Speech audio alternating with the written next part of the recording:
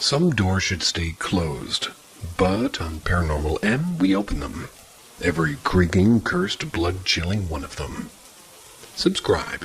Find out what's been waiting on the other side. Paranormal Activity at 9 p.m. It was the end of the week. I was in kindergarten, and Friday had finally arrived. I was looking forward to this day, as it marked the close of something special. That night it was 9 p.m. My parents had just picked up my brother from boarding school and had a football game. We all went out for a casual dinner at a Chinese buffet, laughter and stories filling the air. The night stretched on, and as the clock struck midnight, the excitement of the day still lingered around me, making it impossible to fall asleep. I drifted off in my dreams full of the adventures waiting for us over the weekend. Laughter, games, and maybe a trip to the park. But then something strange happened. My dad made a last stop at the small, sort of tucked-away shack, kind of place you'd find in Little Mexico. He carries me inside and sets me gently on a table in front of a woman I would never forget. Her eyes were completely white, but somehow she saw everything clearly. Her hair was pure white and a veil draped over her head. Inside that room, she began to perform a spell on me. I woke up to her long, unsettling fingers stroking my face. She whispered to my father, "She's beautiful." The room around us started to tremble and lift off the ground like the world itself was shaking. Each time I woke, my father told me, "Go back to sleep, you're dreaming." Sometimes, after carrying me to the car, he'd bring a candle inside with him if I refused to go in. And this happened more than once, like a strange loop of dreams and half-waking moments I just couldn't escape. Every time I look for this place, it's completely gone. It's not even on any websites or anything. It's like the little shack never existed. Each time I ask my father, he completely dodges the question and brings up another subject. He stares straight ahead and turns the TV volume all the way up and, well, as loud as it goes. Spoiler alert, there's tons of places not on the internet. And just because it's not on the internet doesn't mean it never existed either.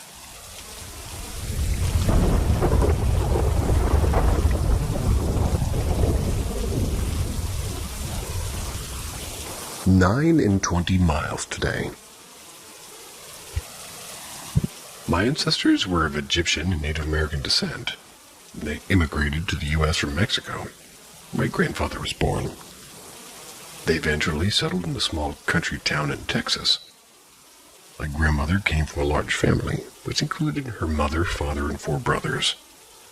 Growing up, she often told me about waking up with mysterious bruises on her body, with no memory of how they got there, and no one ever had an explanation.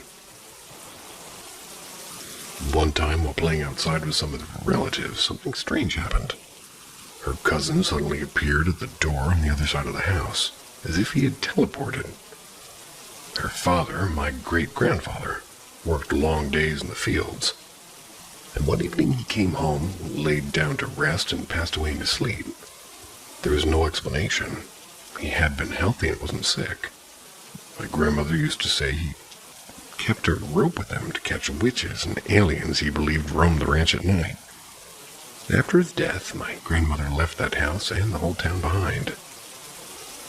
In 1968, she gave birth to my father. From an early age, he was unusually advanced. By the time he was 5, he was already winning awards, and at 6 he had developed a strange ability to manipulate situations, even talking his way out of trouble with adults and authority figures. In 1986, my father and his friend were walking to the nearby KFC. They were on Main Street, but somehow ended up back at the same stop sign they'd passed 30 minutes earlier. Never spoke about it again. My grandmother was once visiting a friend in jail, and while driving down a rural road, she and her companions experienced something unexplainable. A beam of light appeared above them. She claimed it lifted their car off the ground. She never spoke about it until my sister asked her. One night in October, during the late 1970s, my dad came home and suddenly began slurring his words. He claimed he was able to crawl along the walls as if something had taken control over his body. His eyes rolled back into his head, and my grandmother stood frozen and paralyzed, unable to move or process what she was witnessing.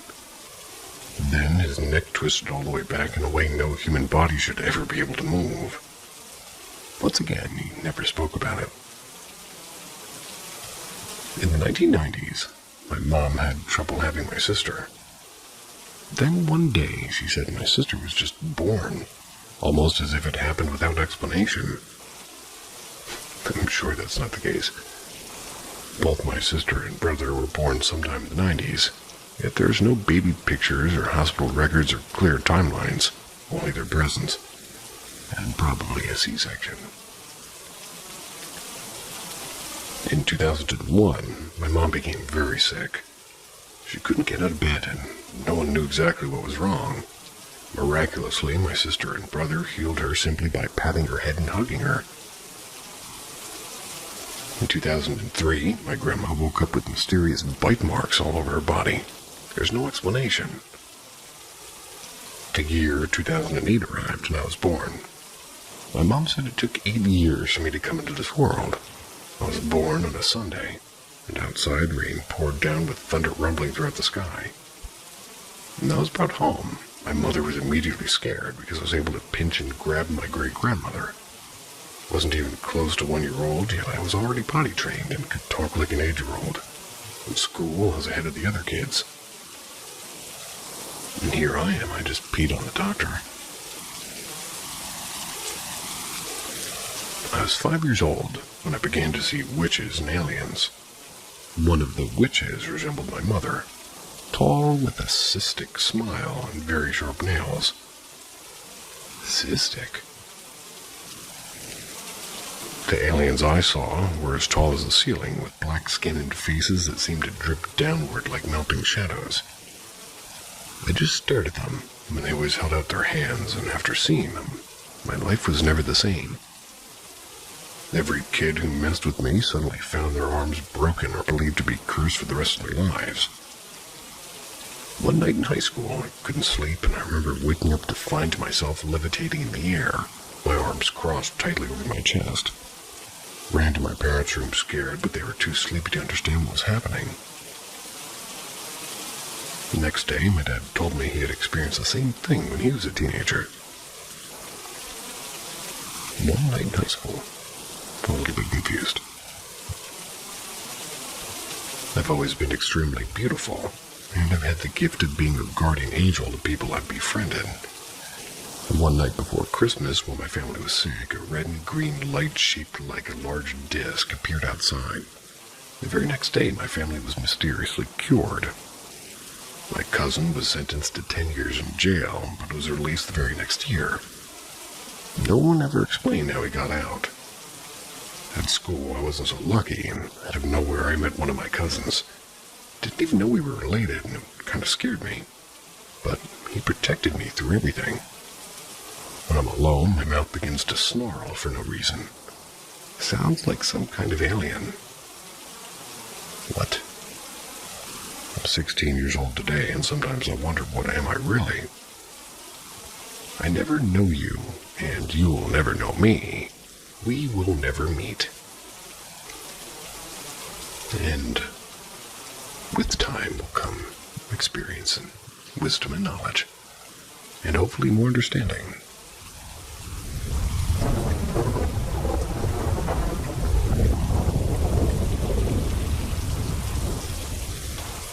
What was standing in the road that night? I had this really strange experience a couple of years ago when I was driving home from my boyfriend's house. He lived away out in the country at the time.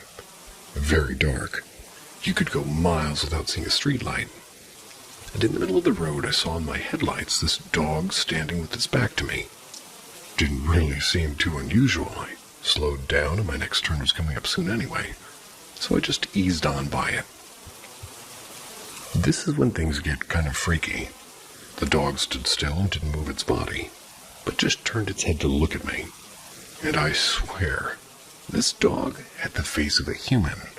I mean, there was nothing remotely dog-like about that face. It looked right at me. It was like a man's face had been stretched over the front of its head and just stared at me as I drove past. My stomach sunk and I sped off. Didn't really know how to react. It just felt like I had seen something I really wasn't supposed to see. I could see it in my rearview mirror until darkness took over. I was so freaked out that I missed my turn and I had to backtrack. I called my boyfriend right after and told him what happened, and he was pretty freaked out too, but not really surprised. He tells me that all sorts of strange things happen in that swampy rural area, especially at night. And he has his own unsettling stories from growing up there. I've driven that road many times since, and I've never seen anything like it again, but I can't forget the look on its face. Has anyone else ever had any experience with some sort of human-faced dog? I have no idea what this was, but it felt really ominous. I still feel a bit sick when I think about it.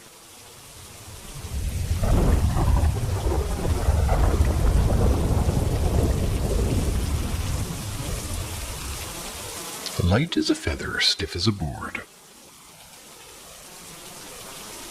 This happened when I was around 14 years old in my 8th grade classroom. My sister's class had merged with ours that day, though I don't remember the reason.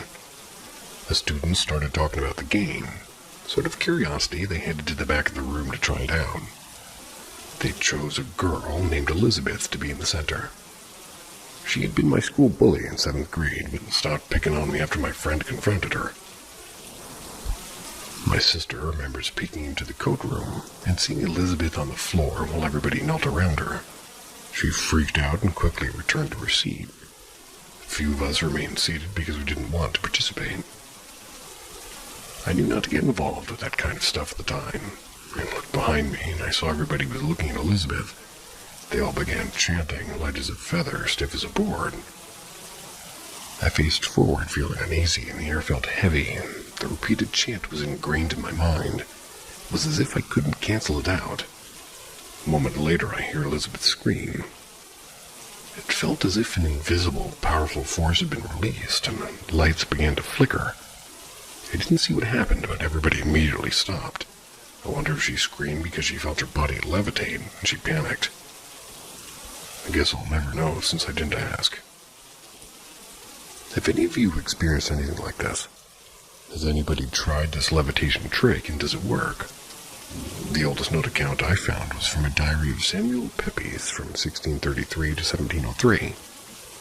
He mentions a friend of his seeing 4 little girls raise a boy with their 4 fingers while he was in France. Here's the English translation of the chant he heard them say from that diary. Here is a dead body, stiff as a stick, cold as marble, light as a spirit. Lift yourself in the name of Jesus Christ.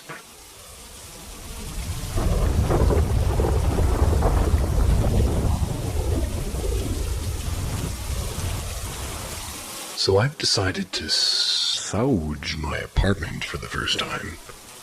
S-A-U-G-E. I'm a 29-year-old male, and I realized today that 1 week and a half ago, I went biking with my friend. We needed a backpack, so he offered his, and I sure accepted. When opening the bag, asterisk, I saw something at the bottom, some white thing that looked like bones at first. I asked him, and he told me it was sauge, asterisk, S-A-U-G-E. He voluntarily gave it to me to burn and rid off bad spirit and negativity. The same day, but later after dinner, I was alone at my place and I was prepared to do it. I burned a small amount of sauge in each room, and I was shouting some religious belief and quotes that I've made up at the moment. At that time, my door was open to let the spirit, asterisk, go away. Day pass and take note that it was long forgotten and there's no activity in my home, and after that, nothing much. But 1-2 days after that, strange amount of days, I am so sick that I called my mom from 1-hour drive to come see me. I live alone. By the time she was there, I was so wet, freezing, and puking. I was not able to stand up and feeling dizzy and disoriented and shaking. She called the ambulance, and it was an emergency for them supposedly from my vitals. I was checked in immediately for free. Canada Healthcare. After numerous tests, blood, echo, radiology, etc., they didn't find a thing. I was quote-unquote alright the day after that. Now a week passed. I've told all my family and friends, etc., that I'm more happier these days and life full. I'm happy, and I was not since July. And today, after drinking my coffee, I realized thinking about that moment and laughing about it. But this is a strange coincidence, LOL. I'm assuming you're French-Canadian.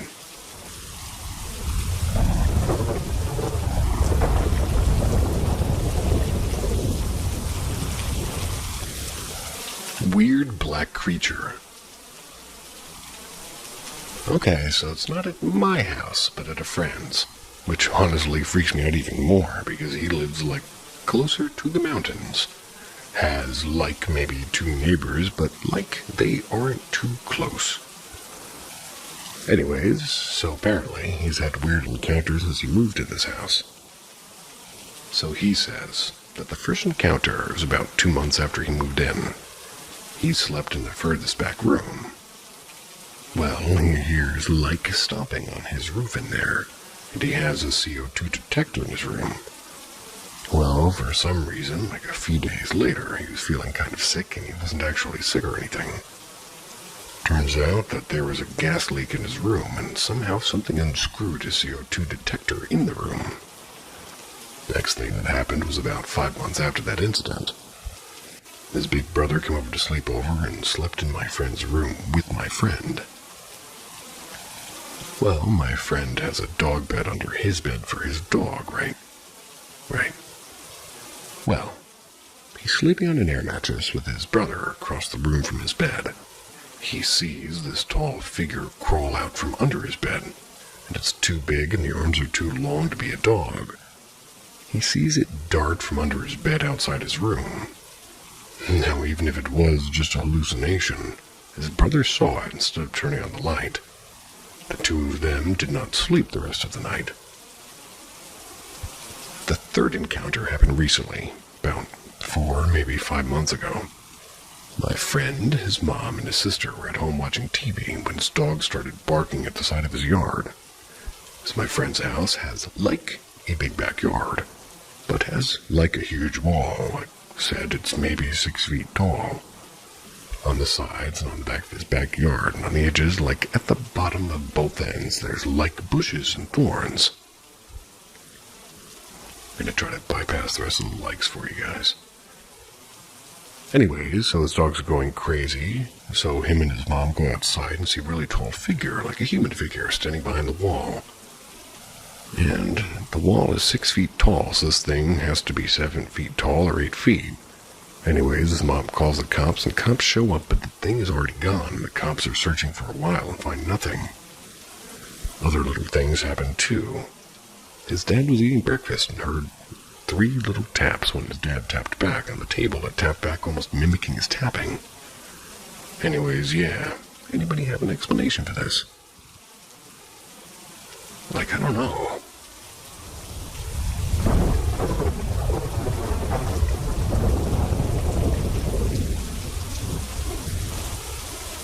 Haunting in our home.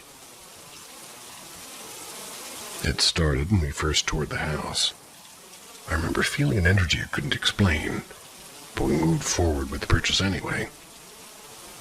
Not long after moving in, strange things began to happen.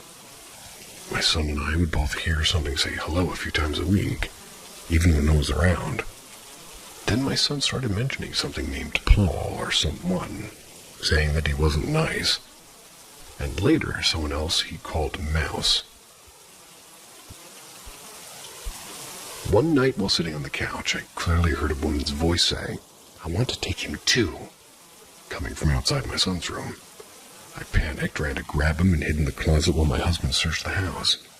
But every door and window was locked. Being open to the spiritual side of things, I finally asked out loud, "Where do you want to take us?"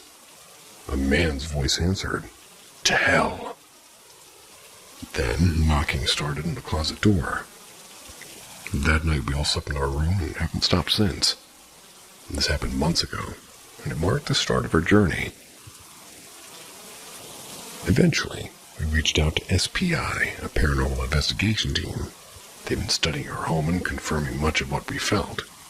Their service is free, so it takes time, but they've been helping us work through this little by little. At one point, we honestly questioned our sanity. We were dealing with strange touches and covers being pulled off in the night, horrible nightmares, a constant sense of being followed and voices. Even my 3-year-old frequently blurted out, "Ghost here," without any prompting. After 2 visits, the team finally confirmed what we suspected, and more. These were the key points we took away from our first visit in the video evidence. 12 spirits reside here, possibly 13. One is from a darker place and poses a serious threat. The previous owner practiced witchcraft, summoning spirits and ultimately calling on a powerful entity to contain them, but not all were controllable. The real danger is a female spirit with a knife, believed to be a shape-shifting half-breed demon. Most of the other spirits want help. They don't want to be trapped here. Many appear to be Aztec spirits, which may explain the tribal masks and totems left behind. Paul, who was harming our son under the influence of the darker entity, was helped to cross over during the first investigation. The team believes the evil spirit may have brought in a replacement, potentially raising the number to 13. We're still investigating. They've communicated with spirits named Paul, Barbara, and Isaac, and others, and tonight. They plan to continuing trying to connect and help more to cross over. The proof is real, caught on video and audio, and the energy readings. The haunting traces back to the previous owner's son, who dabbled in things he didn't understand. It escalated until he lost control, resulting in a violent episode, shooting up our yard and neighbor's yard. That led to his arrest. His mother put the house on the market not long after, and now we're the ones here trying to clean up what was left behind. I'm not entirely sure what I'm really hoping to get by writing all this. Maybe just some comfort. Maybe to hear that we're not alone and others have gone through something like this or made it to the other side. We even got to keep their home. It's been scary and exhausting and confusing, but we're still here. I'm assuming that Paul, Barbara, and Isaac are not Aztec, and that if the person having the knife is Aztec, it is made of obsidian. Don't know if I'd call that a knife exactly, though.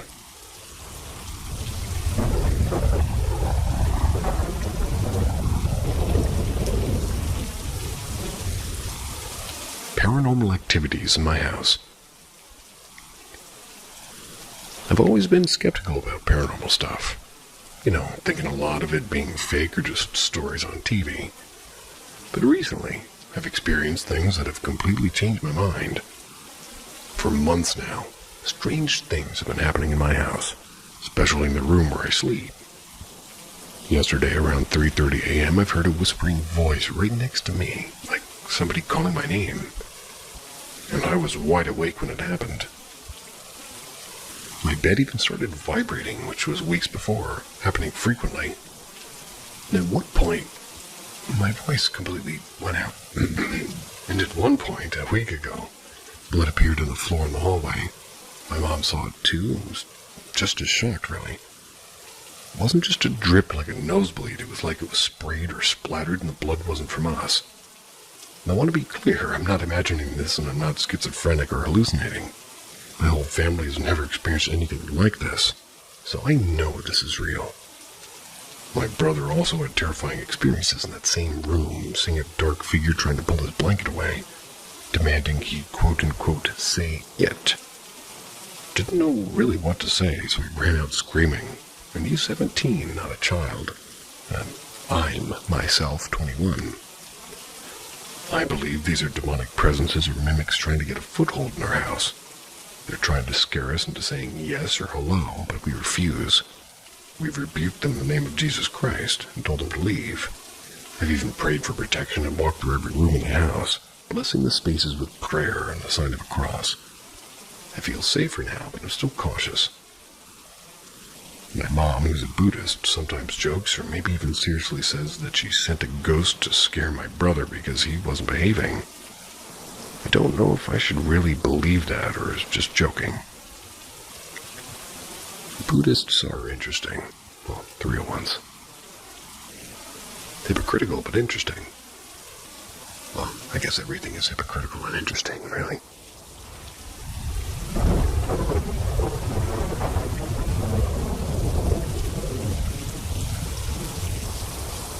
Man in my friend's spare room.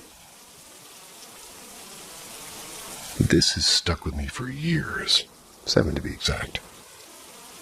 My friend would always tell me about how the room upstairs at her house, where we'd spend most of our time in, during high school and early years of university, was haunted by an elderly man. A not so nice one. I believed in the idea of ghosts, but had never had an experience or feeling of any sort. I was staying over at her house this one night, and it was just us two at her place. Started to hear what sounded like somebody scratching at the carpet. I asked my friend, "Can you hear that?" She responds with, "It's nothing, just ignore it." I, in fact, could not ignore this sound at all. Kept asking her about it.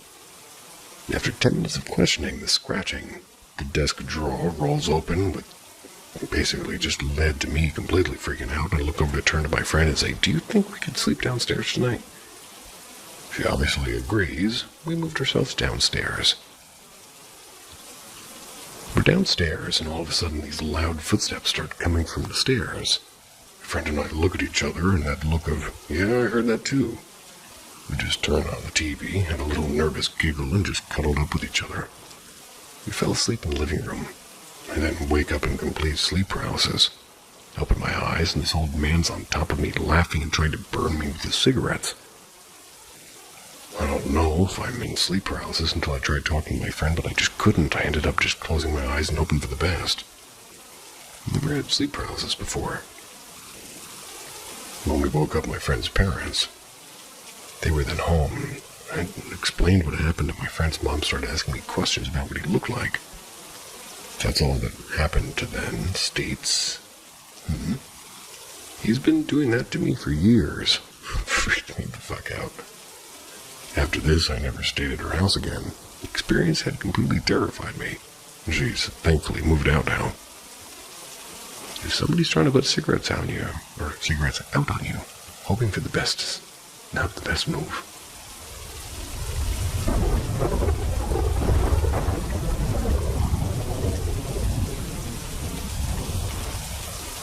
The memory game.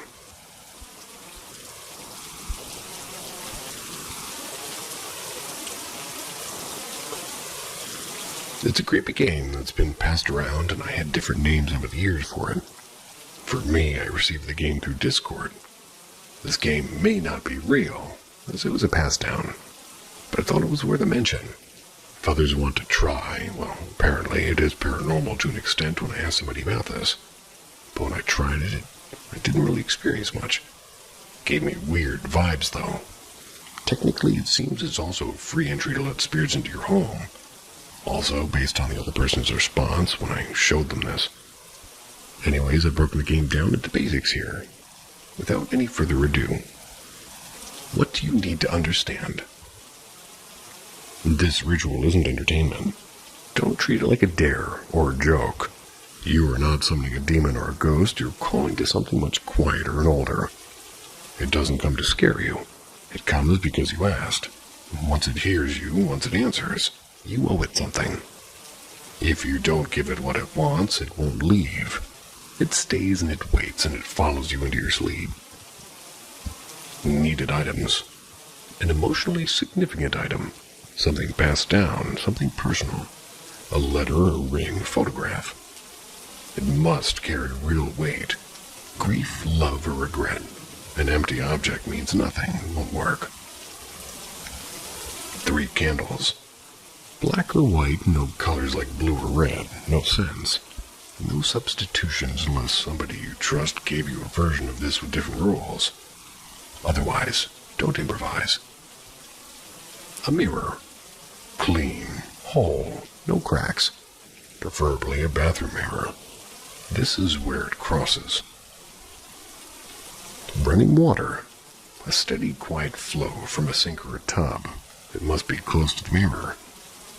A black bowl.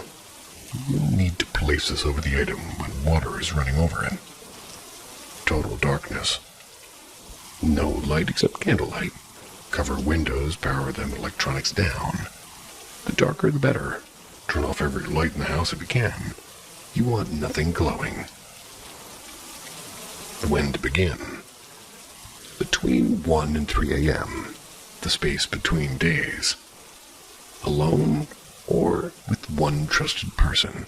Only one person can speak. The one who speaks is the one it will follow. Perform this on a Thursday or Sunday, days associated with memory and spiritual return. Setting it up. Take everything into the bathroom. Turn off the lights, close the door.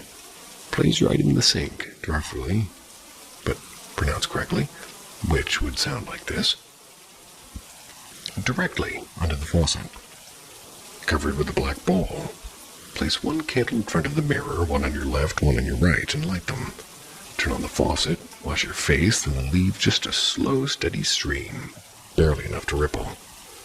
Face the mirror. Look into your own eyes. Don't look away. The chant. Whisper the following. Keep your voice steady and repeat it slowly for up to 33 minutes. If you need to pause, listen, but don't break focus for too long. Nemine vos sub aqua venite, ostende voltum tuum, dolite vocem, memoriam meam edite, Moriam meam edite. I remember you beneath the water. Come, show your face, take my voice, eat my memory, eat my memory, eat my memory. What happens next? If the ritual is working, you may notice the following. Knocking from the mirror or the walls, a voice whispering from the running water, one candle flaring or nearly going out, your reflection moving wrong and delayed and twitchy, the lights flickering the rest of the house even if they're off, a change in temperature, dampness, cold feelings, outside from the wetness on your face, hair on your skin standing tall, goosebumps. Nothing happens in an hour in the ritual. Blow out the candles and leave silently. Do not speak, well, until you're in a bathroom. You may have let something else in and don't want to anger anything unwanted. Try again another night. If you do get a sign, it's with you now and it's attached and it's not leaving. Dreams. That night or the next you'll begin to dream of her or it, and you'll see a pale girl in a torn white dress, long black hair hanging over her face, places you know but broken and flooded and faded and wrong. Her knocking on walls, windows, and pipes inside the dream. She doesn't speak clearly, and her voice is low, and you'll hear Latin or something close. Unfamiliar dialects or word reverse possibly. Mumbles that just crawl up your spine. You'll see objects and symbols you don't understand, and these are clues. They tell you what she wants. Each night she becomes more distorted, and her eyes vanish and her movements loob. Her voice may seem to glitch or stutter, and her surroundings seem to rot. And then the knocks begin in your dreams. It is imperative if you hear knocks in your dreams to try and find where she or it is by following the sounds. Although you can experience them outside of the dreams, as well as other phenomena. The first knock means she's asking. The second means time is nearly out. The third is the taking. If you haven't found it in your dreams by the third knock, she doesn't leave empty-handed. She takes something small, a piece of memory, a face, a name, a moment. This also continues to happen outside of your dreams if you do not find the significant item being sought after. You won't even notice it at first. Over time, the dreams fade. Then your memories begin to slip. When you have the item it wants, you must wrap it in a black cloth. Seal with wax from a candle you used during the ritual. Then bury the item somewhere cold, dark, and damp, like Muir Lake or something as described. Then follow the closing ritual to get rid of the entity. what it feels like to fail. You eventually stop dreaming altogether. You forget words in the middle of speaking. People seem familiar, but you don't know why. Old photos don't seem like yours anymore. You feel disconnected from yourself, and the worst part is you might not even realize it's happening. People around you will notice before you typically, like saying things like you've changed and you don't remember anything. You're not you anymore. Oh, that sounds a little bit relatable. How to end it. The reversal. As it is called, so must it be uncalled.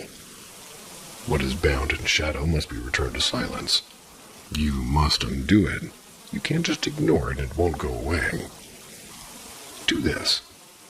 Go back to the same bathroom. Same candle, same object, same time, 1 to 3 a.m. Set it up just like before, but reversed, so candles reversed, bowl and object reversed, and yes, you will fill the bowl with water while object is in it. Turn on the water, light the candles. Stand in front of the mirror. If she gave you a name, say it. If not, stand in silence for 33 seconds. Then repeat this. Claudite aquam, silentium aquatur, emini mi ipse, vocem miem revoco, tu non es mia, tu non es mia. Close the water. Let silence speak. I remember myself. I reclaim my voice. You are not mine. You're not mine. Repeat this until the following happens. A candle extinguishes itself or attempts to. The faucet slows or shuts off on its own. Your reflection returns to perfect sync. You hear a breath, a knock, or a whisper. Lastly, turn off the water. Blow out the candles. Take the object, wrap it in a black cloth, drip wax from the candles onto the cloth to seal it, and repeat. Tu non es mia. You're not mine, another 3 times. Bury it or lock it away somewhere cold and silent.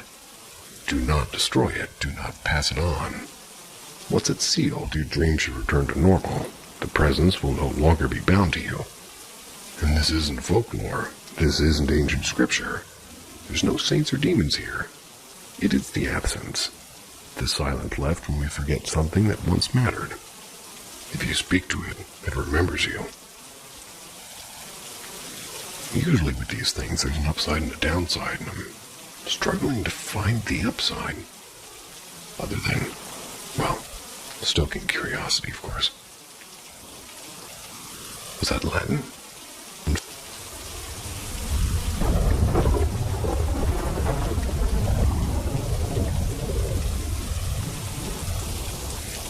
Just seeing this page recommended, so I'll share my own encounter story. Never posted it online. This is the only true paranormal event of my life. Had a couple of minor weird things happen before, but never actually see something. Thought I'd share online finally. So it must have been around 19 or 20. One of my friends, Jack, had a free house, and a few of the lads were there most of the night for a chill. Maybe smoking some weed and playing some games. Until eventually, my other mates had gone home and I was staying here for the night. It was at this time, when he was about to sleep, Jack had gone upstairs to his room and left an airbed downstairs for me. So I'm laying in this airbed on the side, about 97% darkness, about to try to go to sleep. And I rarely just fall asleep. It takes me a while. It's about 10-15 minutes after Jack had gone upstairs, and I'm staring at the curtains in this back living room and dining room in near pitch-black darkness. I hear footsteps moving around upstairs. I'm thinking, oh, Jack must be doing something up there. The footsteps are moving downstairs now, and the door that was open ever so slightly opens, and a figure walks out. Proceed to look at me, then carry on walking to the kitchen. Now, I thought this was Jack in the dark at first, so I'm speaking to it going, "Jack, mate, you alright? You alright, mate? What are you doing?" All while ignoring me, all while still walking. Jack's cat was following it too. Anyways, by the time I realized it was just about to enter the kitchen, my body just froze and I shouted, "Jack, there's someone in your house." Thought it was a burglar. He rushed down, checked the kitchen. I saw no back door open or heard it. After that, we came to the conclusion it was something else. I have no idea what. Could have been a ghost or something, maybe a slip in time. I don't know. And for a moment I saw a memory. Still get goosebumps when I think about it too. Ended up sleeping on his floor in his room that night. Left my pillow downstairs, and I was like, "Oh, mate, get that pillow for us, I'm not going back down." "Fuck that," he said. Don't blame him. What's funny is Jack has had a few weird experiences at that house. Two of our mutual friends were staying one night, and apparently there was extremely loud and aggressive bangs coming from upstairs. It was that bad that our two friends left him there on his own because none of them dared to see what it was. Laughing face emoji. These are like my best mates, by the way, who I trust and I'm still friends with now at 31, so I believe them, even more so after that experience. I know I was smoking on the night, but I've never actually seen anything while smoking in my life. It wasn't sleep paralysis, because I only had that like twice ever in my life, and it's a completely different feeling and state. I was wide awake when I saw it, like I am every night before I go to sleep. And everyone else in the world. Maybe not wide awake, but certainly awake before going to sleep. Terrible joke. Anyway, I envy people who can just fall asleep. Yeah, me too.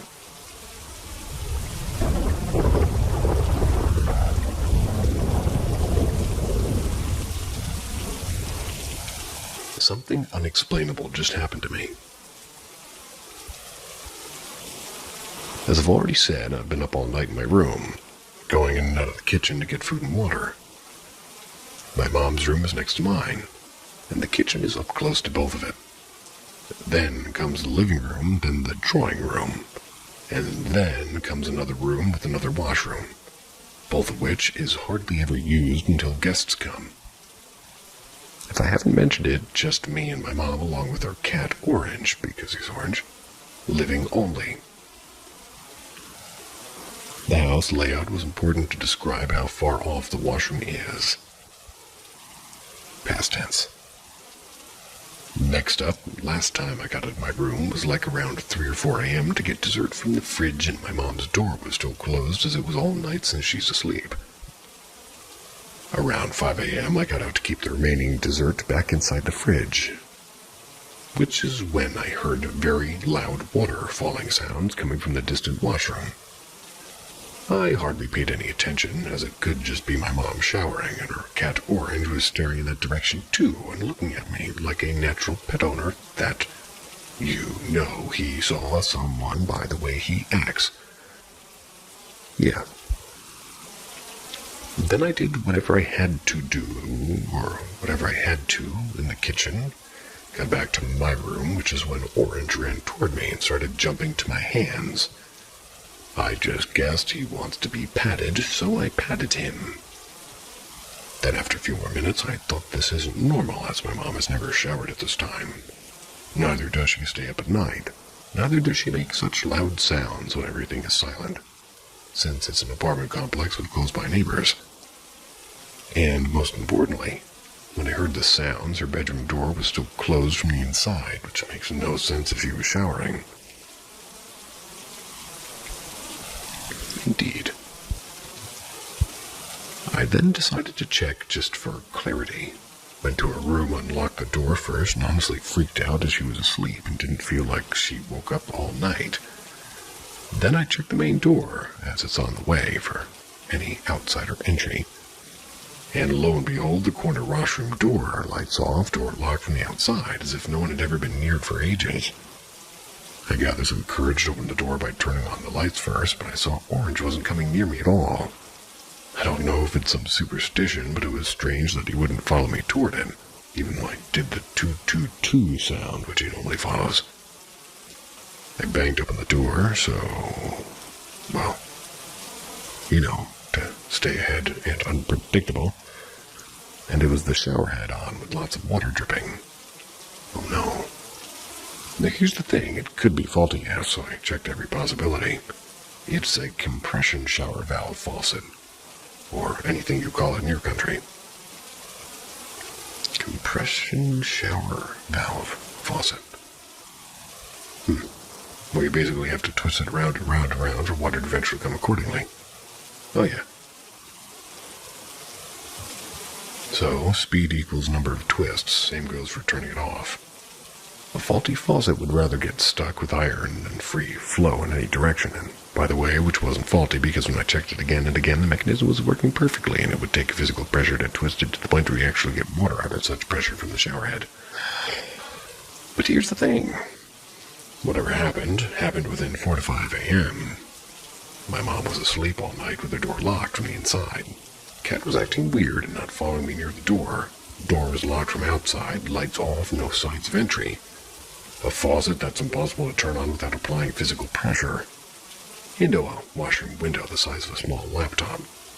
I'd say it's like half closed and all dusty, and anyone's wondering for other signs of potential entry. My only comment is I like the name of your cat, sir. Or ma'am. I forgot.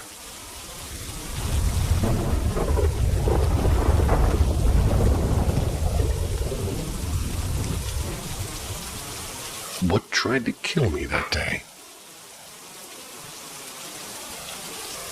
I'm a female, and this story happened just a year ago on the day I'm posting this. And for reference, I'd be 15 at this time and deep into the paranormal. I'm a medium, always seen spirits from a young age. I believe I was given this ability, as when I was 3, I died for a couple of minutes and was brought back. I was a very sick child, and the doctors couldn't figure out why. Ever since then, my parents remember me talking about kids or adults that aren't ever there, and believed it was my imagination. But as I got older and kept seeing them, I knew it wasn't just my head. I know many people don't believe in mediums, but I swear I see people that aren't really there. The night before the story, I had a dream of an older woman coming and tell me to wake up many, many times. I did used to get sleep paralysis. I believed it was that until she told me to wake up as the gas was still on. This caused me to wake up in a panic, go into the kitchen to find no one but all of our gas stove on. This was the first time I had seen her, and hasn't been the last. I think of her as my guardian. The next day, me and my friends were going to explore an abandoned tax building, as we were big fans of Sam and Colby. We wanted to see what all the fun was about. And now, deep down, I regret every decision made that day. As we were going, we were planning on staying all day, so we packed food, water, and chargers, flashlights, everything you would need basically, and our parents thought we were sleeping at a different friend's house. They always covered for us, as we were going to hopefully stay the night. As we made our way toward the building, my friends were Googling the history on it, and we soon found out it was forced to close due to one guy killing his coworker and assaulting her in front of his colleagues. Not only did he kill one, he killed 4 others, 5 total. We all became freaked out but didn't want to chicken out, and knew the only thing we were risking was the chance of squatters. As we entered the building, I felt as if the air in my lungs was being squeezed out of me while everyone else was fine. It was almost whatever was there knew that I was the only one that could sense them or see them. As we explored for like an hour or so, we heard the usual building noises. Till I heard a scream. Think of a bloody murder scream from a woman. I remember asking my 2 friends at the time if they heard it, and they both said no, so we continued exploring. An ant on my face? What is this? After being there for about 3 hours, I decided to wander off alone, knowing I'd seen a ghostly figure of a woman and seen her enter a room. As I went into the one room alone, that's when I seen something move. I assumed it was a woman at the time. The next thing I saw was blood on the walls and blood on the floor. It was dry in some places and wet in others, and this confused me as the murders were years ago, meaning something else happened here. As I stood up, I seen the thing move again, and I called out to it saying how I can see it, and I was willing to talk, and the next thing I knew I was pushed against a wall and felt like I was being choked, but nothing was there. Soon my friends came running in and seen this and all started screaming. We decided to leave, but before we left, I seen a little boy and went over to speak to him, thinking he was an actual child. My friends were confused and were calling out to me, but I continued. As I spoke to this little boy, he said my presence being there had angered him, and I was confused on who him was and why I wasn't able to see him, but I couldn't see the others in that haunted place. Or rather, haunted. We decided it wasn't safe to stay, as I explained everything that had happened. The same night, we ended up really sleeping over at her house, and that night I felt as if something attached to it myself. I felt as if something attached it. Okay, I read that right. The night I didn't sleep and only walk up to a mirror and bruises in the shape of handprints on my neck, and I googled how the man killed the woman, and it was from none other than strangulation. It's not who did I see, it's what did I see. Ever since that night, more paranormal things have been happening to me. I'm always willing to share those stories, but I believe whatever was there wanted me dead, as I knew I could sense it there and others couldn't, afraid I would be able to tell the truth of what really happened that day.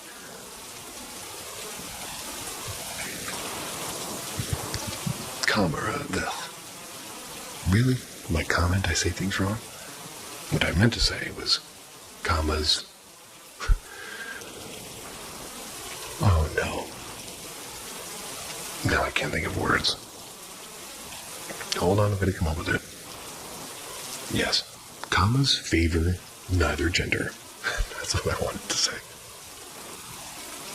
At least right now.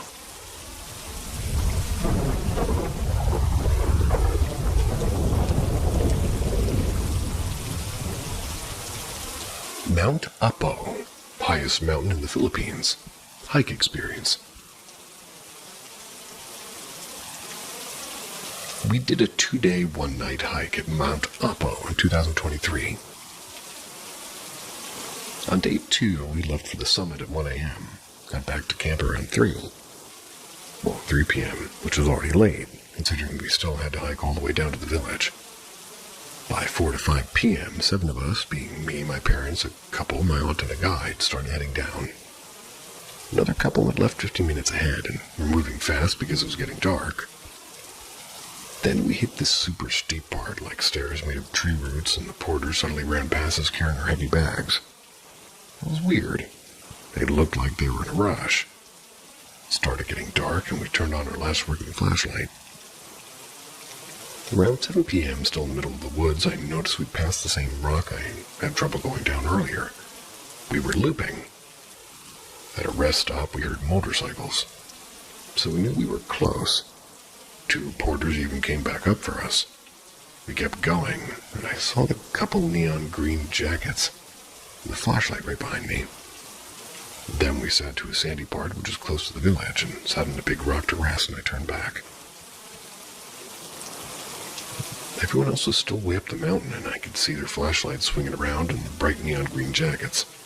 I told the porter, pretty scared, and he looked spooked. That's when I realized, why everybody had been rushing. When we saw the couple who first went before us, they told us that we got down really late. We arrived at 9 p.m. They arrived before at 6 p.m., which was crazy considering how fast we were actually going. Time skip. We were already back home and were celebrating our hike, and we were telling stories from our experiences that night. One of our friends checked his sports watch, which could track where we were in our walking time.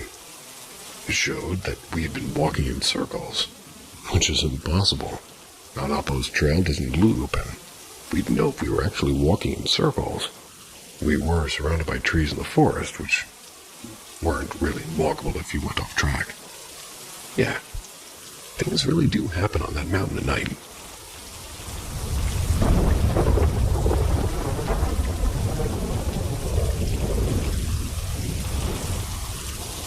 Connecting with my deceased loved ones through automatic writing.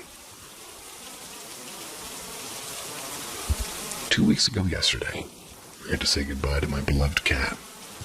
His name was Buzz. I had to let him go to his forever sleep while he was at the vet's. He was very poorly and just didn't realize how much. It was a very traumatic experience for me and my partner.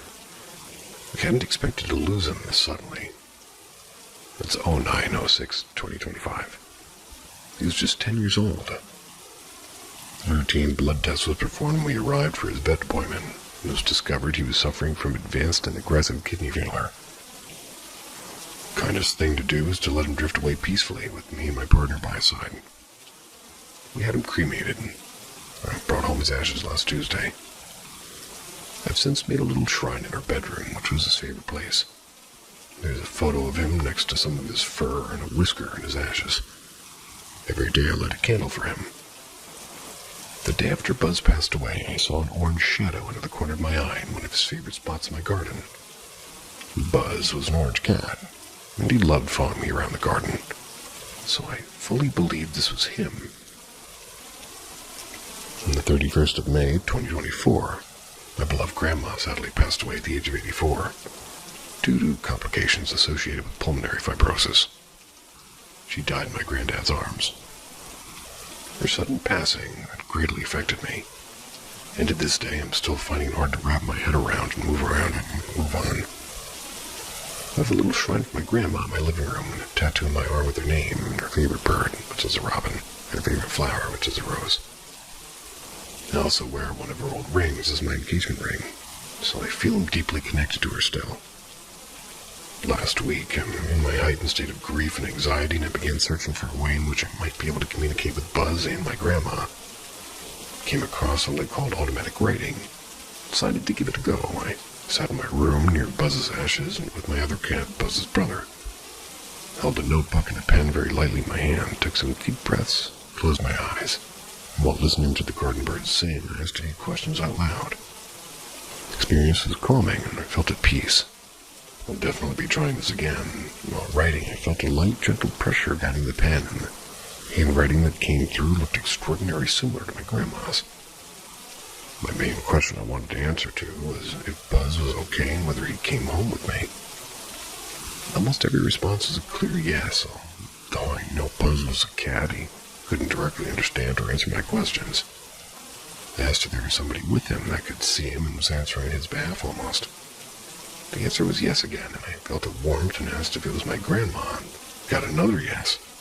Ended the session emotional, but I said the words, "I love you both." The phrase, "love you," wrote itself on the page. Since this experience, I felt a sense of calm and peace and wanted to share this experience. I've only done automatic writing with music. Sounds harder to do with a pen. Curious, though.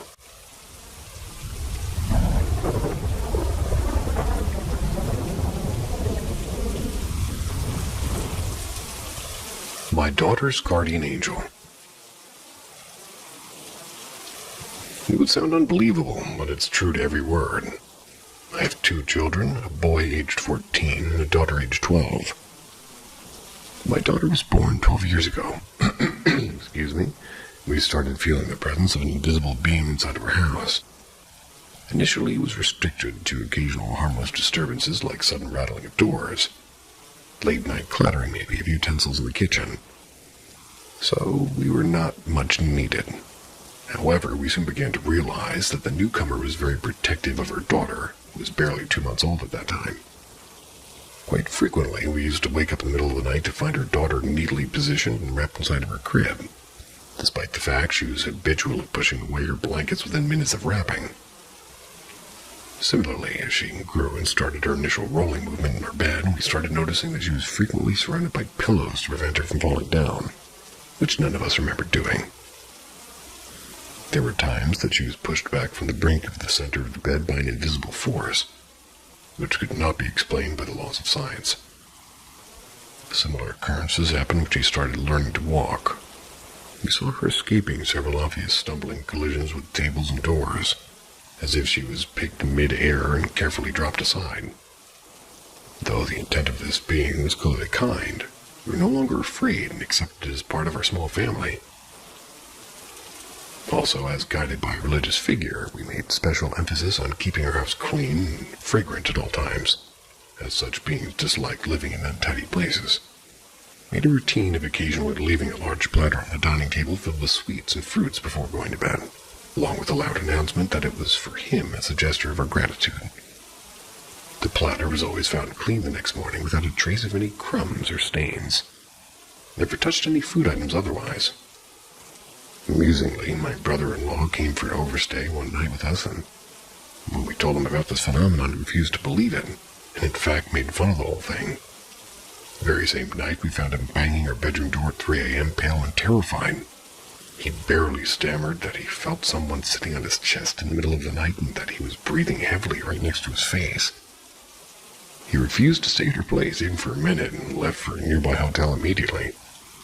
The invisible guest left us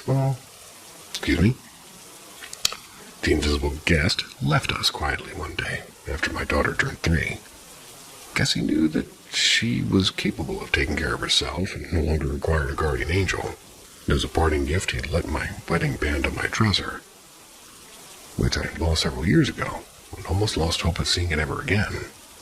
Only time when my wife and I came across such a thing, but we still miss his presence. It was indeed such a blessing. I pushed my blankets away within minutes of wrapping myself.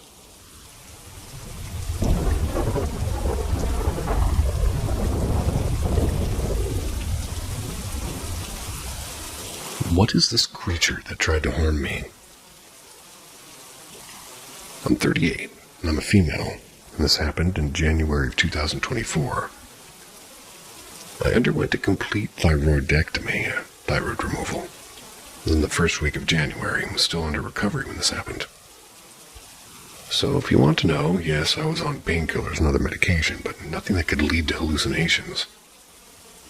12 days after my surgery, I was allowed to have visitors at home. I had a lot of people coming to see me. And this particular day, my cousin decided to stay back with me and she slept in the bed beside me. And at one point in the night, I woke up choking.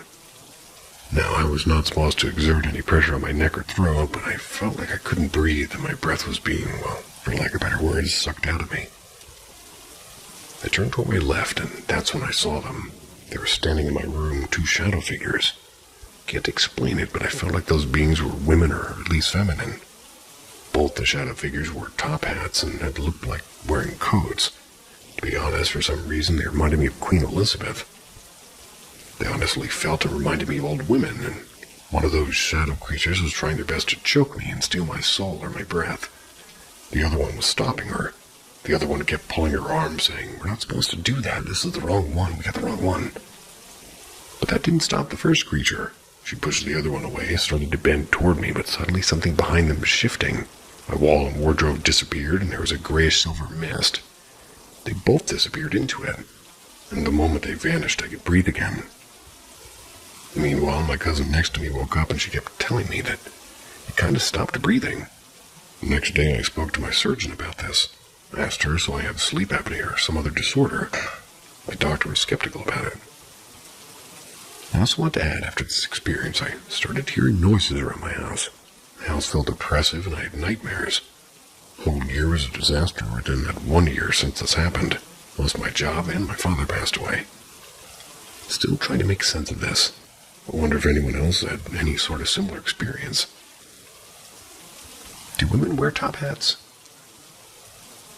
I thought just balding guys wore top hats. You know, to seem less bald and more tall. And a little fancy. Sweet dreams. See ya.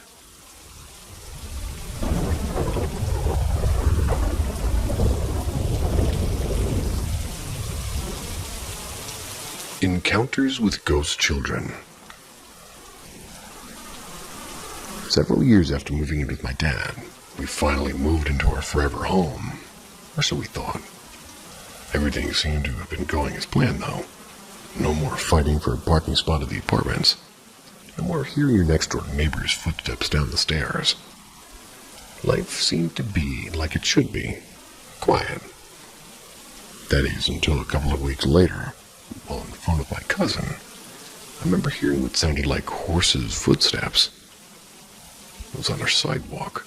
We lived out in the country, so it's possible. But how? I looked outside and saw nothing, just the light from the front of the house and our sidewalk fading into the night, and further down the road I looked.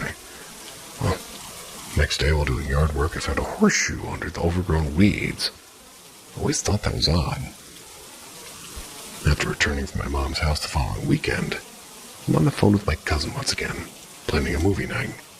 Some time past midnight when I heard my little sisters crying in their room next to mine. I didn't say anything. I thought maybe they just wanted to sleep with my mom and dad, and when I saw my stepmom the next day, I thought I'd mention something and remember saying, "Hey, there were girls crying last night." Her response was more of a shock, and she replied with, "Your sisters don't sleep in that room. They say the little girls don't let them sleep at night." Well, I didn't know what to say. I just remembered hearing these little girls crying all over again. The final straw.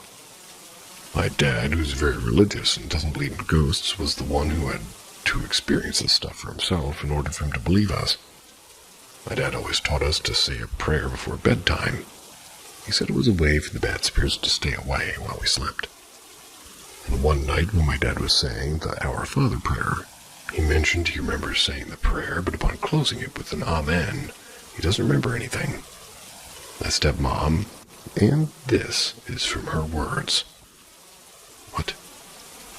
She said, woke up to my dad making weird mumble noises with his head down on the side of the bed and not waking up, and she said, it was as if something was holding him down. So she shoved him hard, and he finally woke up from whatever that was. We moved very soon after, like 3 months later. Never returned to that town again.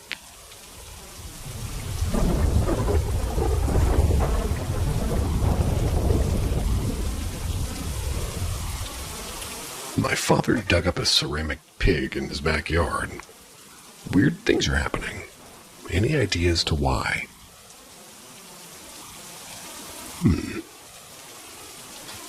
So as the title suggests, my dad around a week or two ago was doing some digging in his backyard. And during this dig, he found a ton of styrofoam under his soil, like layers of it going far down. He and his girlfriend continued to dig down, thinking they'd find, like, a dead body or some kind of treasure. Nice choices. Well, all they found at the bottom was a ceramic pig. They took said ceramic pig inside, and now they're reported hearing sounds around the house. Things falling over, and my baby brother is scared of going to the bathroom due to the monsters being in there. Furthermore, my dad's girlfriend has been completely unable to sleep recently. It feels super uneasy. She has tried burying the pig again. Hasn't done anything. She also mentioned that she feels immense dread when she thinks about taking the pig anywhere outside the property they're on. Just super strange. And this is all taking place in Western Australia. I want to know what you guys think. I've studied the occult far and wide, but as far as I know, this doesn't quite harken back to anything I'm aware of in particular. I'll also say my father is the superstitious type, but the specifics of his situation, as well as his girlfriend and my baby brother claiming the same things, make this a little bit odd. Anyways, I've asked my photo to take a photo of the pig. I don't know if that's how camera works. He may have gotten rid of it or buried it back up again, but I'll see if I can get a photo of it for you guys. Please do.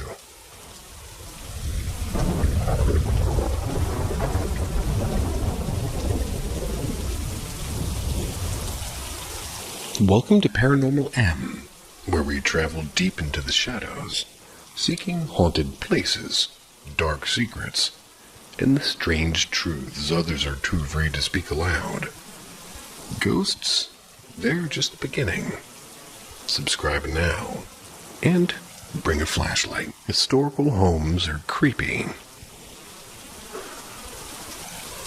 As a child, I lived in an historical neighborhood that was built in the early 1900s. It was for employees working for a nitrogen company about 15 to 20 miles away.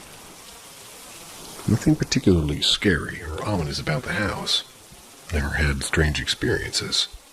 Except for one night.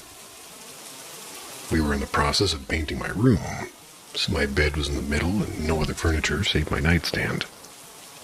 It's the middle of summer. I live in southern Arizona. It's very hot. Most homes have swamp coolers, like evaporative cooling. So, I only have a sheet for covering. I'm lying on my back, arms outside of the sheet by my sides. I suffer from insomnia, so I was still wide awake and suddenly feel a warmth grow by my shoulder. I can tell that it's large as well, and ever so slowly I feel it slide down my arm, over my hand, and begin to interlace between my fingers, trying to hold my hand. I swat it away, and instantly the warmth is gone. Nothing lingering. Rationalizing, I think it might be a tarantula. I flip on the light switch and nothing. Nothing under my bed or in the empty corner of the room. I've always believed I had some sort of perception for the paranormal, and well, after that experience I did my best to create a barrier between myself and anything ghostly. However, curiosity got the best of me. One night after everyone had gone to bed, I laid awake calling out in my head for something to show itself. I said I'd come in peace and give me a sign. It took a couple of minutes, but I heard it. Heavy footsteps, beginning in the kitchen, came quickly through the hallway. And before I could make the turn into my room, called out instead, "Please stop, I'm scared, please go away." The footsteps stopped 10 feet from my door, paused momentarily, head straight back to the kitchen. I never told my family about this until many years later at a function for my dad's company. I was telling these stories to a partner in the company, and my dad had overheard and said, "You never told me about this. The house next door was actually the hospital for the employees."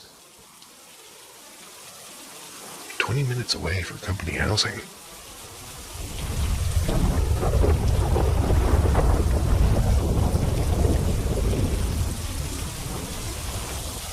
Past grandmother came in my dreams.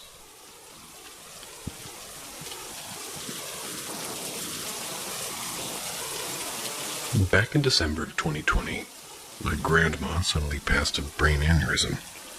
She was otherwise very healthy, so we didn't expect it. Since it was during the pandemic, I couldn't be there for her final moments. I saw her healthy one day. The next time I saw her was her funeral. Needless to say, I had a hard time processing that she had actually passed. This dream requires a little backstory to understand. Shortly before she passed, she would make slight comments that were strange. When we went out to the condo that she rents for a month every year, she said, "It's sad, it's probably our last time here." I kind of brushed it off because I assumed she was talking about my, grandfather whose dementia was worsening. Then, a couple of weeks before she died, she came to my house to meet my new cat, and she said, "I probably won't see him again." I once again brushed it off, thinking she was joking about the pandemic keeping us all inside. She also was extremely eager to see her family out of town, randomly one day. So we all went. She never was like that. She usually only wanted to make that long drive for holidays. Then the night she had passed, I walked up to her house, and by the way, she lives 2 houses down from me. I went into her room alone to get away from all the crying downstairs. Well, I was incredibly shocked and I was overwhelmed. I wanted to just sit in her bed and think about her. After sitting there for a while, I went back downstairs. My dad told me if I wanted to, I should go pick out what clothes she'd be buried in. I agreed because nobody wanted to go upstairs to her room, and they were too sad. I went upstairs, and I was about to walk into her room when I saw a cup that was on her nightstand. Suddenly, in the middle of the doorway, I was confused, so I went to ask everybody who went upstairs and moved that cup to the middle of the doorway. Everyone told me nobody had gone up but me. My grandfather then said, "She used to do that when the air conditioner would come on so the door didn't close. And suddenly, like a fucking movie, the air turns on." A couple of months later, I went to sleep in my dream and I started at my... Sorry. A couple of months later, I went to sleep, and my dream started at my grandmother's house, who's still living, my other grandma. Nobody was in the house, so I started walking around looking for my living grandmother. When suddenly I opened a door, and sitting at the desk of my guest bedroom was my grandma who had just died. I could literally feel her energy like she was living. It felt very real, like she was actually there. I knew instantly in the dream that she died, and I was shocked I was seeing her.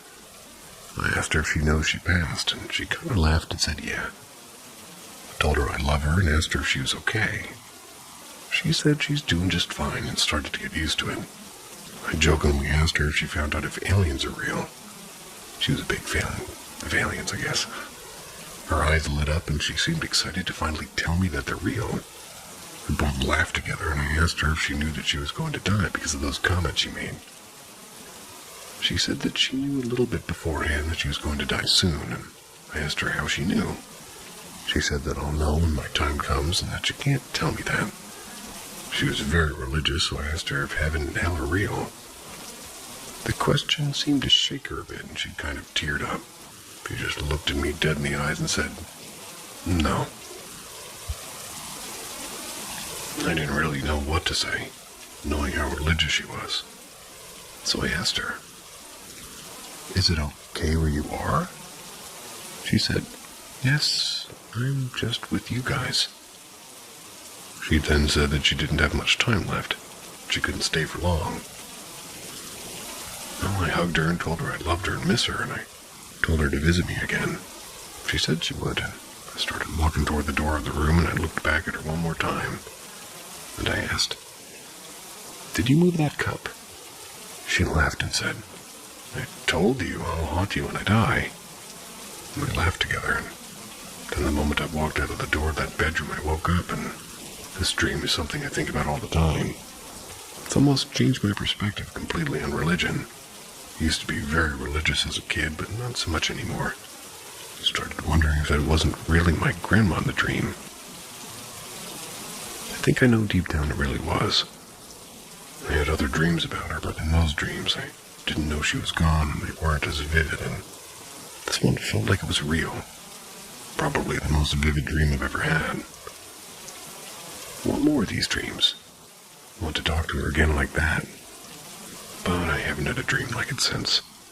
Just small dreams where she's there, but not vivid ones where I remember the conversation. Has this happened to anyone else? Don't know why that one gave me chills.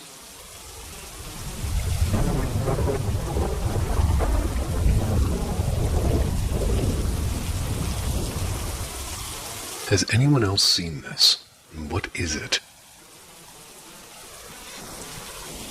When I was around 5 years old, I woke up between 2 and 4 a.m. It's because I needed to use the bathroom. We lived in a single wide trailer, and mine and my brother's room was at one end of the house, and the bathroom all the way at the other end next to the other bedroom.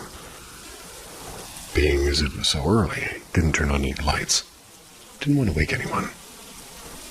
As I was sitting on the toilet doing my business with the door open, I became aware of a light from the direction of my room and a living room and the kitchen.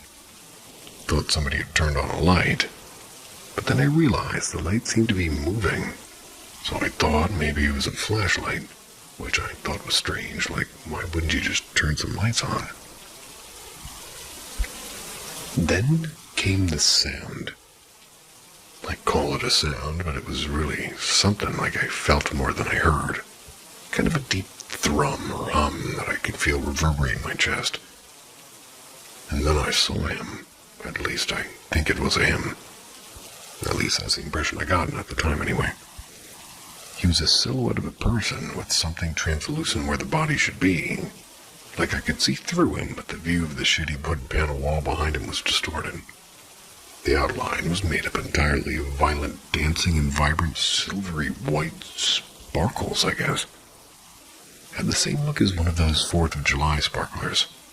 There were sparks being constantly ejected from the figure, and they looked hot, but where they landed there was no smoke, and they dissipated almost instantly. And he was bright, like so very bright I had to squint. The way he moved was so strange. He was moving pretty quickly, but the movements themselves were strange. He was running, slightly hunched forward, but on his tiptoes, and drawing his knees all the way up to his chest with every step. At least the 3 or 4 steps I saw before it had passed the doorway. It went toward the doorway to the back bedroom and phased through it. I'm assuming because I never heard the door open or shut. The light went away as soon as it did. When I finally gathered the courage to leave the bathroom, I sprinted back to my room where I stayed for the rest of the night. I stayed awake with my head underneath the blankets.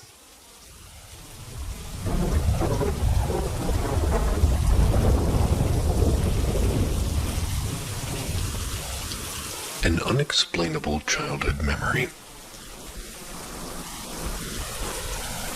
I don't believe in ghosts. I'm a Muslim, and ever since I was a kid, I was told that when a human dies, their soul would go to a world called Barzakh, and wait there until Judgment Day. However, in Quran, it said that Allah created creatures aside from mankind that are called jinn. I'm not in the mood to explain everything I know about them, but I'll only give important details. Humans can't see them, but they can see us. Animals can see them and interact with them. They have lives and jobs and families. In different religions, just like us. And they would also die and be judged on Judgment Day, except we don't know what they look like. In heaven, we would be able to see them, but they'll no longer be able to see us like before. Sometimes they can be harmless. Sometimes they can be dangerous. Now, enough talking about them, and let's get into the story. When I was a kid, like 6 or 7 or something like that, I had those recurring feelings as if something fell into my lap. One time, I'm sitting on the couch in the living room when I suddenly felt something fall into my lap. I was confused and looked around me trying to find something that could have been the case or cause to this strange feeling. There was nothing. It happened multiple times, and me being a child who never gave a shit about anything and only focused on living my life like a normal child, unlike adult me, who constantly overthinks, I ignored it. This thing didn't only happen in my house, but for some reason it also happened in my uncle's house too. Thought I was the only one who felt this until one day I was at a family gathering in my uncle's house. It's when my cousin, who was way older than me and talking like married and had a daughter at the time, suddenly jumped in her seat and said in a chuckle, "What was that?" I felt something jump into my lap. Years passed and that feeling suddenly stopped, and I completely forgot about it until I remembered it again as an adult. Probably harmless. Maybe just a jinn that was playing around, but why was it also in my uncle's house? I don't know why. Well, at least it made her chuckle. Interesting idea, having these jinns having different religions, but being judged by the same religions. I'm confused. Still cool, though.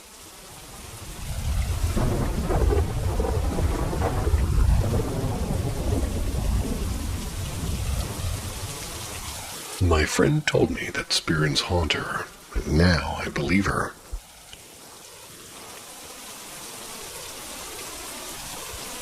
I had a friend with my same name, but spelled a bit different.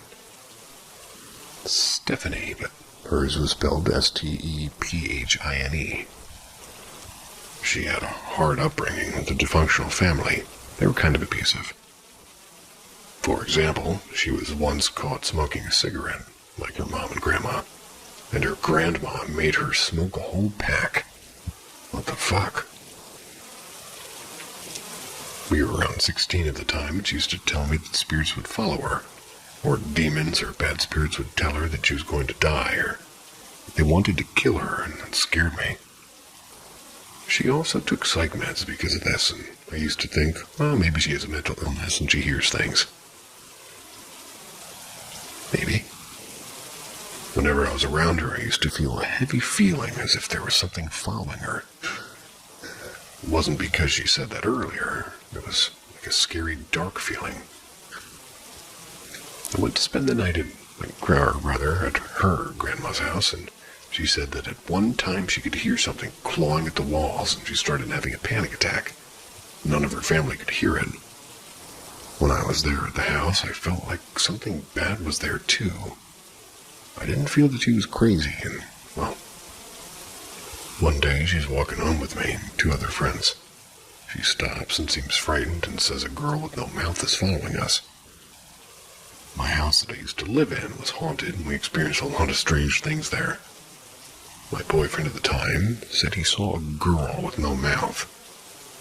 And that was in our bathroom a few months later in the mirror. And one day, Stephanie sent me a video on her cell phone. She said she felt someone was watching her. In the video, she's recording a doorway, and in that doorway there's a tall figure and an all-black sort of look in the frame. Like she sent me the video and there's a man or something in the bathroom doorway. She said that when she took the video, she could see nothing but feel something. I believed her after that. One night I stayed at her house. She said that she kept the radio on so that she couldn't hear the spirits talking to her. She fell asleep and the radio was on. I kept feeling like a man was outside the window, like a spirit. I kept imagining he was hanging and just sitting there watching us. Years later we lost touch, but I never forgot the experiences in that video. I had a dream one night when I lived in another state, and I could see her, I could see her name. I could see my name. What? Okay. I could see, all caps, her name. My name is in my mind. Got it. It was about her heart, or my heart, and I kept thinking after that dream I was going to die soon. A week later, a friend told me that she passed away from heart failure, or something, or the sort. She was only 27. And I swear this is 100% a true story, so what do you think? Were spirits following her, and did she contact me?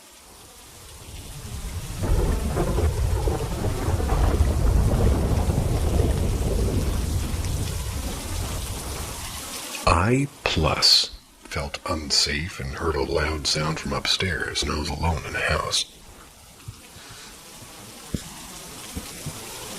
My family member was out of town and insisted I stay the night in their empty 8-bedroom house built in the 40s. As soon as I went in after 12 a.m. with a friend, I felt instant fear. I felt a strange feeling as I looked around the living room. It's the feeling when you're walking through a dark hall and you're imagining something jumping out at you. But it was constant. Did not want my friend to leave, and she did. No matter what I did to comfort myself, I kept looking around the house as if someone was in each corner of each room.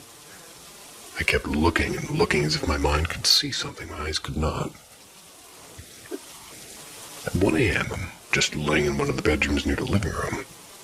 I still felt like I needed to run or fight. From above my head, there's a big bang and a bump as if something had fallen against the floor really hard. My heart's pounding. Then there's silence the rest of the night. I finally fell asleep somehow after going on my phone feverishly. In the morning, I thought to pray and try to cast the negative energy away. So I said in my head, I pray that the bad spirits or energy will leave this house. The weird part is, as soon as those mental words left my brain, a huge bang or bum erupted from the closed door, and on a staircase beyond me just leading upstairs. I heard it. I felt something in me. I felt something was there just beyond or all around me. Hard to explain, honestly. I said out loud, thanks for letting me stay and goodbye. I don't know why I said that, it just felt right. Later I talked to my granddaughter that usually stays in the house, and she said that she was alone. It sounded like a person was running up and down the kitchen outside of her bedroom and down the stairs. The grandma even said she saw little gnome people with horns running around. Send those guys my way.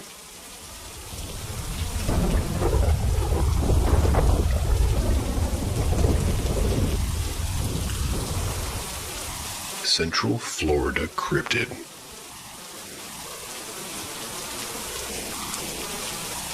Hey, in parentheses name, it's me in parentheses name.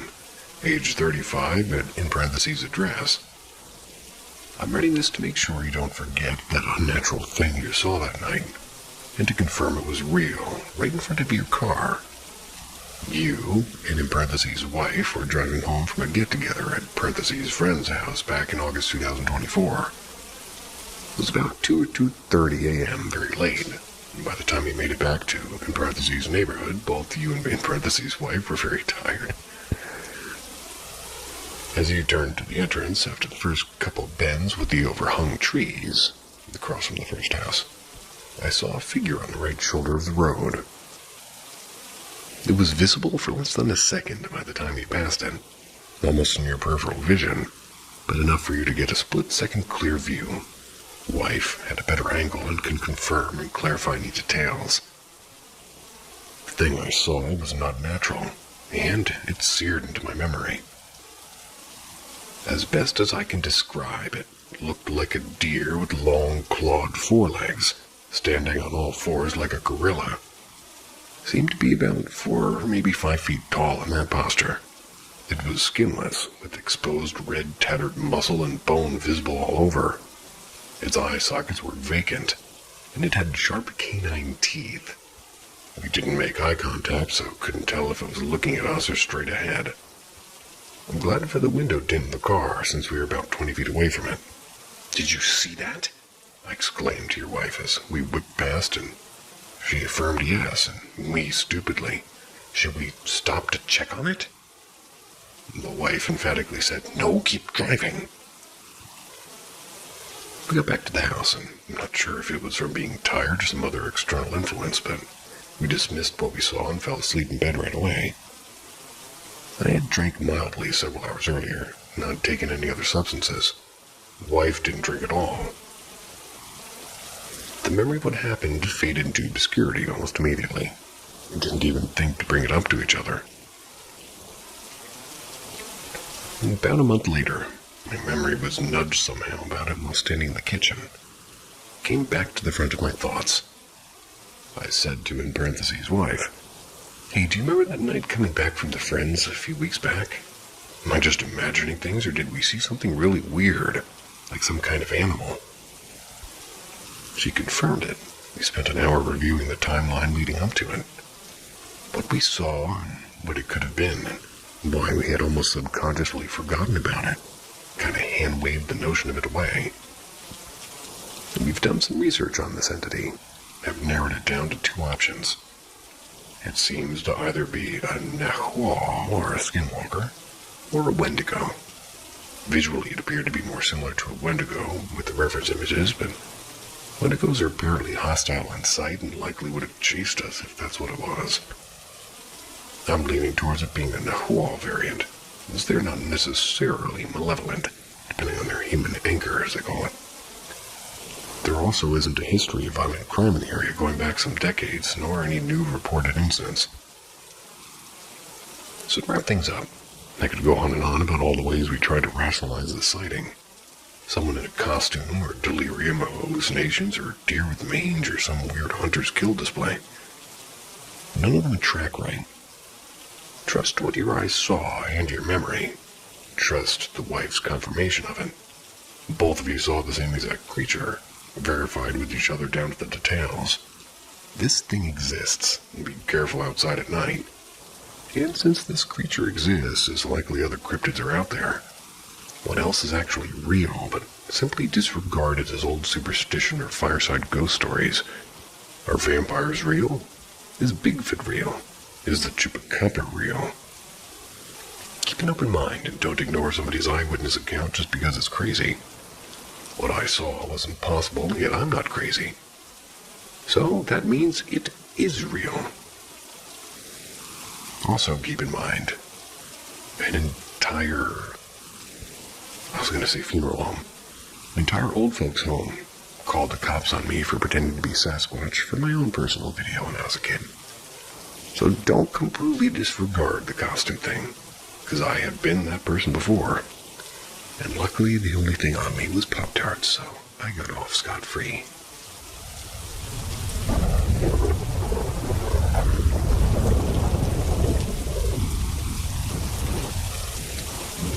need help identifying a ghost. This happened a few months ago, but I think about it every day because it felt so real. And I've never experienced something like this before, or since this happened.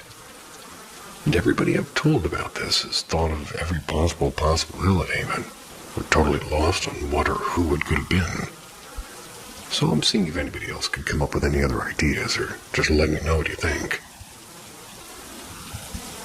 One night I was home alone, which I don't tend to be often, since my girlfriend and I usually spend the night together. But that night, she was out with some friends, so I'm just hanging out having some alone time for the first time in a while. I watched some movies, had some dinner, and snuggled with my cat, and eventually started to get tired. I decided to put on a show to fall asleep to. Turned off the lights, tucked myself into bed, and got all comfy. Turned onto my side where I was facing the wall. My bed's in the corner one, just against the wall, and the way I was laying, my back was to the rest of my room. When I fall asleep, I tend to still be aware of what's going on around me, being able to think and talk if somebody talks to me. But I usually don't make any sense, and I'm not really able to move around. I probably could if I really wanted to, but I couldn't be bothered. Just a little bit conscious, but about to conk out any second. In the kind of asleep, kind of awake zone, sort of listening to the show and on the verge of drifting off, like I kid you not. One more minute and I would have been out. Then I felt a hand place itself and then slowly run up from about halfway up my back and the left side to my shoulder, like someone was rubbing my back.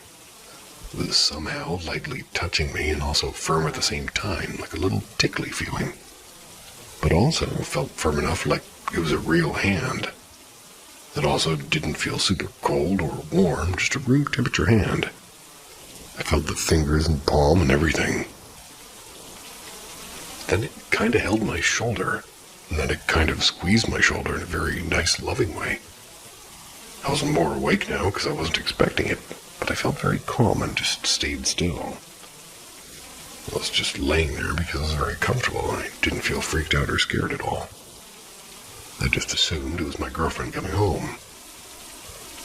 I then remembered she wasn't supposed to be home that night, so I got worried something had happened. She'd come home or something like that. I opened my eyes, still laying in the same way I had been the entire time, and right when I did, I felt the hand gently let go of my shoulder, and while still touching me, it slowly slid off like I knew I opened my eyes, but I was still facing and looking at the wall. I sat up and looked around, expecting to see my girlfriend or literally anybody because I just felt a hand on me. It felt like somebody was right behind me or in the middle of the room the entire time since I had felt the hand on me. When I turned around, it felt like I was alone again. No more presence of any kind. And when my eyes adjusted to the dark parts of my room that weren't being lit up by the TV, I saw there was no one there. Not in my room or the rest of the house. I texted my girlfriend to tell her about it since I thought it was her and to check on since I had that feeling there. Could be wrong. Maybe she said that she was thinking about me and was missing me. She thinks maybe it was her somehow. Thought that was kind of sweet, but I laughed a little bit, imagining her somehow spiritually leading her friends to come rub my back, but the presence didn't feel like it was her. I was just half asleep and assumed because that's the only person it could have been. After I texted my girlfriend goodnight, I went back to bed and nothing weird happened again. I told my mom a few days later, and she just thought it was interesting. She's a believer in the paranormal. Has a ton of ghost stories herself. Well, ones that my brother and I grew up hearing. And I am a believer as well. I do love paranormal shows and YouTube videos, but I haven't had a ton of experiences for myself. Just a small handful, enough to make myself not super skeptic. I've always had a pretty good intuition, well, feelings for paranormal stuff, I guess, or just energies. Part of me always knows if something is up before I do, if that makes sense. I also tend to see people or animals out of the corner of my eye, even when no one's there. Wouldn't call them shadow figures because I can kind of see in my mind what the person looks like. If I look over there, there's no one there. Nothing spooky or odd has happened to me since. I haven't been super afraid to go to sleep or be by myself in my house or room because the presence felt nice. Like I knew them, I just had no idea who or what it was. Here are some of the things I thought it could have been and ultimately ruled out. I highly doubt it could be my cat because one I felt was way too big to have been a paw, and my cat has tiny feet. I felt the entire hand and fingers and everything. My room is also very open. I don't have much clutter or furniture, and nothing that could have fallen onto my back or shoulder or anything that would have made any contact with me. I was half asleep before it happened, but I woke back up a little bit when I felt it, so I don't think it could have been a dream, or maybe imagined it. I don't really think it could have been sleep paralysis. I sleep very well through the whole night every night. I can't stay up too late even if I wanted to have a very strict bedtime, whether I wanted to or not. I'm a pretty heavy sleeper unless I'm about to fall asleep, and I can still wake up and actually be awake. But once I'm out until morning. I'm not sure if it was a late family member, but I only have, I think, 3 family members that have passed. 2 I wasn't really old enough to know that well, and unfortunately don't remember very well, and the 3rd was super close, but she passed a while ago. I'm very close to my grandma, and when I woke up the next morning, I texted her just to make sure it wasn't her coming to say bye because something happened to her or anything, and thankfully it was not her. She's all good and very healthy. The rest of my family is okay as well. Don't have any friends that have passed on in the past recently, and I haven't heard of any extended family or old friends passing. So I'm at a loss, really, of who it could have been and if it was somebody I knew coming to say hi. I have some other paranormal stories, but none have felt such a strong presence like that or been touched at all. It's like I saw someone run past me and then disappeared into thin air, yada yada. Other paranormal or unexplainable experiences I've had, I've always been a little bit scared or left speechless or shocked about whatever it was. But this time, I was just calm the whole time. I do believe it was something paranormal, not like anything like sleep paralysis or schizophrenia, because I have neither, but let me know what you think. I've been trying to figure it out for a long time now.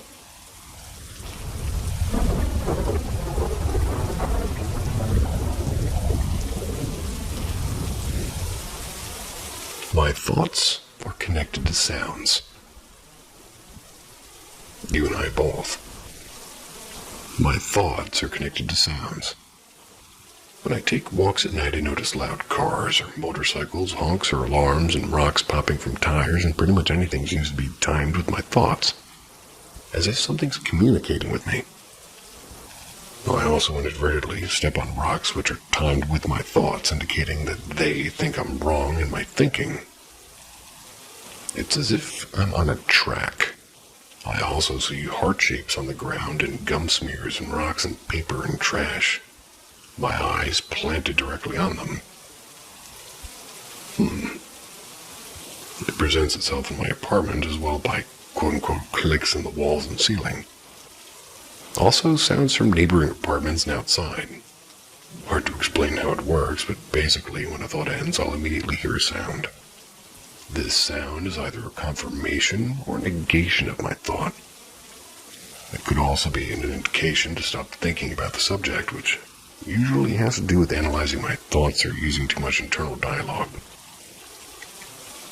There's a lot to the story that I can't cover in one post, but it began about 1.5 years ago when I was living with a relative.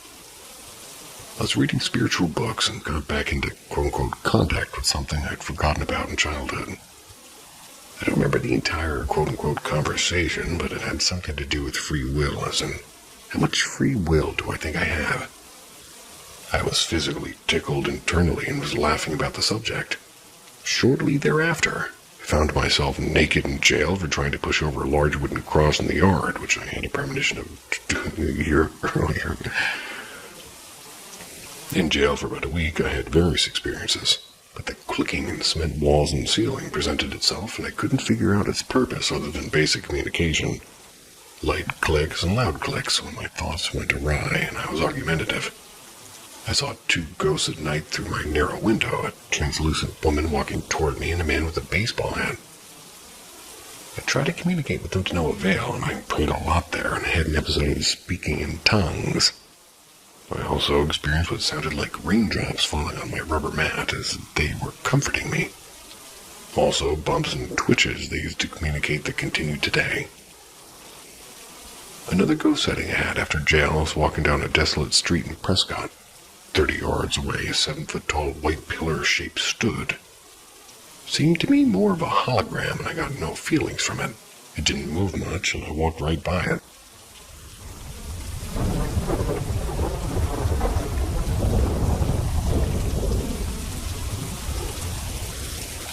Was this interface on my friend's mic, or was it a ghost? Last night, me and my 2 friends are playing a horror game called Lethal Company. Our 3rd friend, who's going to get off for the night, decided to quickly join the game and just play for a bit. But right after he joined, he'd left to get some cereal. While he was gone, this awful scraping noise kept happening, almost as if furniture was being moved. Me and my 2 friends thought it was hilarious and were taking clips of it as it was happening because it sounded goofy as hell. After about 3 minutes of it happening, our friend got back from his AFK and we were all asking him what the hell this was. He said he was literally just getting food and that he was away from his computer. My one friend decided to send my friend who's AFK the clips of what was happening to his mic. While he was gone to the Discord server we were in, but while listening to it again, we can very clearly hear it say my friend's name, not my AFK friend.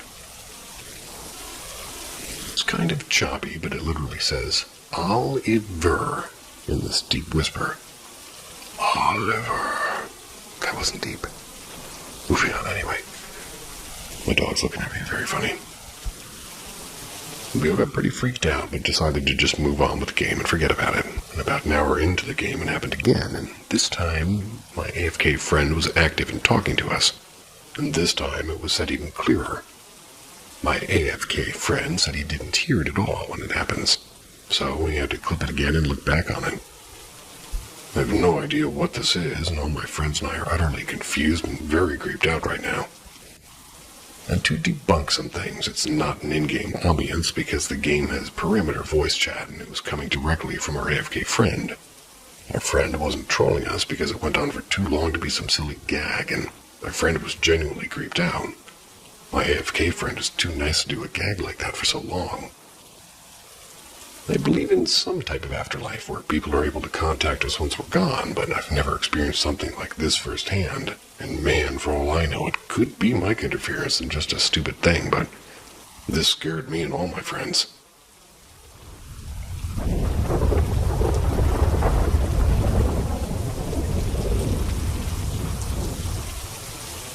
My first paranormal encounter. A couple of weeks ago, sitting alone in my home with my dog around 9 or 10 p.m. Everything was normal except for the fact that I noticed that my dog had ate some moldy carrots, which he found somewhere around the house. I probably bought the carrots a couple of weeks ago, dropped them in an unused room, which is full of unused stuff, forgot all about them, till they were all green and molded. Ew. Then my dog found and ate them. Anyway, I found out about this because my dog made a mess of green mold on my bed and carried the carrots to my bed and ate them there. I also found the package laying on the bed, so I was expecting him to throw up as he usually does when he eats something out of the ordinary. However, he seemed completely fine and continued to rest a bit on the bed, and his psychology seemed totally fine, so I changed rooms and went on my business at home, such as cleaning and cooking and watching TV. Then after 15 or 20 minutes, while laying down on the living room sofa, I heard my dog running around violently in the house, hitting himself to the walls and all the objects around the house. He was also violently barking, so I immediately rushed to him, tried to make him stop, which he did as soon as he saw me. This event was almost immediate, as in my dog was sleeping. Then I heard him drop off the bed and start hit around and violently bark like something was trying to catch him and strangle him. A couple of seconds I was on him and he stopped and looked at me. He stopped hitting himself, but he was shivering very noticeably and had very wide eyes, and he was constantly looking around and barking, still confused. I tried to calm him down, but whatever I did, he wouldn't stop shivering and barking, and also looking around, so I moved him from the bedroom to the living room to lay down on the sofa with me. He didn't stop shivering and barking, but was on the sofa. was totally ignoring me, which is very unusual for him because he normally, he likes eye contact very much. Then this happened. He focused his eyes on the living room entrance, then followed some invisible object, which I can't see at all, with his eyes, till it got close enough to the sofa, violently barking, and more so than before. And he was really trembling. Then a cold chill went down my spine as well, and all my hair stiffened on my body like I was being fed with static electricity. Then, in a matter of seconds, I opened my phone. Phone was already in my hand during all this mess, which has a St. Benedict's medal image on its wallpaper, and I pointed the phone to where the dog was looking and barking at and said, "In Jesus' name, leave this house." And as soon as I've done that, the barking and shivering stopped. Felt like static electricity was gone, and I smelled something like ozone gas. Passed after a couple of seconds. Everything was normal. We ordered food and ate it together, so yeah, everything was that normal. Don't let your dog eat moldy carrots. Got it.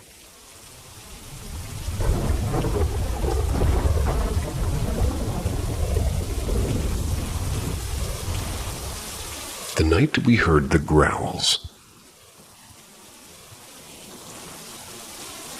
My first encounter I can remember when I was 4. We lived in Wetaskiwin in Alberta. It was late one night and I woke up and my parents were having a small party in the living room. We had just moved in, didn't even have furniture yet, so everyone was sitting on the floor. I woke up and found my mom and sat with her. I was always scared to use the bathroom by myself. My mom said I was bugging her to come with me. She was busy just talking with friends, and so she told me to go by myself. She said she'll watch me from where she was sitting, and she'll make sure nobody goes to the washroom. I agreed, and I really had to go. I remember sitting there in the washroom when all of a sudden, this little girl, older than me, black hair, it's up to her shoulders, comes from the bedroom area and stands in the hallway right where I can see her, and I immediately thought it was my sister Rachel. So I began to ask her, "Where did you come from? When did you get here?" "I thought you were the Saskatchewan." Or, "I thought you were in Saskatchewan." Sasquatch, Saskatchewan, you get it. But she doesn't respond. She just stares at me with this little grin on her face, and I ask her, "When did you get here? Does Mom know you're here?" Nothing. I began to feel uneasy and afraid. So I began to yell and scream for my mom, and this is part of the story I really think I got PTSD from. My mom pops her head in the doorframe and asks me why I'm yelling and screaming for her. All the while, this little girl is staring at me, leaning up against the wall outside the washroom. "Mom, it's Rachel. She's scaring me. I keep asking her things. She won't talk to me." My mom says, "What? Rachel? Rachel's in Saskatchewan." "No, Mom, she's right there standing beside you." My mom looks right at her, then back to me and says, "What are you talking about? There's no one there." I began to cry and tell her who I see. My mom says this is where she begins to feel uneasy, so she helps me off the toilet and helps me wash my hands. By the time we're done, the little girl's gone. I'll never forget that for as long as I'll live.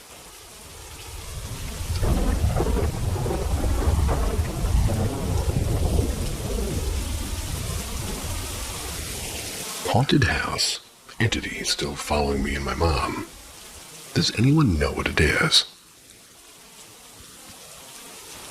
When I was 7 years old, my mom and stepdad bought a house in California. We moved into it with my stepsister, who was the same age as me. No one had lived there before us. It was brand new. The house felt creepy, like something was around the corner watching wherever you were. Birds and bats would crash into the windows between 4 and 5 a.m. every morning. Things would go missing. After a few months, things got crazier. My sister and I shared a bedroom and had a bathroom connected to it.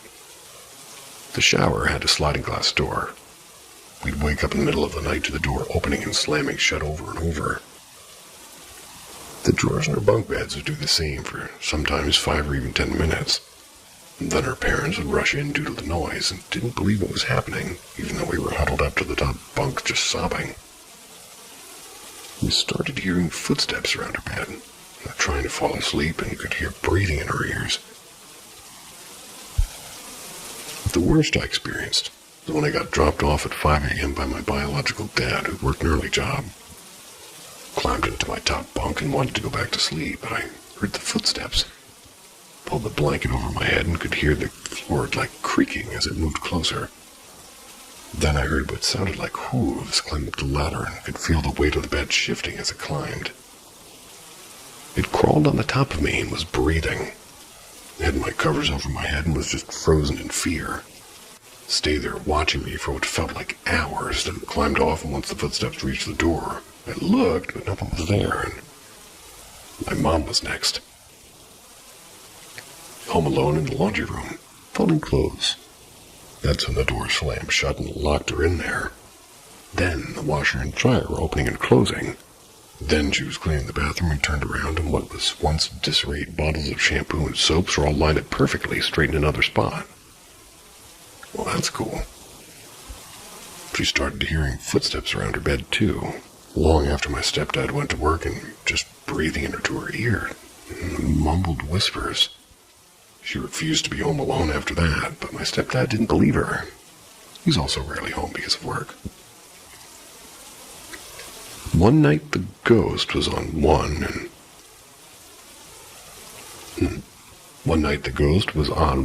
and was sprinting up and down the stairs. Everyone was in bed, and my stepdad ran around with a shotgun thinking it was an intruder, but no one was there. And this kept happening, so he finally got on board and we moved. Turns out the house was built over old military graves, and before that it was Native American burial grounds.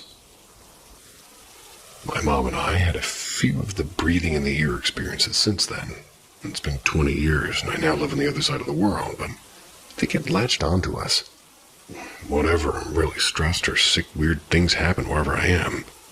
Footsteps or bumps in the night or things rearranged. I had a night terror a few months ago, and my husband woke up from my tossing and turning.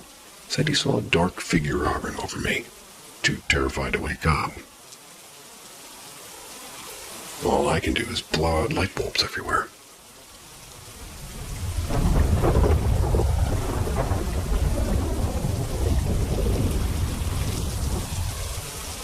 My witch. Hi all. I was about 4 when I had a lady frequently visit me in my dreams. My mom called her the witch. I'm 27 now, so I can't even tell you if I was truly just dreaming or not. But essentially, this lady would torment me around the house. My dog would bark and tell me things like there's nothing parents could do to get her to leave. I do remember the dreams at first of her being my friend and wanting to play with me, and just gradually getting more mean and creepy.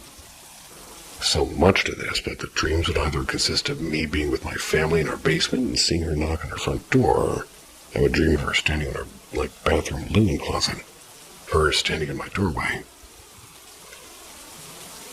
The last dream I ever had of her was me walking out of my bedroom, seeing her in our basement dancing with a headdress on, trying to get me to go into her cold storage room and laughing manically at me while I tried to pull a blanket over my head. And I am Catholic, and my mom had told me to pray, and remember asking God to please not let me see anything I don't want to see. For context and for comments, I'm a quarter Maltese, and my grandma immigrated from Malta in the 40s. She had about 11 siblings, almost half passing before they made it on the boat to Ellis Island. The lady in my dreams looked very similar to my Maltese family. If any of you all are familiar with Malta or anything spiritual there, or if you think this is an angry spirit, please sound off. She had not bothered me since I began praying at 4. Hope I never see her again. I was once told that I'm apparently a powerful empath, so maybe she was just attracted to me. Who knows?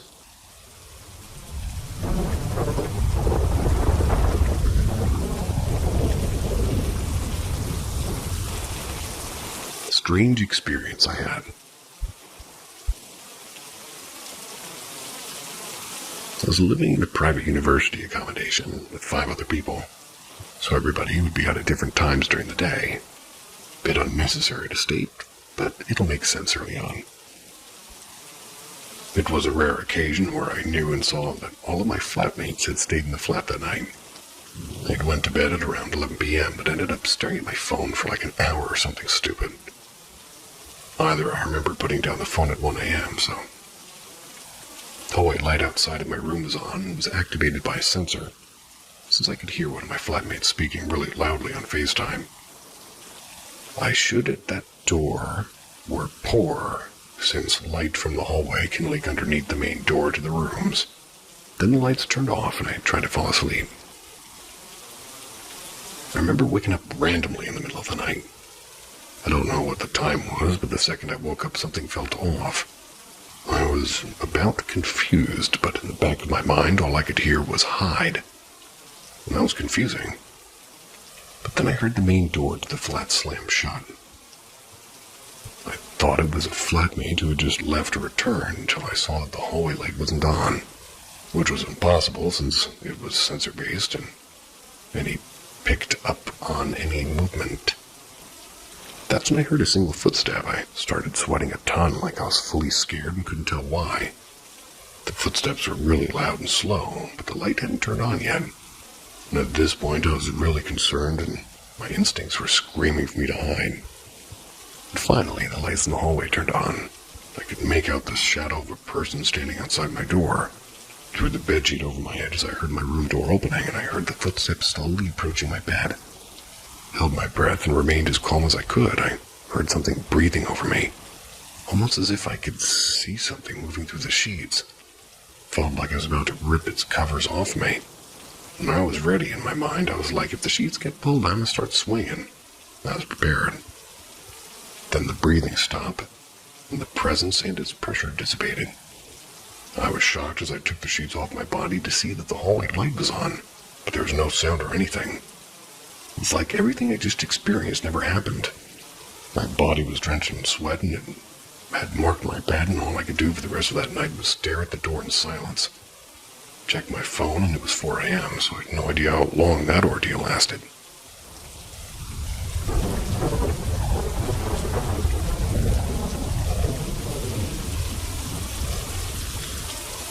Ghosts are 100% real.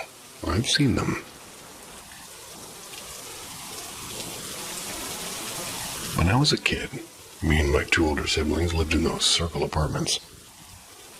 And in that apartment, I had seen a lot of things. Especially one moment that sticks with me a lot. The moment of complete and utter truth that they are 100% real. I had an eldest sister who I roomed with.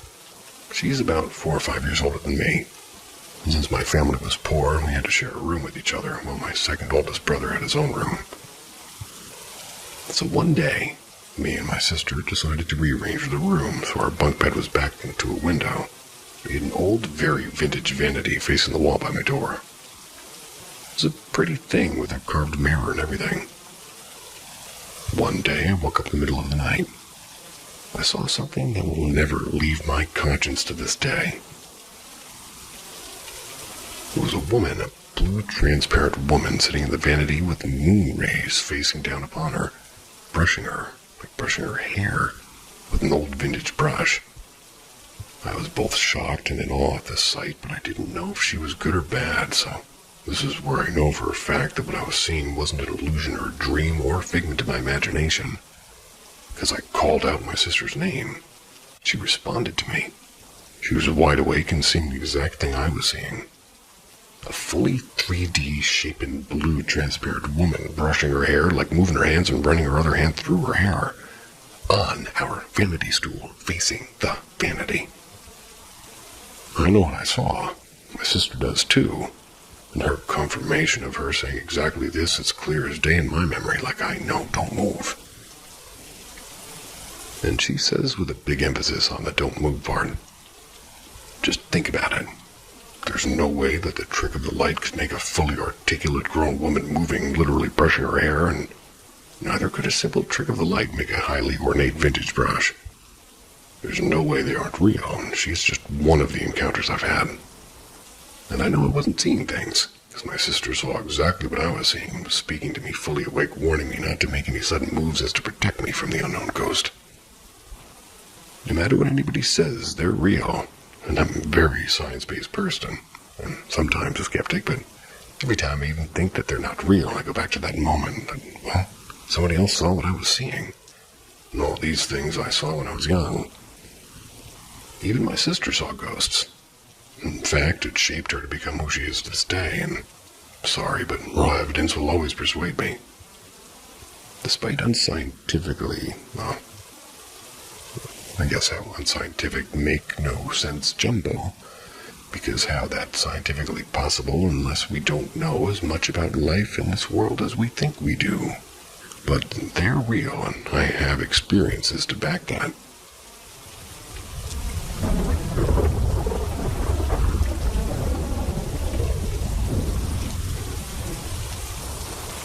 A personal experience. Starting off when I was a kid, my parents ended up getting a divorce, so my brothers and I ended up staying with my dad on weekends, my mom on school days. My dad ended up finding a partner, and they quickly got a house together. She also had 2 kids, so me and my brothers had a room and her kids got a room. The house was nice, but it was really cheap to be what it was, and it was out in the country, so secluded as well. That's how it usually goes with these stories. Had a decent amount of land and an old barn. The barn was strange, thinking on it now that I'm older. There's a lot of bird cages along with tools and knives. My dad ended up getting rid of most of it. Possibly unrelated, down the hill there was a fire pit surrounded by a circle of crystallized rocks that were clearly out of place. And as a kid, my first reaction was to bust open all the rocks and my brothers to see if there were fossils inside. If anybody knows why that would be there, I'm open to ideas, because I've always wondered why somebody would do that. I also did that, and that is awesome. It was too far away from the fire pit to have anything to do with the fire, but even just overthinking it. Anyways, after a few months, my dad and his partner ended their relationship, and she and her kids moved out. So their room stayed empty, and the door stayed shut, and the next few weeks went by fine. One weekend, though, we was getting ready for bed, and my dad always put on some banjo music to help us sleep. That was the only thing that'd pick up out there, and I fell asleep only to wake up a few hours later fully energized, with cold sweats. The radio had a lot of static, which was a bit uncommon for that station. Thought it could have been the clouds or something, and thought nothing of it. Eventually, I got up to use the bathroom. I go to the hallway, and I started hearing the sounds of boots walking in a circle rapidly in the empty room with absolutely nothing in it. I was maybe 5 feet away from the door, so I could hear it clearly.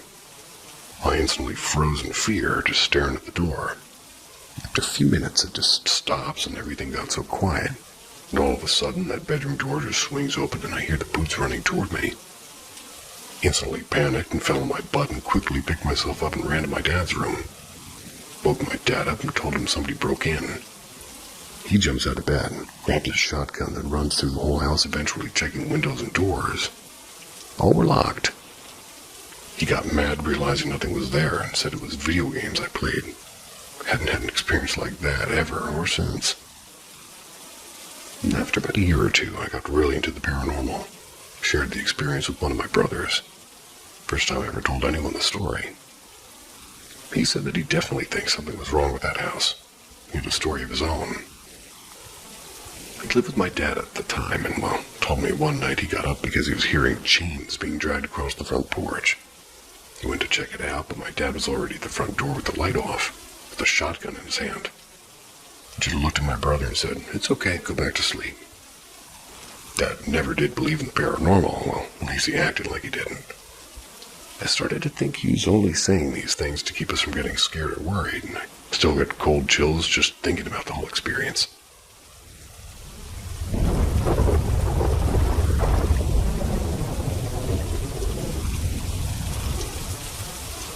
Had an experience last night.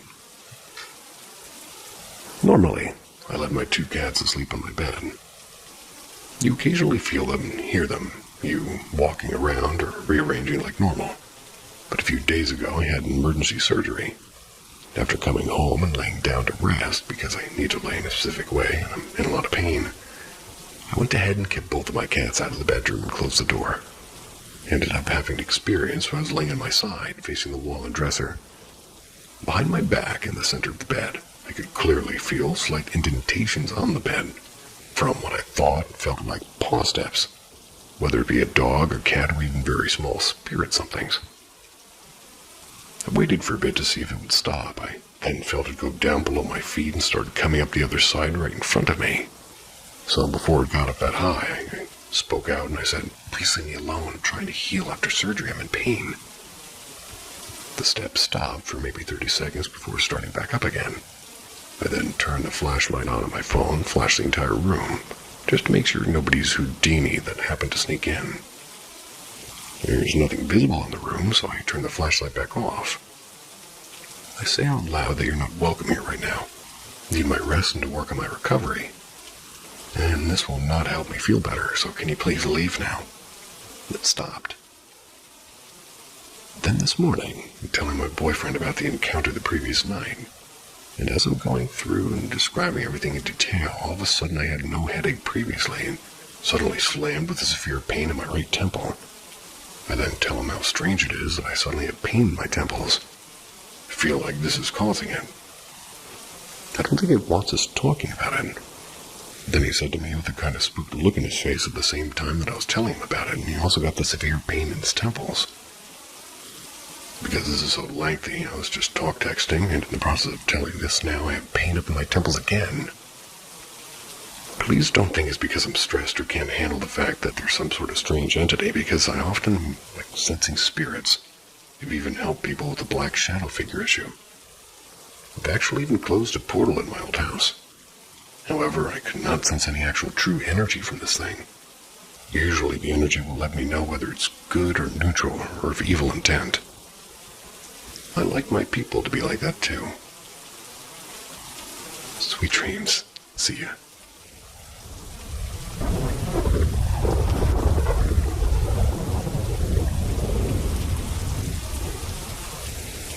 Every town has its dark corner. Every legend, a sliver of truth. At Paranormal M, we peel back the surface to reveal what lies beneath. Subscribe if you're ready to face what others deny. I think I pissed something off at my mom's house. Context. Me and my younger brother were visiting my mom for the most recent Memorial Day. Her home is 2 stories in a nice suburban, unassuming neighborhood, not a car. She lives with her boyfriend and his daughter and son, plus my baby brother. I have 2 brothers. Everyone's bedroom is up on the 2nd floor, except for my stepsister's. For this trip, my brother had an air mattress in the baby brother's room, and I slept downstairs in a couch in the living room. As we've done many times before, really. The weekend was super fun, relaxed, and every night I slept peacefully and comfortably. Except for the last one. It was around 1 a.m. My mom had finished showing me the first episodes of Yellow Jackets, which she's obsessed with, by the way. That's factor 1. That show is creepy as hell, but by no means is it the worst I've seen. Factor 2, I also had smoked weed about 3 hours prior. Also relevant, but I want to convey that I'm no stranger to smoking, and know when it is worn off. I was definitely sober by the time we all headed to bed, but I want to cover all the facts. It is relevant.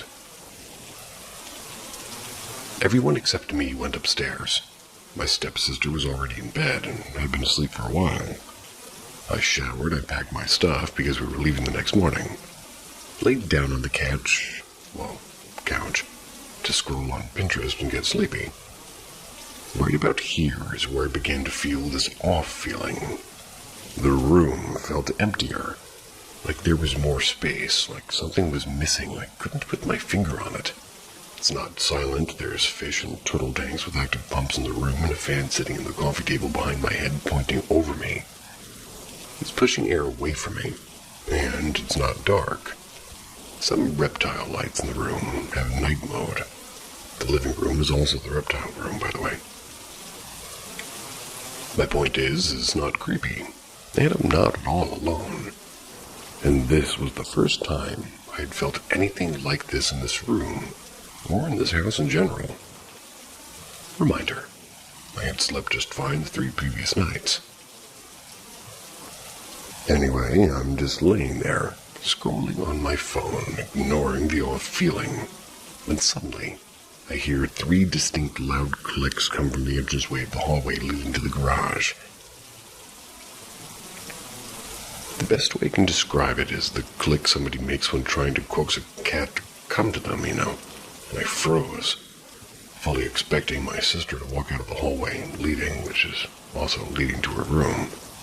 But nothing happens. I then start running down options. What could have made that sound? A faulty light? There's no flickering. An animal? None of the reptiles present have that kind of capabilities. My sister, well, maybe, but what was she doing? Why didn't I hear her door? She's been asleep for hours, and she is a heavy sleeper. Machine? Maybe, but which one? I've never made that noise before. And I do want to stress that it sounded like a person clicking their tongue. Even if you spell tongue wrong, I still think I know what you're saying. No gears or electricity, and even anything dropping because I looked. Context on myself and this house. I do believe in the paranormal, more so spiritual. It's cheesy to say I run through my options first before saying something is paranormal, but I do, and I'm a huge skeptic because I want to find real proof. That is, until it fucking happens to me. I now have 2 encounters that I can't explain and were fucking terrifying and not fun in the moment. This house was new for my mom. About 6 months she lived there. She's pretty spiritual too, and so far she says she's felt like there was an energy in the house. And there was one, but she hadn't felt it in a while. I bring this up as it's pretty relevant too. After I run out of explanations for the clicks, I start to remember my mom's account of the energy she sensed before. To me, the bill fits. The weird noise and the oppressive off feeling. The possibility I'm not alone is now running through my mind, but it hasn't hurt me this whole time, and I'm tired, so I just go back to scrolling my phone and try to ignore the paranoia. I lay there, my knees up to my blanket.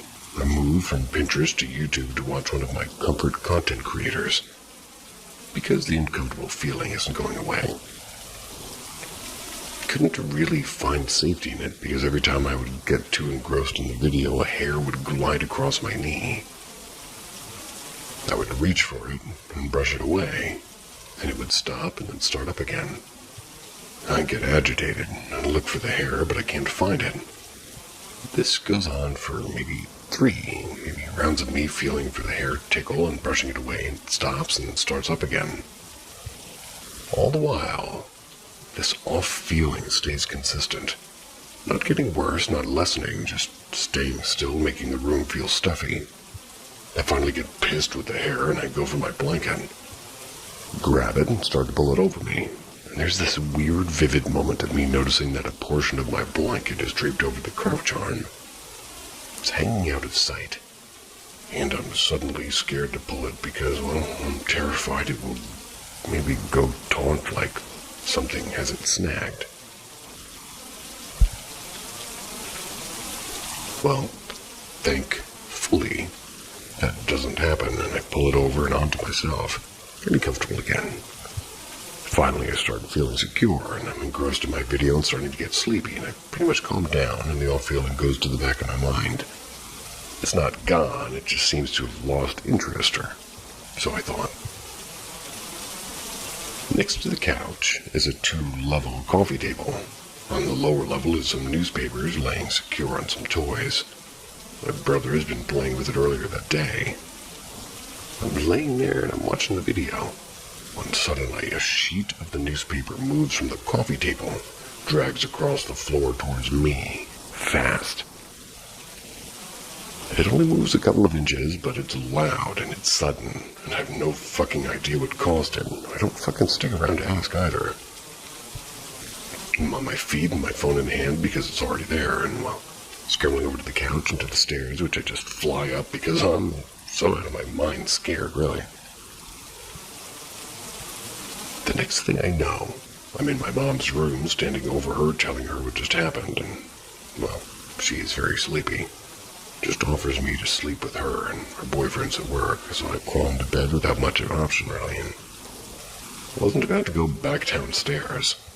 I'm in shock, laying there, watching Seinfeld playing quietly on her TV. She doesn't start talking to me seriously, until she sees that I'm still not calm after 10 minutes. We talked through it, and she just says it was yellow jackets in the weed, and listen. I would take that explanation for everything. Well, everything else. Except the newspaper. It drug toward me, against the airflow of the fan behind me. It was loud and the movement was violent. I don't know how else to explain it. 1 minute the room was silent, and then all hell broke loose. Furthermore, the torment didn't even stop after I went to sleep with Mom. The off feeling came back, and every time she would fall asleep, more shit would happen.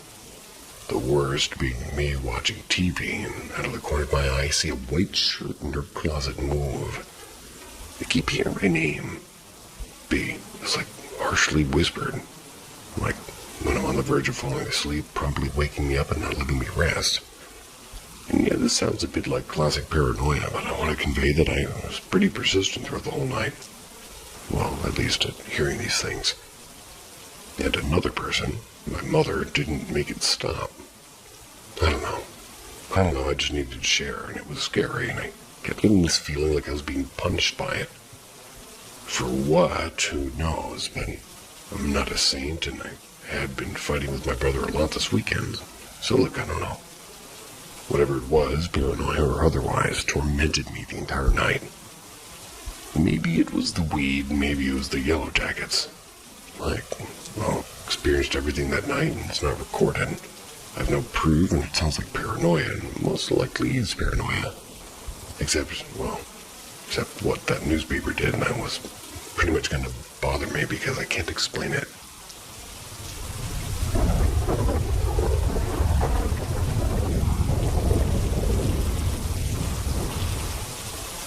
College room incident.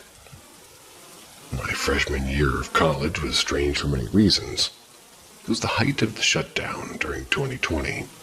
That, and being in a new town far from family and trying to navigate a lot of very tough emotions and new realities.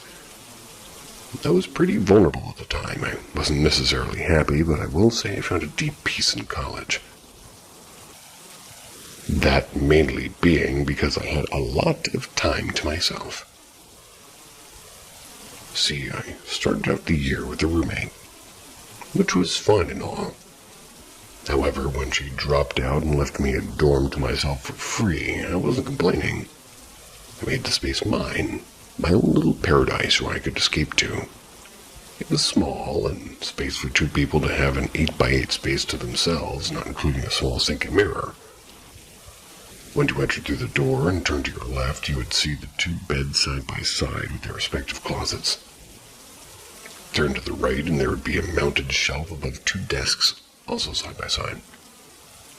My desk was the one closest to the door, and I feel that's pretty relevant. It was a 7-story dorm. I was at the top.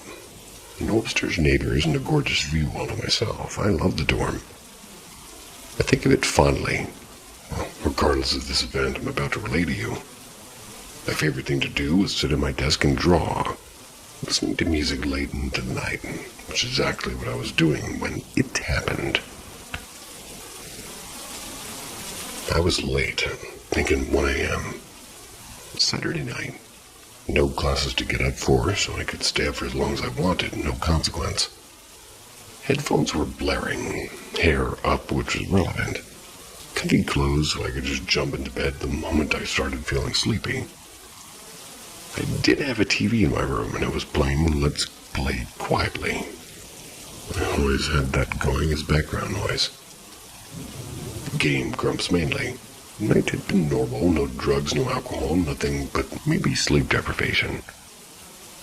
I'm leaning over my X-Pen tablet drawing, fully engrossed and in my music too. Remember the drawing I was working on, even the exact detail I was doing at that moment. 1 second I was happy as a lark, just kind of minding my business. The next I was suddenly aware of a strange pressure. It was slowly pushing down on my back and my neck and snapped me out of my thoughts. For a split second I was so confused and dazed by the sudden contact. Not sure what was happening at all, and once my body and my brain realized what it was someone's finger that was pushing down on my spine. Someone was touching me. I screamed, launching up from my chair to spin around, fully expecting somebody to be there inside my dorm. But it was empty. Everything was still. Nothing had been disturbed, and the door was still locked. I just stood there against my desk, frozen. I was too terrified to move, trying to make sense of what just happened. Probably about 40 seconds of just waiting for something. Then I called my mom, told her what happened, and she assures me I'm okay and stays on the phone as I check my whole dorm. No one is there, and my desk is right by the door. If it had opened, I would have seen it open. It never did. I'm still alone. I'm safe. Nothing more happened that night. I had to just assure myself it was my imagination. But I replayed that moment, that feeling on the back of my neck. I can feel it now as I type this. The next day I told my friend about it. Had her touch the back of my neck, and it was the exact same feeling. Someone's finger pressing firmly down on the top of my spine. It's the only way I've been able to replicate it. My hair's never caused it, no clothes, no body ache or cramp, and it was bizarre. And I have no explanation for it to this day.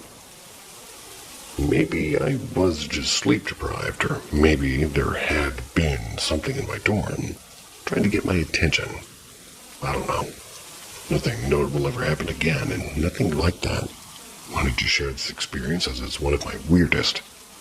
Has anyone else experienced something similar? I'd love to hear your thoughts.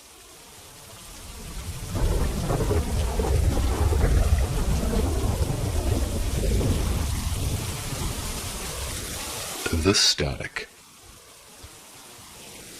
Every night, if I woke up, I would see what I can only describe as static. Little particles forming different shapes and dancing around every corner of the house. One night, this static formed an image of a man with a mustache, dressed in nice clothes, standing right next to our big clock.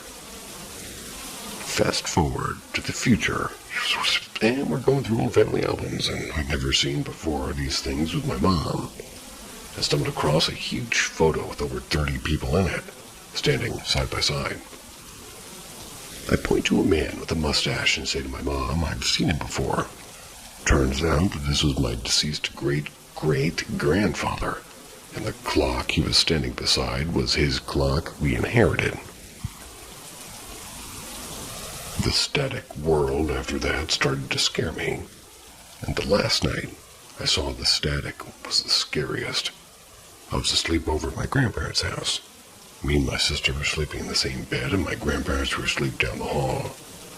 I awoke in the middle of the night to find the world around me covered in static. I wanted so badly to go to sleep, but I couldn't, and I saw my sister beside me. She was pinned straight asleep in her bed. I shook and I shook her, but she would not awake, and I even remember yelling absolutely nothing. I got up and I wanted to try to make my way to my grandparents, but the static started forming really scary things that I won't share. I was just begging that the static people wouldn't notice me, and I walked slowly and quietly, and finally reached my grandparents' room that felt so far away. I was shocked to find them in the exact sleeping position as my sister was in, and they would not move or wake up, and I was horrified. I swiftly made it back to my room and tried not to look at anything going on around me, and instantly fell into a deep sleep. The next morning, my sister told me that she woke up in the middle of the night, and I would not wake up. She then described what she saw, and it was the exact same thing that I had seen. Before this, I had no idea she saw the static too. I was shocked, and we pieced it together that she woke up at the same time I fell back asleep. Now, in our adult life, we still sometimes talk about it. And we later found out her mom had the same experience too. It's very strange, and I wonder if there's anyone else who's seen this static.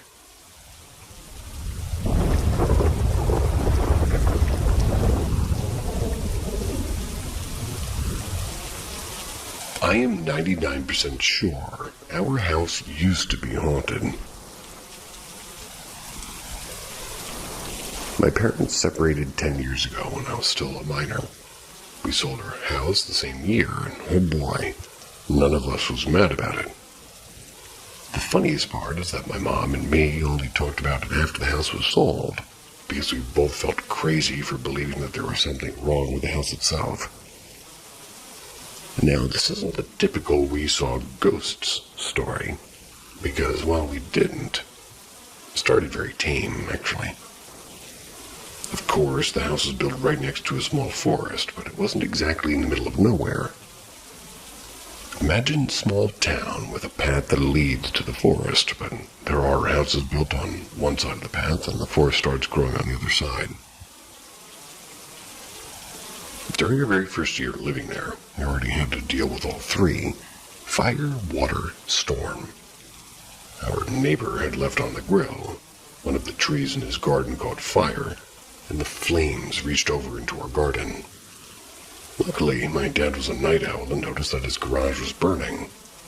Nothing happened to us, and he even managed to save his car, but having to deal with a fire so early certainly left an impression. A few months later, our entire basement got flooded. No, there wasn't a flood, it simply rained very heavily. My parents figured out afterwards how to deal with the rain, but the water was an issue until we sold the house. During a storm toward the end of the year, a tree in our property fell into the roof of our house. And again, nothing happened to us, but at this point, my parents were already very much done mentally. Oh my God, leg cramp. Oh no. Yes. The older I got, the more I noticed that my parents changed as well. My dad got depressed and my mom developed paranoia. She was barely able to sleep throughout the night, and the tiniest sound would wake her up and send her over the edge, and I too got paranoid. Both my parents worked full-time, so I was usually home alone during the day. Normally, as a teenager, that sounds absolutely fantastic, but I hated it because truth is, I never actually felt alone. When I came home, I would start checking every single room in the house, including my parents' bedroom. And then I would turn on the TV to make sure I wasn't able to hear anything scary. Not that I'd ever heard anything scary, but I was so sure that there was something else with me. Other than the leg cramp. To this day, I don't know how to properly explain why I felt what I felt, and usually I would simply do my thing at one point, but this eerie feeling started creeping up on me like a cramp in my leg trying to kill me. My heart began beating really fast and I started shaking. Sometimes, I'd even lock myself up in my room and urge like a plan to escape through the window if I ever needed one.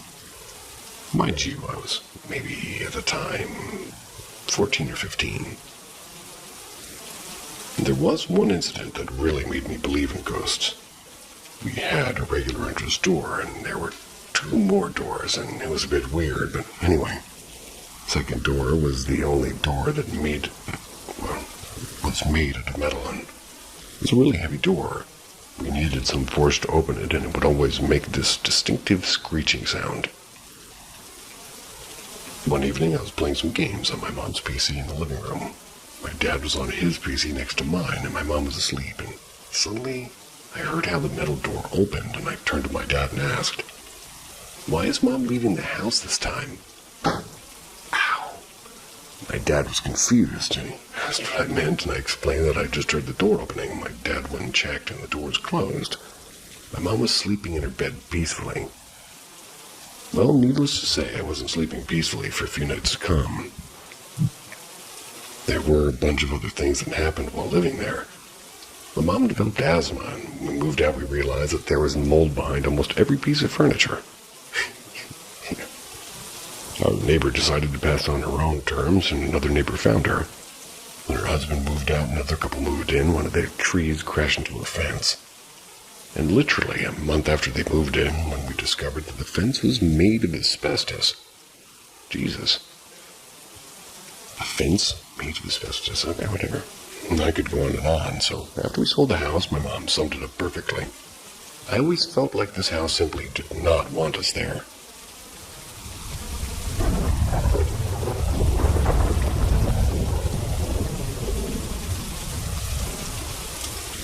I saw a cat-looking demon walking upright when I was just a toddler. This had happened when I was a toddler, around 3. And I'm certain this is not something I imagined, since I was strangely aware even at that age, and remember pissing in my diapers and drinking from a baby bottle. I'm 21 now, and I still can't explain what the hell happened, so I'll start with the story. I was laying in the crib that was in my parents' bedroom, looking around, I guess. The lights were turned off, but the door was slightly open, and the TV was on with no sound. There was no one in the room except for me and my baby sister, but she was around 1 at the time and, well, asleep. My crib was right in front of the TV, positioned right below my sister's diagonally across my parents' bed, so from my point of view I could only see the TV. And out of nowhere I saw this creature. It was passing by my crib, and it looked like a black cat walking upright. It's just that it had no facial features. It was tall, and it looked shadowy. Yeah, I could see the outline of the cat-looking ears and the body, but it looked like a well-defined black smoke or something. I remember being calm, and I wasn't scared at all at the exact moment, but it stuck with me. Around 6, I started having dreams about it. It would beat me and humiliate me and try to kill me or my family members, impersonate them, try to get me, and it lasted until maybe around 11. Told my parents about it when we were in a car one day, and I remember my dad's reaction like it was yesterday. He was scared as shit, and he's an Orthodox Christian, extremely religious. And since I could speak properly, I knew how to pray, and I started praying in dreams, and sometimes it would go away. Sometimes it wouldn't. He insisted on it being a demon since he saw something similar when he was 20, and the difference is that he accidentally astrally projected and saw it, but still. I'm not religious anymore, so we have different views on the situation, but still, to this day, I think about it and I'm scared I'm going to see it someday again. And I also have crazy intuition and can sense things. I've had different paranormal experiences, but this one was the worst. I don't know. I'm just looking for somebody who had something similar happen to them.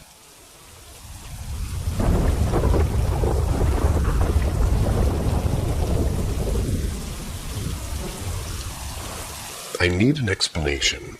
Everything I'm going to say is real.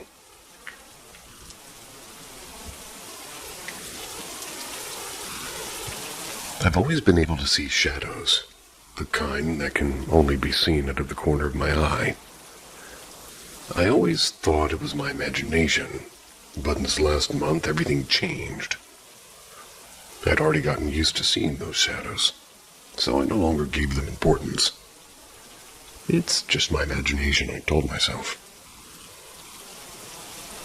But about a month and a half ago, I was sleeping in my room. I always sleep with my door open because if I don't really feel like it, I'm like suffocating if I don't, basically. It was about 11 p.m. and my sister woke up to go to the bathroom. And when she passed by my room, she swore she saw a huge shadow right at the door of my room. But the shadow didn't see her. It seemed like her attention was on me. She didn't see it. She told me because she was afraid that that thing knew that she could see it. She went to look for my mom, and they searched the internet for something to sort of, well, make that thing move away from me. All this without me knowing, by the way. They did everything from burning sage all over the house, and they even put a circle of salt that surrounds my entire room. I think that only made it worse. Since the day they found out about the grained salt inside my room, I had a recurring nightmare. It's always the same. The dream begins in my room. I'm lying in my bed and I have that feeling that someone is staring at me. And that scares me very much. I always get up and leave my house and toward the street, but everything outside looks very different. It's as if it were in ruins, and I run because something is chasing me. And every time I try to hide, it finds me.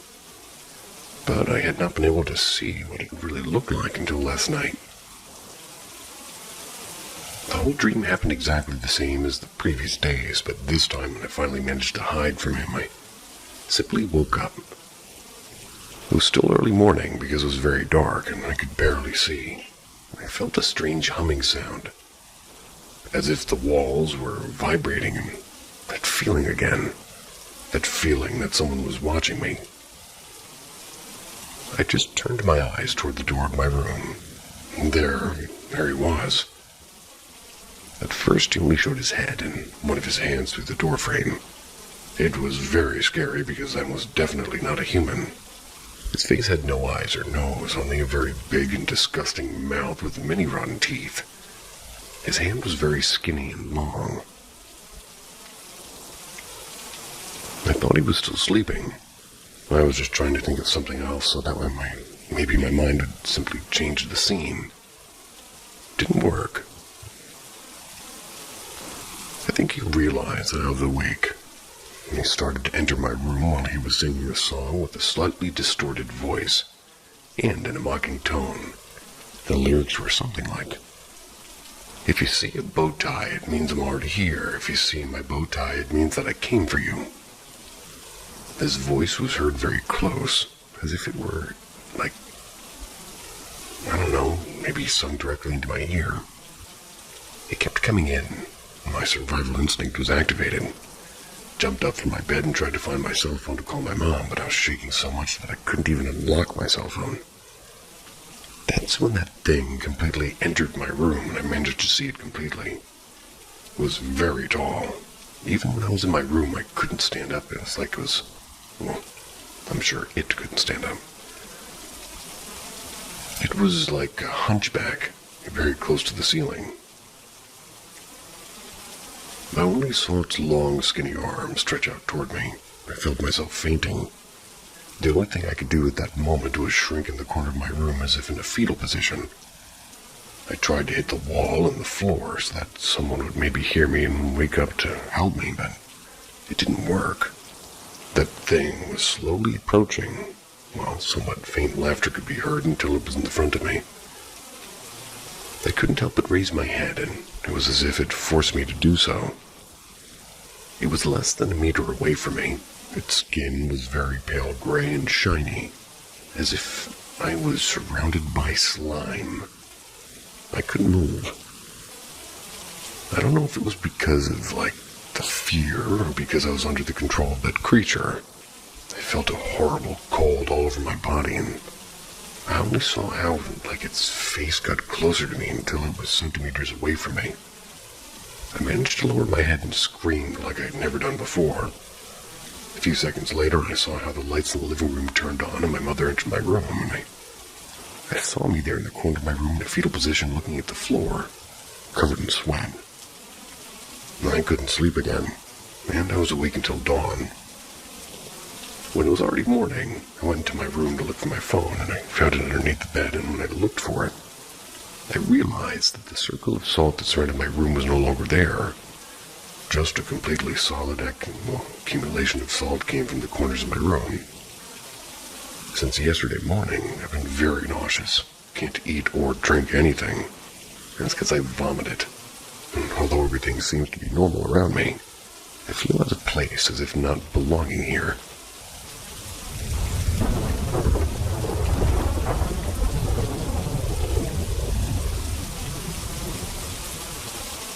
Okay, now you just gotta not speak. All the sound of that will go away with my automatic filter, but the speaking it'll pick up purposely.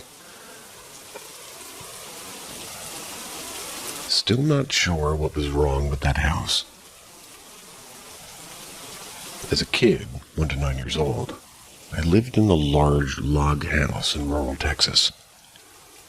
My sibling wasn't born until I was 7 years old. so it was just me and my parents in the house. My parents considered it to be their dream house, but in reality it had a lot of issues, like poor insulation leading to cracks between the logs. There were a couple of spots you could literally see outside through. The house sat on a lot of land, but had been built in the mid-'80s, so it wasn't very old when we moved in around 1994.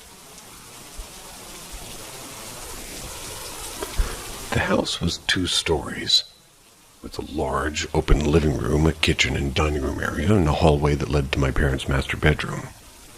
And then a stairwell that led to 2 large bedrooms and a bathroom upstairs.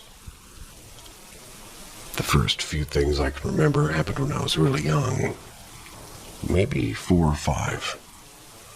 I wouldn't look down the hallway to my parents' room because I would see the figure of a little boy standing about halfway down the hallway with a shaggy dog. He was never there for long, and it seemed like he showed up more frequently after my sibling was born. I didn't feel threatened by the boy and the dog, but I didn't really like to look right at them. My bedroom was up the stairs to the right, and I hated going up there by myself at any time of the day, but especially at night. I felt watched, and at night I would hear footsteps coming up the stairs. The footsteps never got closer. They always just sounded like they were the same distance away, if that makes sense. I hated going to bed in that bedroom, and I would beg my parents to stay a little longer or maybe read me one more book. They still joke about this. I had horrible, graphic nightmares up until a few years after we moved out of that house. The worst was the man who would stand by my mom's side of the bed, and that was when I was brushing my teeth at night. You could see into my parents' bedroom from their bathroom vanity mirror, and I always brushed my teeth and got ready for bed from their bathroom. There'd be a tall man wearing a wide-brimmed hat. They stood and stared at me from their bedroom. Later I realized he fit the description of a shadow person. He didn't have any features, but I could tell he was looking at me. He's still one of my worst memories from that house. Maybe just because of how frequently he was there. By far, the creepiest memory I have of this time was like I was sick and maybe with the flu or something.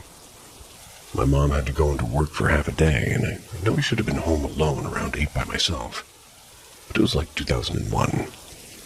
I was laying on the couch watching TV, and I started to hear something calling my name in a sing-song voice from the stairwell. I remember being so scared that I couldn't move, and I wondered if that was sleep paralysis.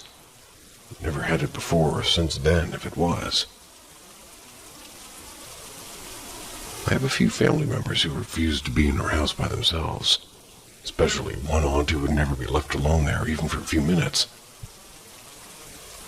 I didn't tell my parents anything about the house, until after we'd moved out anyway. I always just told them I'm scared, but never elaborated on why. Years later, I was about 13. We were on a family vacation, and I finally told my mother. She told me she had experienced some of the same things, like hearing her name called from somewhere else in the house and having weird dreams. When I was an adult, I asked my dad if he had ever seen or heard anything, and he said, "There's something horrible about that damn bathroom." I always thought someone was walking past the door, and there were a few times that I called out for your mom, and that was because I thought I just saw someone out of the corner of my eye. That's what he said. He went on to tell me he also hated the way the staircase felt, and said that even in the middle of the day, the stairs were just spooky for no reason.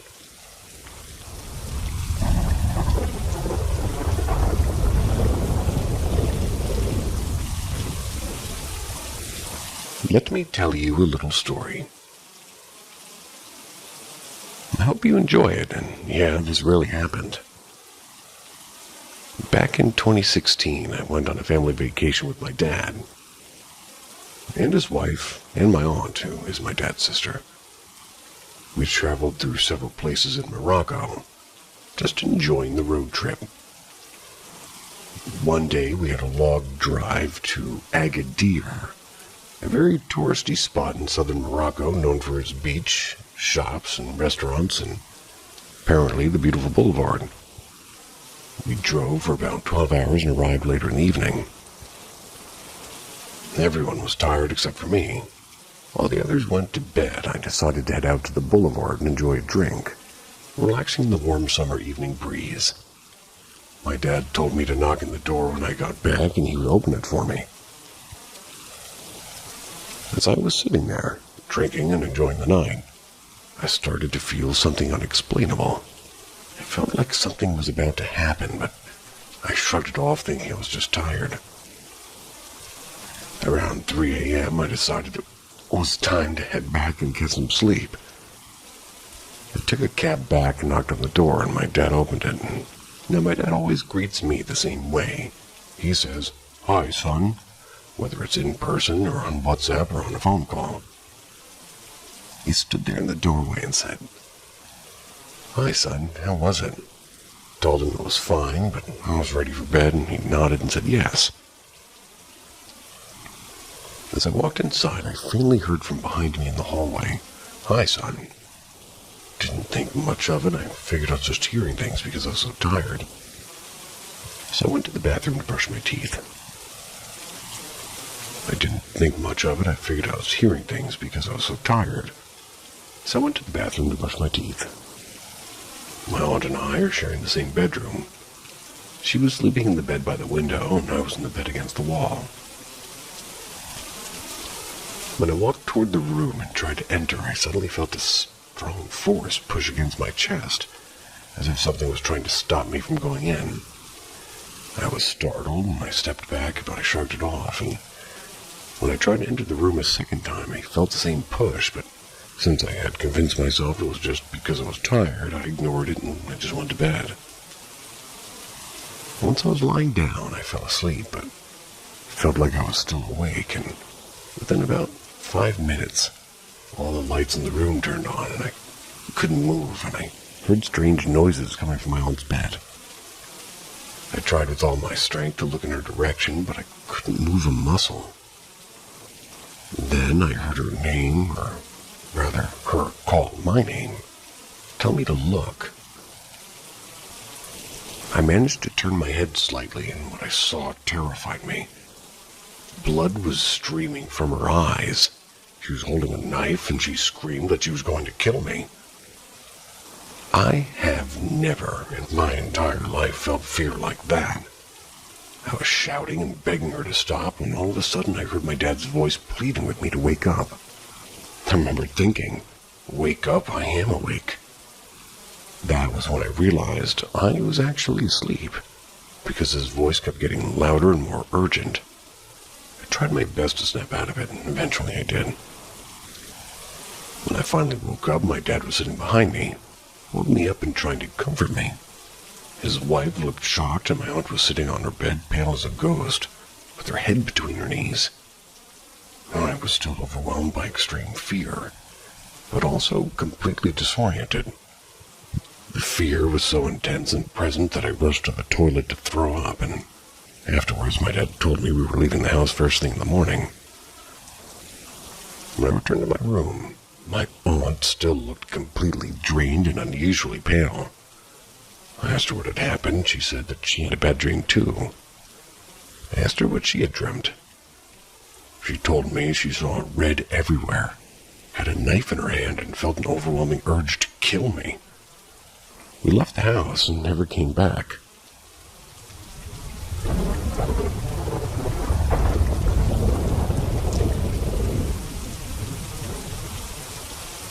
I need to get this story off my chest. I was wondering if anybody knows what this could be. I'm a pretty skeptical person. I always find some way to rationalize something scary or unsettling. But no matter how hard I try, I just can't understand what happened to me and my friends back in 2021. I was at a cemetery close to their house. It was late at night. Me and my two friends, Marina and Jake, which are fake names for privacy reasons, thought a nice activity for the evening would be to place roses on headstones that Looked like they hadn't been visited in a long time in a cemetery nearby. I have done this before, but only during the daytime, and this time it was almost midnight, and thought with flashlights it wouldn't be a problem.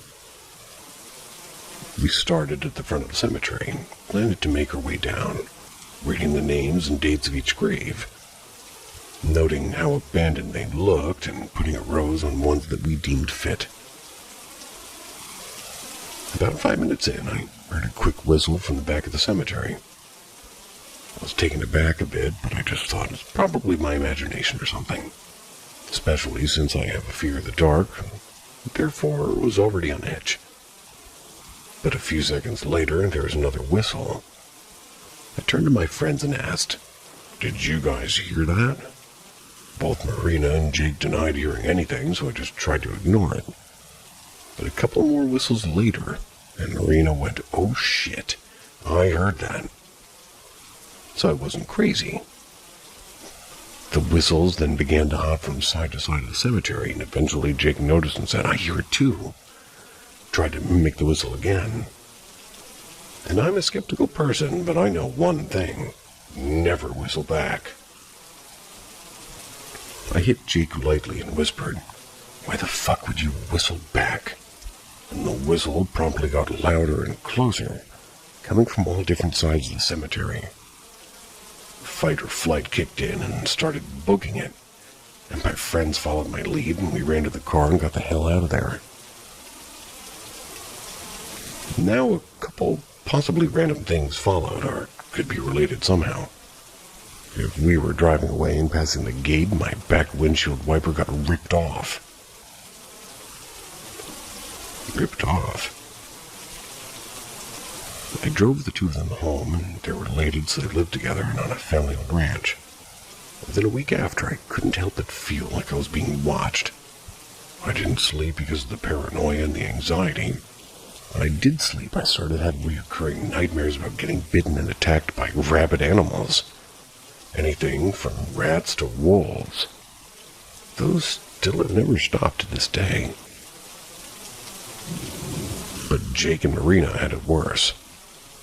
That following week, various animals on their ranch turned up injured or dead. Chickens or goats, but a strange amount of them. And then Jake's cat went missing suddenly. She hasn't ever been found dead or alive, and Jake still is mourning the loss of his best friend. As much as I want to justify or brush off all of this as a coincidence, I can't help but wonder if this is something that all had to do with what we experienced at the cemetery. Has anybody had a similar experience before and know what it was or what happened?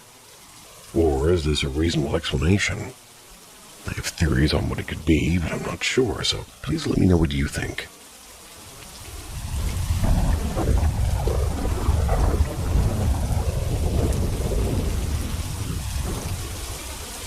My mom and I both heard each other's voice call our names. Still freaks us out years later. This happened 4 years ago in the last house my family owned. I'll preface by saying it wasn't the first strange experience that we had in that house, but it was definitely the most unsettling. I recently read a similar story and wondered if anybody has thoughts. The house we lived in was pretty unassuming. The oldest in our neighborhood, but not necessarily old by most standards. We moved in about 15 years earlier, and my brother and I lived there until we went off to university. And over the years, my mother and I had several strange experiences, but couldn't explain them. But neither my father nor younger brother experienced much. They tended to make fun of us for what we did experience. It says Dia, but did, I'm guessing. The incidents were never consistent, and it wasn't like the same thing kept happening. They were occurring randomly, and sometimes months or even years apart, so if you never connected them, they could all feel like one-offs. And sometimes it was just my mom experiencing it, sometimes it was just me, and occasionally both of us at the same time. Our cat, who we got about 6 years after moving in, also would occasionally just puff up and hiss at our staircase out of nowhere. Sometimes at other spots in the house, but most often the stairs for really no reason at all. So I heartedly believed that maybe we just had a weird little ghost that never wanted to show its face to the guys. Up until this last experience, which had me second-guessing what it was. My experience. When this last incident happened, we were in the middle of packing to move, and I'd come home to help as my parents sold their house during COVID, and I had an incredibly quick closing date. Left them just 14 days to pack up 3 levels of the house, and we'd lived in it for 15 years. We'd all gone to bed around 11, and as I usually need some time to decompress, I stayed up in bed to read. And around 12:30, I distinctly heard my mom's voice loudly call my name. It wasn't frantic, but it was enough to get me up and opening my door pretty quickly. As I opened the door down the hall at the other end of my house, my mom opened her door, looking clearly, sleep-mused or mussed. And irritated, and she asked, "What?" A little taken aback, I said to her, "What do you mean, what? You just called me." She looked at me a bit confused and said, "What are you talking about? You just woke me up out of a dead sleep because you called out Mom." And what followed was an irritable minute or two of bickering. "No, you called me. No, I heard you call me. I was asleep. Why would I call you?" "I don't know. That's why I opened the door." We both heard our own names being called and the voice being distinctly each other's. It hit us pretty quickly that neither of us could explain it. I just told her it sounded like her voice and it had come from downstairs in our main level. My mom agreed that it sounded that way for her too. We literally scoured the entire house for anything that could have made noise, but nothing was on. No one was around, and no one was outside. We lived in a detached house in a very quite rural and small neighborhood. Hardly even heard neighbors talking outside, let alone something like this, which clearly sounded like it was coming from within our house. After checking out the house, we decided to try and let it go for the night. Talked the next day. Went back to my room to try and continue to read, but I found myself a bit preoccupied, for obvious reasons. About 20 minutes after, I had settled back into bed and something just crashed in the bedroom, which scared the shit out of an already unnerved me, let me tell you. So while I was home, I had been sleeping in my brother's old childhood bedroom. This room had a wall of shelving that held his childhood toys. When I went to investigate, I noticed one of his toys had fallen off the top shelf out of nowhere. It crashed down behind a desk. These shelves hadn't been touched in years, and while we were in the process of packing, I hadn't even begun to touch his bedroom yet. None of those toys were precariously placed, and I had been stationary in bed for almost a half hour. I immediately rolled over and tried to force my brain into believing nothing was happening to trick and go to sleep. And even though I was kind of shitting a brick, over the last few years, my mom and I have talked about it a few times, and we're still completely stumped. While we'd had a number of experiences in the house before, we'd never heard voices, or at least not that we were aware of. And the fact that both of us heard it means that it, couldn't have been some kind of fatigue-related auditory hallucination. Like I mentioned earlier, we've had some pretty odd experiences in the house in the past. Heard something running through the upstairs hallway once, sounded like a child or an animal. Constant feelings of something smallish jump onto the bed, but what we assumed was our cat was never the case. He was either already on the bed or somewhere else in the house, and with no cat in sight. I heard our dining room chair moving downstairs one night, across our kitchen tiles, and this was pre-cat, so not even a possibility of it being him. And all of our doors and windows were locked. I always felt uneasy in the basement house. Well, the basement of the house. It was a normal finished basement, but I never got rid of the eerie feeling. I felt that while I was down there. There's definitely more of that happening, but wanted to give at least a few other instances for some context, because as weird and unsettling as some of these felt in the moment, never felt unnerved as I really did during this specific night. Something about this experience, my mom's voice, really got to me in a way that no other experience ever did. And to this day, it's the only experience I ever had that truly made me feel genuinely scared. We always joked that we had a ghost cat or something since it seemed small, but after this night, I think my mom and I both lost that feeling, and the comfort that went along with it. I felt it could be something not quite as innocent. Some people we've told have said it could be a mimic, but would we have heard the same voice and not completely different words in each other's voice?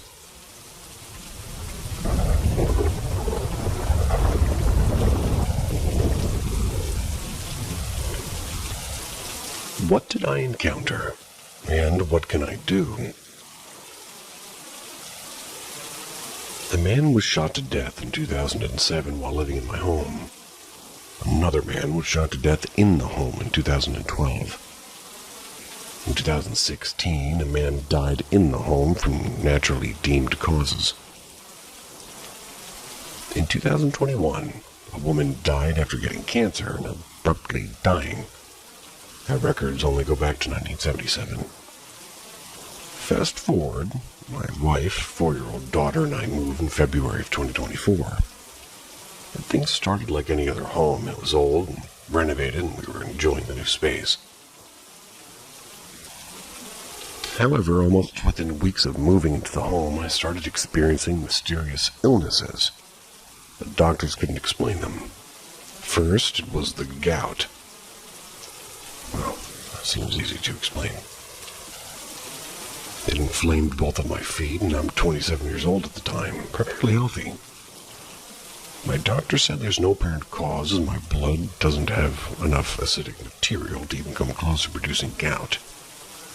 All the while, I lose a local election, and I had good odds of winning.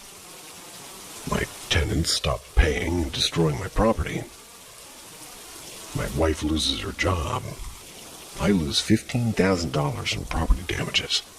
I get hit with a random tax bill for $10,000 and a DUI driver hits my car, destroying it while parked at our house. I also sell a company and don't get paid.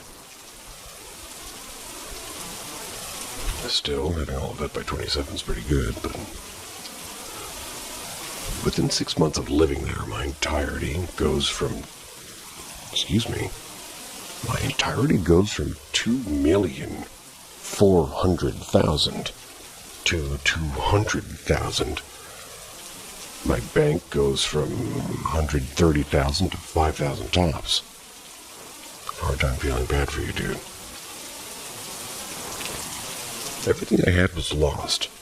I have to get a job while I sue the people who took my business and its assets without paying myself and my partners. But I can't seem to keep a job. I'm tired because of cuts or random events removing my position. Typically within a month of working. And then it happens. My wife is scratched with a massive 3-scratch mark down her arm. It's so apparent that I wrote it off as her doing it in her sleep, maybe. Soon after, it was like every night a new smoke alarm would go off in the middle of the night. We replaced the batteries and they would still go off. I had disconnected every smoke detector in our home just to sleep. Meanwhile, my illnesses continue. I begin passing out and going to the hospital for stroke and heart attack-like symptoms.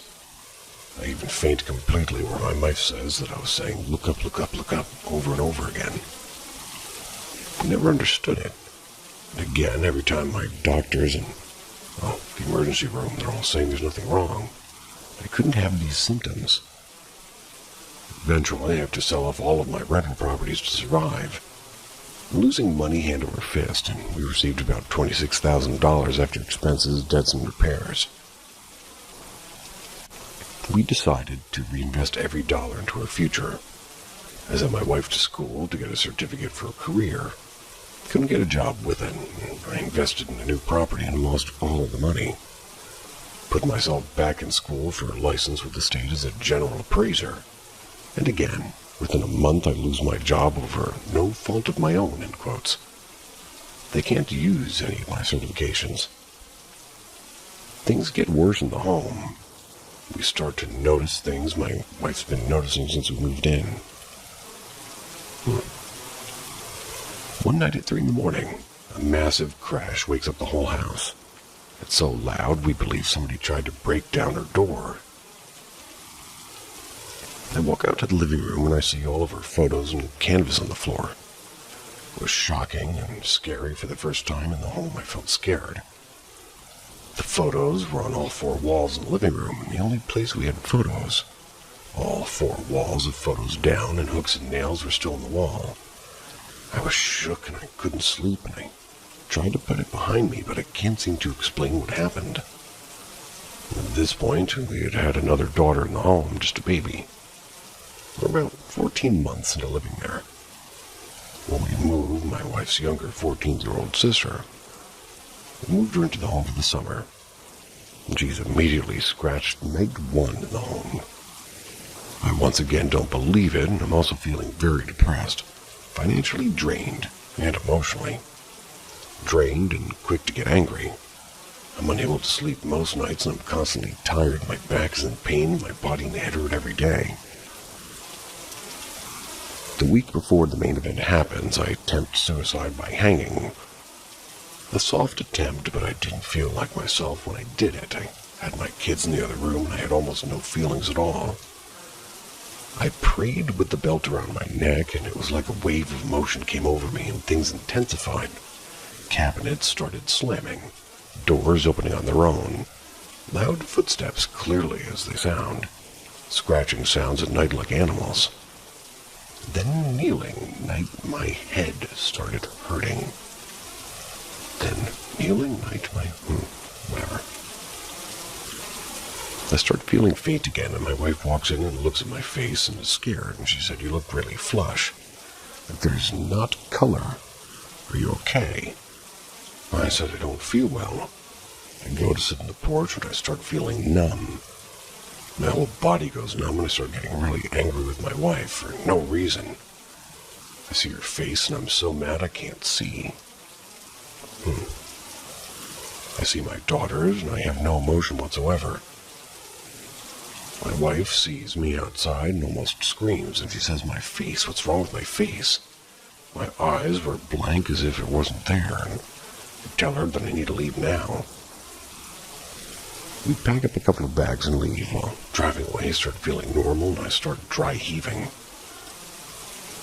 We called a paranormal nonprofit and had them come in and investigate. They were there for about an hour, and one lady was scratched, walking sounds recorded, and voices caught on audio and knocks were recorded from an entity. Also had random EMF spikes. A psychic medium said there were several spirits in the home. Several dark, several not. But one was particularly dark and powerful, like not human. And it's been haunting this home for a long time, apparently. Our records show that no one stays in the home longer than 2 years. We presented this evidence to the landlord after we left. They told us not to contact them, and they resisted the home for rent. And this whole experience, and more than what I can fit on here, has been traumatizing and eye-opening. But what can we do to help future people, and what do you believe we encountered? I'm once a skeptic turned believer, and I need to know why this happened.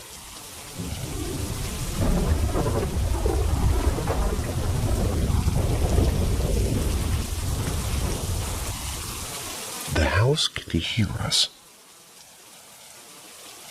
Some background. For the past 5 years, I've been living in a 140-year-old apartment building. It's somewhere in eastern Massachusetts. As you can imagine, the building has seen its fair share of tragedy and death, up to and including murders. The building seems to attract the downtrodden and vulnerable, and for some reason, and once here, most begin to unravel and degenerate into a shell of what they once were when they first moved in, but I seem to be one of the lucky ones, knock on wood. The type of activity people encounter here seem to depend upon the individuals themselves. It's almost like something here is using people's vulnerabilities against them. Sometimes purely to torture them. Sometimes for more sinister purposes. I've always been scientific, and I try to debunk and find rational explanations. But living here over the years, I've come to rationalize and realize some things are beyond reason and rationale. It still amazes me that I'm saying this, but I've come to accept that this house has many entities, some not human. I've seen a disembodied female arm. I've felt the presence of a woman and smelled perfume when no one's there, and my gas stove's 4-spark igniters have the oddest habit of turning on by themselves. Then they continuously click in unison, and those are just my experiences. Most people experience activity that's much more intense and even physical. Unexplained bruises and cuts and black masses enveloping them at night. Red eyes in the dark, and I can always tell when the darker entities are messing with me because I begin to feel sickly and aggressive and, well, darkly strong. What does that mean? Like something wants to use me to hurt others. I've never experienced this until I moved here. Luckily, I've always had a guardian of good watching out for me. So the more darker entities usually know to stay away. Though that doesn't stop them from trying.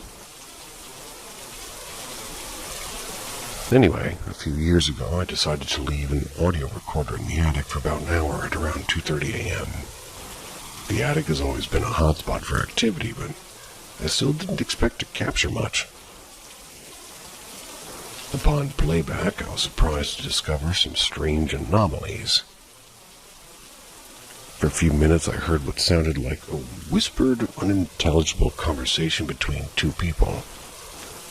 Some footsteps and then a curious clicking sound that seemed to be moving around the attic.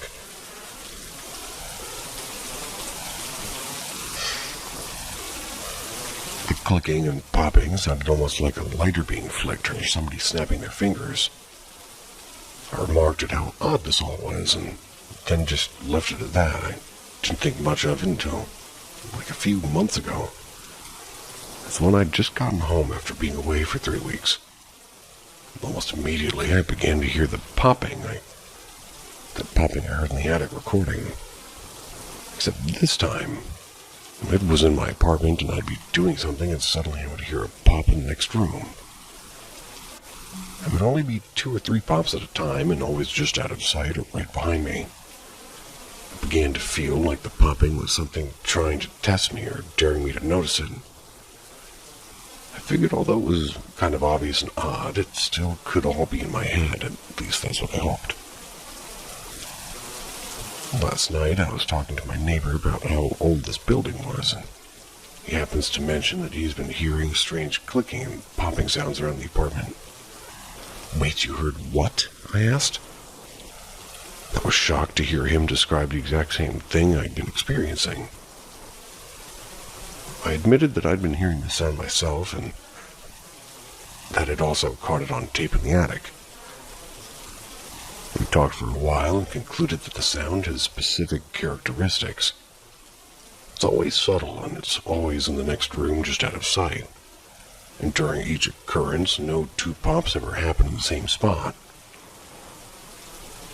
After this discussion, I went back inside my place and almost immediately began hearing the popping. Except this time it was different. Like it knew we were talking about it and was once again daring me to acknowledge it. Distressed, I then pretended to hear nothing. Totally ignoring it made me feel better, and after a few more pops, it stopped. But for now, that's what prompted me to post my experience here today, as well as the worrying reality that the activity seemed to be increasing. I could go on and on about the popping sounds and all the other occurrences here, and many I've actually documented.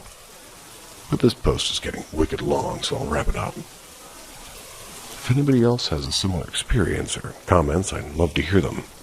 And if anybody's interested, I have uploaded some of the video evidence I've captured thus far, and currently working on uploading the audio evidence. or as they wrote, eviscence.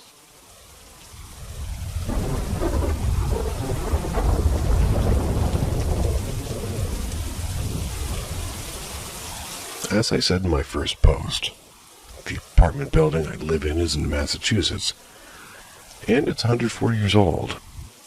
The old building has seen much over the years, including countless deaths. My apartment has always had its weird quirks, like my 4 gas stove igniters regularly coming on and clicking in unison, and the odd popping sounds that seem to move from location to location. But the main one is the nagging entity that stays in my bathroom.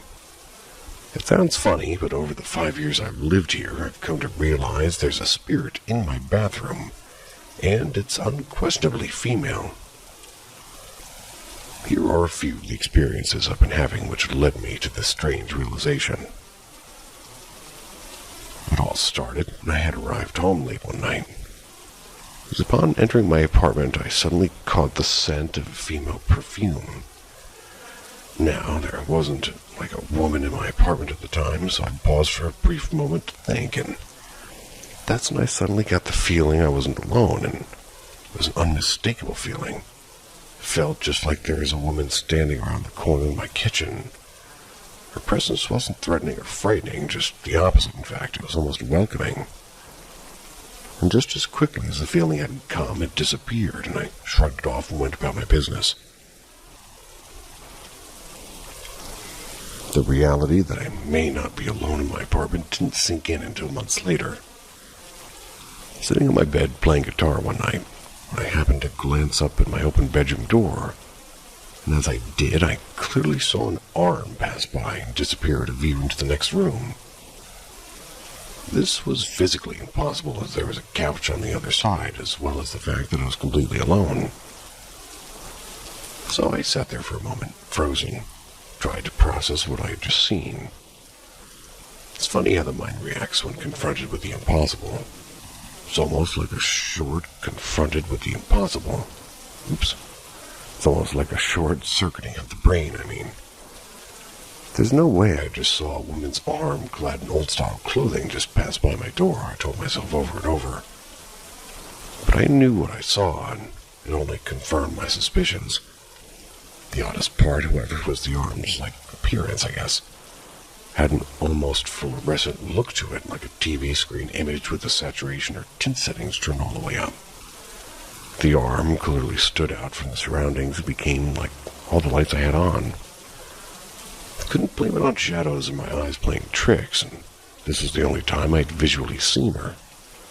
Although I constantly feel her presence, she usually makes herself known to me through feelings or emotions, and she'll always let me know when she wants me to do something, like a mental chore or a furniture setup. It sounds funny, I know, but I've gotten used to it over the years, and we've sort of developed a weird sort of relationship. One thing she really doesn't like is when I have women over, I'll have this oppressive feeling like there's somebody glaring angrily at me. Or in the most extreme cases, I'll suddenly feel sick into my stomach, or my girlfriend can feel this as well. Constantly remark that she feels like she's being watched by an angry woman. The reason I think she stays in my bathroom is because of how I feel when I'm in there. My bathroom's windowless, and whenever I'm in the shower, I become aware of a presence standing just outside my shower curtain. And in fact, I had to start keeping the bathroom door shut.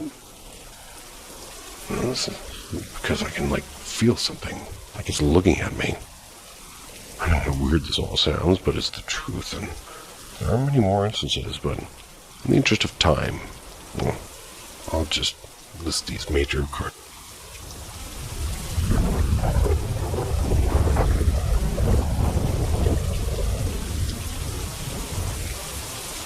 They say if you listen closely in silence, you'll hear the past calling. The Paranormal M, we answered that call, no matter where it leads. Subscribe now and follow us into the Forgotten, a soldier's paranormal experience. About 14 years ago, I was an active duty soldier with the 4th Infantry Division. I was serving out of a well-known and very old army base in central Colorado. My unit had recently redeployed back stateside from Iraq, so when my squad was put on ammo detail. This was a relatively simple detail that involved us taking shifts guarding the ammo supply on post for a few days. Our shifts were 6 hours on, 6 hours off. Our off hours were to be spent at our battalion headquarters basement, which consisted of a hallway with some small rooms on either side. Our battalion headquarters building was very old and had once been used to interrogate and hold German POWs, which are prisoners of war, during World War II. There were rumors among the soldiers who worked there that our battalion building's basement was haunted, and that a child can be heard laughing and running up and down the hallway late at night. I've always been interested in history and ghost stories, so these rumors intrigued me, but I didn't give them much thought. Since there were only around 7 or 8 of us that were off at the time during this detail, we simply took out a few army cots and set them up in a small room in the battalion basement. That way we could grab a few hours of sleep while waiting for our next shift rotation. I had been in the basement many times, but this was the first time I had been in one of those side rooms, and was vaguely surprised to see that there was a jail cell in the back, complete with old metal bars, and a metal ring on the floor which was used to chain POWs down during holding. I was tired and I wanted to sleep for a while. Everybody else had taken the good spots in the room, so I set up my rucksack against the jail cell bars and sat down to get some sleep. The room wasn't that big, about the size of a small office, and the only light was from the buzzing fluorescent lights out in the hallway. From my spot against the jail cell bars, I could see directly out into the hallway. I noticed that everyone was sleeping already, so I sat down and tried to get some sleep myself. A few minutes later, I became aware that that buzzing from the lights in the hallway was slowly getting louder. I figured it was just me, but as the buzzing became absurdly loud, I decided to open my eyes to check if anyone else was hearing this. As I opened my eyes, I got this incredibly odd feeling that something was very wrong, like the air was extremely heavy and dark. Suddenly, a wave of fear washed over me. My eyes darted to the open door looking out into the hall. I was completely dumbfounded as to what could be happening. The buzzing had become almost unbearably loud by now. I opened my mouth to say something to wake the other guys when I felt 2 hands grab me from the dark, empty jail cell behind me. The hands were holding me so firmly against the bars that I couldn't move and I couldn't get up. I was in shock, not knowing what to do, and when I suddenly noticed a huge dark figure was slowly coming into view from around the doorway. It was all black, and it was so tall that its head touched the top of the door frame, blocking out the light from the hall. The buzzing had become deafening at this point. I was on the verge of panicking. I tried with all my might to break free from whatever was behind me, holding me down. With one last jerk of my body, I broke free, falling forward into my own lap. That was when the buzzing lights went back to their normal volume. The figure had disappeared. Whatever was holding me had let go. I looked back into the jail cell. It was as empty as it was when I'd sat down. Everything was back to normal. Breathing heavily, I glanced around my squad, still sleeping next to me. They hadn't woken nor moved an inch. Whatever had just happened apparently only happened to me. I sat there for a while, breathing and marveling over this remarkably scary encounter I just had. Finally decided to keep this to myself, carry on like nothing happened. Didn't want my soldiers to think their sergeant was crazy. And after all, we did just get home from a deployment. I still wonder what exactly it was down there that I had seen. Perhaps it was dark energy left over from World War II POW interrogations, or perhaps it was something more. I'll never know.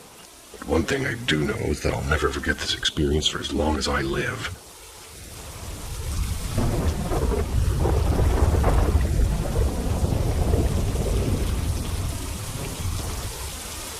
Possible spirit attachment, I guess. I was right. So, from what little interaction I got over there, I can add that sometimes I get floral scents in my room. Other times, there's some sort of unidentifiable flower. Unidentifiable because I don't go around smelling flowers. Pleasant scents. Nothing foul. I also have ADD and VSS. VSS being visual snow syndrome. I get that every winter. This is kind of hard for me to write down, and I'll try to outline it as best as I can. But I don't have a perfect memory, and there might have been other events that I've forgotten due to my memory. When I was a child, probably 7 to 9, I remember not ever wanting to go out from my room. I'd play with my toys and with my electronics. Really, anything that caught my eye. I'd always play with those green army men plastic pieces. Only sometimes I remembered they'd be arranged in different ways. As a kid, I thought it was the coolest thing and didn't even question it. I felt appreciative, almost like a slight warmth whenever I'd see these scenarios. They'd be in my bed with side guards, and I kept falling off.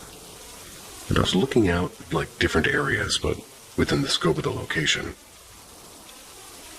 I bring this up because after a conversation with my parents yesterday, they never set up my toys like that. Fast forward a few years, and I'm now in high school. Due to me being socially awkward, I'm rejected. And I can look back at this now and say that those other kids had a reason to not like me. I said the wrong things at the wrong times and never really clicked with anyone. This was true for all of my school years, due to the now introverted as hell child never associating with the other kids. Why talk to other kids when I can have hours of fun with the mysterious green army men setups? Now, because of this rejection, I was very depressed. The one thing that kept me going was the sense of security and warmth whenever I went into my room. Felt like I was getting a hug inside me every time I walked there. Like my diaphragm and chest and shoulders would be warm, like it was a hug that shot through me. Afterwards, having finished my service honorably in the military, current, I was able to think back at all the times I was under hardship in the service. In BCT, even through the drills, they were harsh, and we had the old school tried and true shark attacks. The bunk bed was strangely warm. I felt protected and warm. And right there under my ugly wool blanket. When I was in service, it's when I first started to notice a sort of presence. It followed me wherever I went, every location, every room, even across continents. The deployment was made easier with a special warmth within. I still honestly can't describe the feeling. Like butterflies.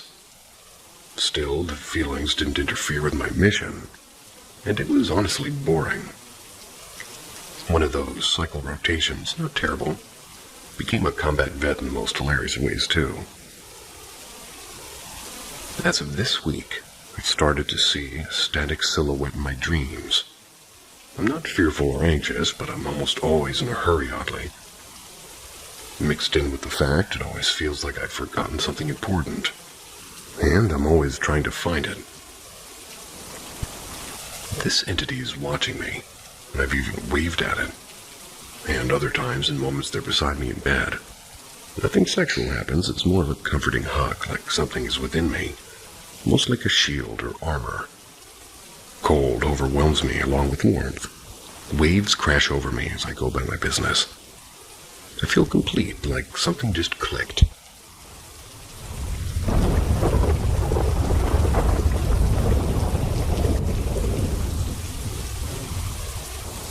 Strange experience in my childhood creek.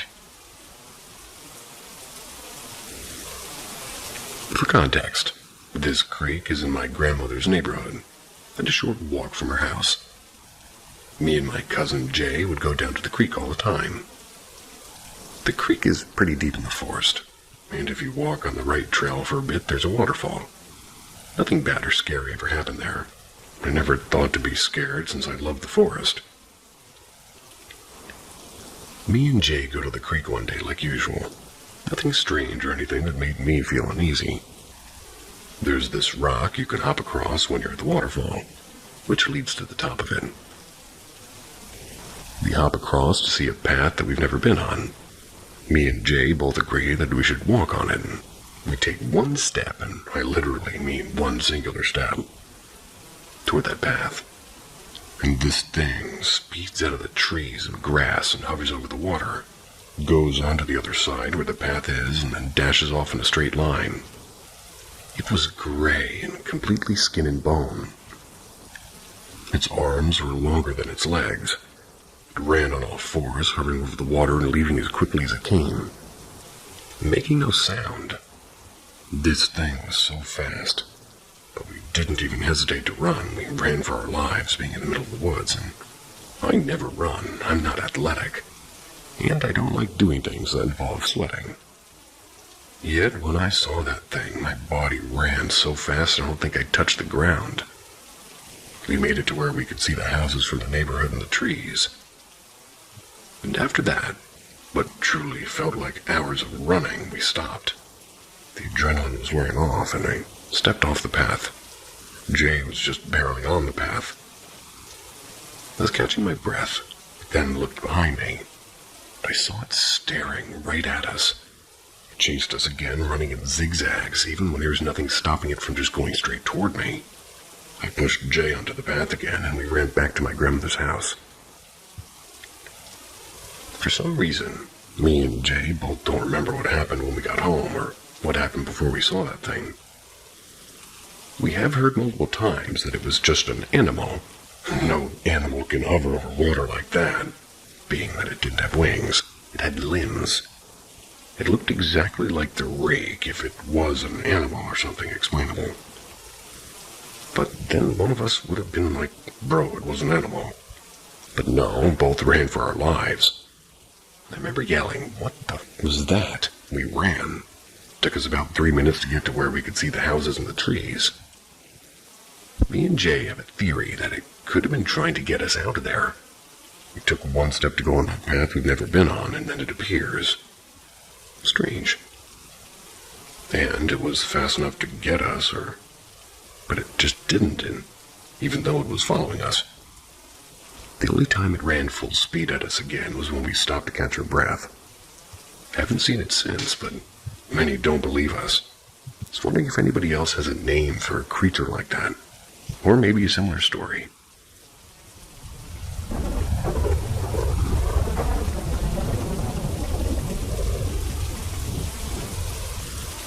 Should we have responded? This happened to me and my brother when we were kids. It was nighttime, and we were walking to a store in another neighborhood. After we finished, we were heading home when a big, aggressive black dog blocked our path. The dog belonged to one of our neighbors, and we were stuck, and we had two ways we could go. One was up the road, which meant going straight toward the dog, or the other was down a different road, but either way, we'd end up having this thing chase us. Since that path was the path the dog would take to get to its house, so we panicked and decided to take a shortcut. This meant walking through someone's yard. Some of our neighbors had these, two gates that connected the two blocks. So we just needed to walk through the garden area, and in 1 minute we'd be home. We entered and walked a bit, and there were 3 steps to go down. Then a bit more walking before you reached the gate. Me and my brother were standing on the steps when suddenly, at the gate, a woman appeared. She had her phone up, and it was in front of her face, with the flashlight on. She was waving at me. She was waving to come to her, calling my name. Not my full name, but my nickname. She was dressed just like my mom, and her voice sounded exactly like hers. Me and my brother looked at each other confused, then looked at her again, and she just suddenly walked off to the right. And here's the creepy part. There's nothing to the right, no street, no house. Just thorn bushes and trees. We ran to the gate, looked around, and there was no one. The yard was empty. We ran home, and when we got there, our mom had just come out of the shower in completely different clothes. We asked her if she came out looking for us, and she said no. She hadn't left the house at all. To this day, we have no idea who or what that was, or where she disappeared to, and before anybody says you were just a kid, you imagined it. My brother remembers it perfectly too. Two people can't have imagined the exact same thing. We're Muslim and Albanian, so we do believe in the paranormal, and I'm convinced this was a jinn. But I'd love to hear other people's thoughts on what it could have been. And also, did we do good in not responding to it, because we were taught not to respond if something like this happens?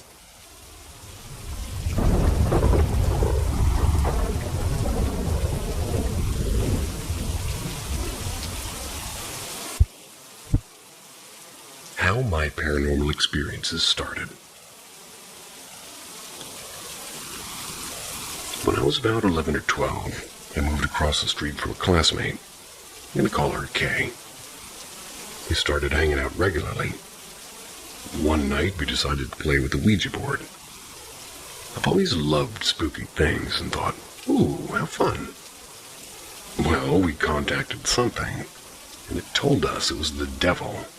I asked, the devil? Like Satan the devil? And it replied, we are many. I started to feel like Kay was messing with me, and I told her to stop. She promised she was not. So I asked if it could do something. It asked, like what? Kay said, turn on the stove so we can light a cigarette. Replied with something like, this isn't a ghost. And I had no idea what it meant, and Kay said, remember the movie Ghost? He turns on the stove in the movie. Again, I thought, okay, she's messing with me. So we both got up from our Nintendo game chairs, and this was the late 80s or early 90s. We walked to the kitchen, lit our cigarettes, and walked back to the living room. I froze. One of the chairs was leaning back as if somebody was sitting in it. I pointed it out to Kay, and she walked over, grabbed the board, and we asked, are you sitting in the chair? It said yes. Kay asked if it needed help getting up. Yes. She walked over, put her foot on the chair, and with a bit of difficulty pushed it down. We decided at that moment that we didn't want to talk to it anymore, so we told it we were going to go watch a movie. So, goodbye. And that was that. A couple nights later, I was in Kay's room. Asked if we could play with the board again, and she said yeah, and we started talking. We got a male, 22 years old, I think. Kay asked, what is your name? It replied, capital N, capital O, capital P, pronounced nope. Sounds like Nop to me. Odd name, but okay, well, Kay asked, which one of us do you like? Wicked Witch 79. I'm guessing that's the OP. And then Kay let out a gasp. What? I asked. And she said, I saw it play with your hair, no joke. And I had very long hair, so I didn't feel anything. We kept asking questions, and at some point Kay got extremely tired. So tired she just kind of passed out. I kept playing. Stupid, I know. I don't remember what questions I was really asking, but I talked to him for a while. Then, about an hour later, Kay pops up and looks around. What happened? Are you still talking to him? I said, yeah, but I was just about to close the board and go to sleep. So we closed the board together. We laid down to sleep in her queen-size bed. As we're settling down, we started talking, and I said, what a weird name. Like, what's your name? Nope. Nope, you don't know or what? She giggled a little, and I closed my eyes, only seconds later feel the bed move. It was as if somebody was kicking the corner of the mattress. So I told Kay to stop bouncing her leg. She said she wasn't moving, so I sat up and put my arm over both of her legs. She was not moving, but the bed still felt like it was being kicked. I laid back down, pulled the covers up, and said out loud, I'm sorry, your name is just different, that's all. Then it stopped, and I sort of, just let out my breath, and felt like someone was laying on me, like snuggling. I was terrified, and I told Kay, and she said in a sleepy voice, "'Cause you have a ghost laying on you." I just laid there, not moving, and somehow I fell asleep. This was the beginning of my haunting. I'll post more later. It's getting late and I have more to tell.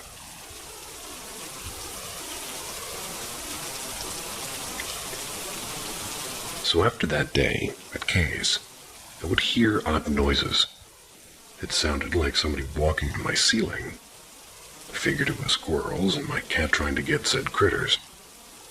I shared a room with my sister, so nothing strange really happened except when my beloved rat died.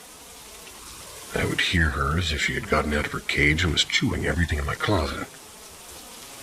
One night, my sister even heard it, chewing and shuffling the papers. She told me to stop making noise, and I told her it wasn't me, it was Ruby, my rat. So I said, "Ruby, we're trying to sleep, please be quiet." The noise stopped. She called me a dork and went back to sleep.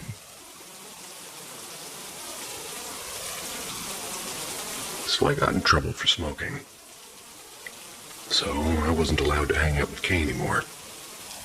Then we moved to the house behind across the street from our landlord's house.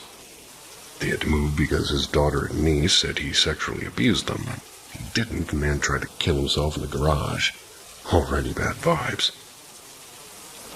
Also, I want to mention that we had huge power lines going through both yards. We moved in, and I faulted my elder sister about getting the biggest room. My dad agreed with me that she was hardly home and I was always there, so I needed the bigger room. This room was the eldest daughter's room. My sister got the room the little brother stayed in, and my grandmother got the room they used as like an office. My parents' room was on the other side of the house. Next, the formal dining room. Then a gallery, a kitchen, a living room, and 3 bedrooms and a bathroom. A nest. Parents had a bathroom attached to their room, so this is when stuff really ramped up. I would have my 2 best friends, L and M, over to my house, like a lot. And they liked my house because they had a pool, a big room, and my parents were always gone. And even if they weren't, we still snuck out of the woods near high school, which was only about a mile away. Those woods were haunted, and I have other stories of that place. But anyway. One afternoon, I was about 14 or 15 at the time. I felt awake, but also that I was dreaming. I was taking a nap in my daybed. It was the weirdest thing, so I don't know if it was a dream or some of it was happening, I don't know. But I felt hands on me. I felt somebody touching me. I could see the blankets moving, but my body didn't feel it. The sheets didn't move on my body, but my mind and brain said they were. Again, I could feel the touching, so I moaned out, "No!" Turned on my stomach. The blankets pulled back up, but again, I couldn't feel them with my body. I saw them go up around my neck, and then I got the feeling I was going to have this thing strangle me if I didn't get up. So I jumped up, fully awake. The blanket had been around my neck. I got up, went to the living room and watched TV, and I told my friend Elle about my dream, how it was weirded out. She said she could send Alex, and I'll go into full detail about Alex, but for now, he's a ghost that haunted my friend Elle. You know how that sounds. I didn't believe in Alex, but some strange things happened to make me think different. This was one of those times where she said she sent him over to my house and didn't hang up with me until he was there. Again, I thought she was just trying to make me feel better, so I started getting ready for bed, so I was about to take a shower. So I said to the air, feeling stupid, I said, "Alex, I'm taking a shower. I'll be right back. Just wait here." I turned to leave the room, and before I reached my door, my bed creaked. And it was a cheap metal daybed, and it creaked when somebody sat on it. But weirded out, I went out of the room to go to the bathroom and took a shower. I got dressed and laid down in bed, and I suddenly felt somebody's spoon up next to me. I reminded myself that I asked Alex for protection. Started to believe even more in Alex. I had several Ouija board experiences. I got a native girl who was killed. Then her killer came on the board. So it said. and we banished him. I was told I had 2 guides. M found out that she had a dead lover trying to find her, and he had his servant following her. More on that later, sounds unreal. A guy who hung himself then appeared to us hanging while my mom opened the door to ask what kind of pizza we wanted. Pepperoni. Now I'm hungry. I saw a shadow and now saw an actual body, and Anne refused to look because she could feel his energy behind her. We even got Zozo. We didn't even know who that was, but we told it to leave because we didn't like the energy. Nop, I'm going to call him Nop, would come on the board and torment me. I would tell him to leave, and I didn't want to talk to him because he scared me. I think it made him stronger to know that. I told a friend at school about Nop, and how he followed me, and I got tired and weak, and she said my eyes turned yellow. Anyway, one night I went to bed and it was quiet. I had my small clip-on fan going to keep me cool, and my daybed was now like a black fold-out couch. I was 16 at this time, and I was relaxing. Just laying there, just letting the sleep take me. That's when I hear, "Hey!" It was clearly spoken into my ear. My eyes fly open and I look at my red glowing clock and it's 3:15 a.m. My arms and legs feel heavy and I suddenly can't move. I feel tired, so tired. And as I struggle to stay awake, I can feel his hands on me. His mouth on my, well, this gets graphic, but breasts. I can feel him on me. I struggled to move, to yell out, no, and I couldn't. I struggled more, and I did manage to get up, and I ran out of the room and went to sleep on the couch next to my parents' room. In the morning, I looked in the mirror, and I had what can only be described as hickeys all over my body. My breasts and throat had hickey marks. I was in shock for the rest of the day and walked around covered and paranoid. Friend E and C noticed I was jumpy, asked me what was wrong. I told him he wouldn't believe me, and he said, try me. So I told them. I was waiting for them to laugh, but they didn't, and I went to my house. My sister and parents were out, but Grandma was home as usual and doing fine. I took the 2 guys, E and C, to my room, and before we walked in, E said, is he there? I said, there are a lot of them. Hold on. I took a chance. I had from day one in that room heard tapping on the bifold doors in my closet, and I always thought it was just settling or whatever. But I suddenly realized something was trying to get my attention, so I said, if anyone is here, tap 2 times. Tap, tap, E said. Well, that was kind of settling. Is that a word? Oh, settling. That was just settling. Like I'd always thought. Tap 3 times. Tap, tap, tap. If you can hear me, tap 4 times. Tap, tap, tap, tap, tap. Was that 4? Both C and E were convinced, and we walked into my room and took out my board and called Nop. E and C laid in on him. How dare you do that? She can't even move. You're a coward. I demand you answer to me. Then all was silent, and C said, did you hear that? E and I said no. They said, get the girl tonight. We all just sat there looking stupid at each other. Then C cried out and said his arms are burning. I got up and turned on the light, and he had scratch marks all down his arms, and I know he didn't do it to himself as we were all sitting together. We left, and I didn't come home till early in the morning. Nothing happened that day. I have heard growling behind me as I was drawing. Thought it was my German Shepherd, but she was sleeping in the living room. My radio has changed channels and skipped songs on discs. Stopped the tape player. My bed is shaken, and I've heard voices that I thought was the TV. I have seen my friend F walking to my sliding glass doors, but then not even being there. I had people stop by for just a few minutes, and M stopped by with some bandmates from school, and I had a feeling M wanted to ask me something, so I went to my room. She did have a question. When we got back to the front living room, the two girls I left there, third was using the bathroom.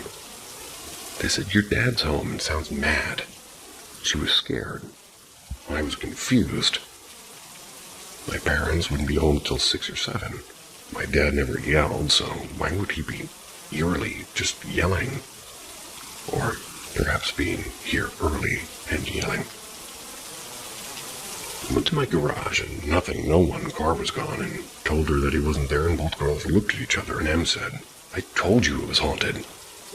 The third girl came from the bathroom and was about to speak when I turned to her and said, "So you like the 2-ply?" She stared at me and said, "How'd you know I was going to say that?" And at this point, the 2 other girls had had enough, wanted to leave. Em said again as they walked out, "I told you it was haunted." Elle and Em just sort of stayed the night. I heard a voice say, "Don't go back to the bedroom." So, of course, Em and I went, and, well, nothing happened. But we ran out, and I had shared dreams. I had had visits in my dreams. Dreamed things, like where stuff's about to happen, and reading minds, and just all kinds of weird stuff.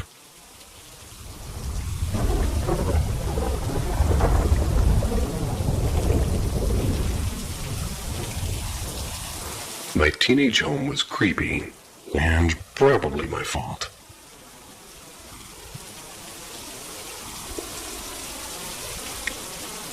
My parents decided to leave Texas in the mid-'80s.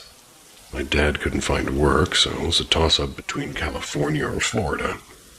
My parents chose Florida. Fast forward, and my parents find a great house to rent in a very religious family. From a very religious family that lived behind us and across the street. After renting the home from the family for about 2 or 3 years, the family suffered some personal stuff that I'm not going to go into, but the father tried to kill himself in the garage. The family moved out and asked if we would like to purchase their house. The home that we were living in at the time was going to be sold to help the family financially for a while. My parents said, yeah. So we moved from the 3-bedroom rental to a 4-bedroom and ownership. My grandmother, who lived with us, got a room, and my sister and I got our own instead of having to share one. Anyway, even though I was younger, I got the biggest room because my older sister was never really at home, and I am an introvert, so I was always there, and well, I got the biggest room besides the master suite. My sister only partly complained, but also realized that, yeah, she was never home, so why does it matter how big her room was? My friend always wanted to come into my home because it's big and your parents don't bother you. And I have great parents, but my sister and I have always been very independent and capable and never really had to worry about us. We also had a pool. So anyway, sounds like the same person as before. My first few nights in my own room, I would hear a tap noise here and there, no big deal. It's hot in Florida, and wood expands and contracts. New house, new noises. I want to mention that we had a huge power line that went by the house. My friends and I were very much into the magic arts. Never did anything mean or anything evil, it just kind of felt right. We would play the Ouija board in my room, and I always had an attachment, but I didn't know what it was at the time. After a year or two, my friends and I had experienced many things.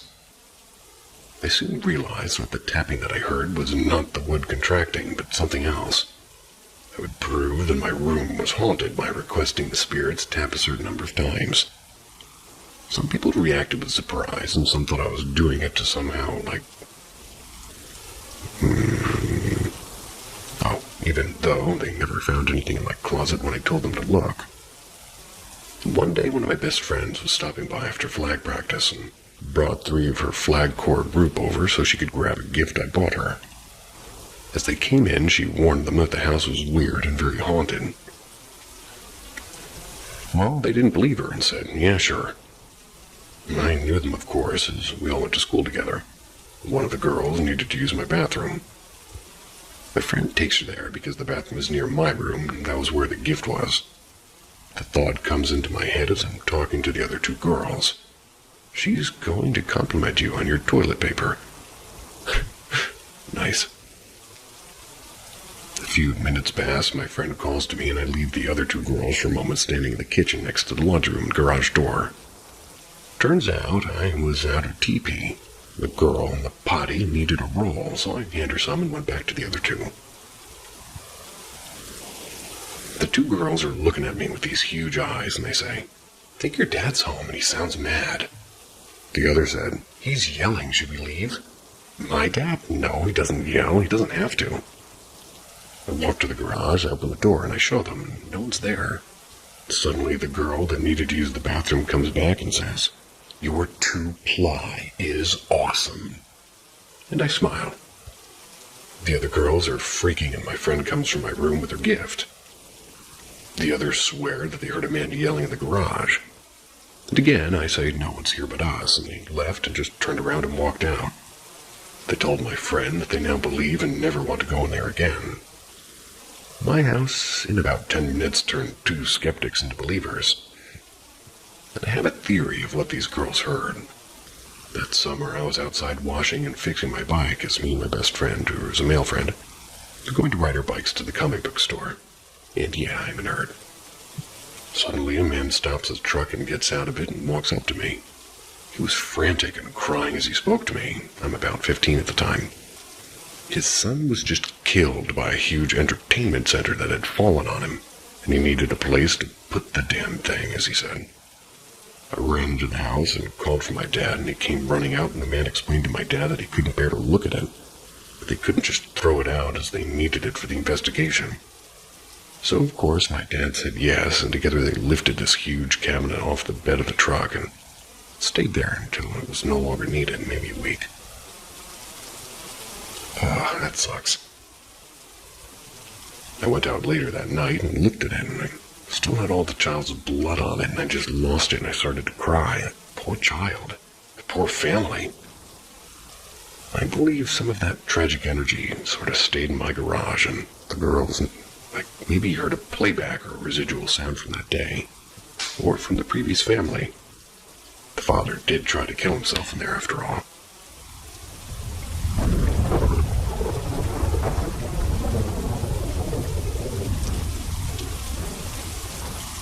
I had a weird interaction. I'm not sure if it was true. Okay, so I, a 45-year-old female, recently worked at a crystal and stone warehouse. I was working one day, and a woman and her friend came into the store. One of the women was done shopping and kind of just brought up a few stones to purchase, but her friend was still shopping. She told me she was psychic. Okay, cool, I do have some abilities myself, but I don't claim them, really. It felt like she was trying to distract me, using things that most people would say is psychic. I felt like she was distracting me so her friend could steal, and she said, "Spirits are telling me you are not wrong in your feelings, and they are valid." I say as I watch the other friend. Then she said, "Oh my God, you were touched by a skinwalker. It's afraid of you." This actually brought my full attention to her, and again, this may be just a tactic to get my attention. It kind of worked, to be honest. I looked at her and said, "Yeah, I suppose we are in the neighborhood." She laughed so hard, I was kind of taken aback, and again, I felt like she was distracting me so her friend could steal. After a few more words, that I really can't remember, her friend came up and did buy something. They both told me to have a great day and be safe, and "You're stronger than you think you are." Okay, yeah, blessings to you. Then I sat there for a moment, and this is a desert town in Arizona where nomads like myself go for winter. We just arrived there, and there was something dark hanging around. The traveler we came in with had to leave for psychological reasons. Didn't elaborate. One night, as my husband and kitty cat were snuggled up, I felt this odd sensation on my stomach. Felt like a clawed hand moving down my body. I mentioned something to my husband, and he is 100% skeptic. I asked, "Did you feel it?" He put his hand down on my lower abdomen and felt it. He freaked out. I did a mental quote-unquote shove, if you will, and it just poof, gone. I did another shove, and nothing came back, and the feeling lifted. Everything felt peaceful, I guess.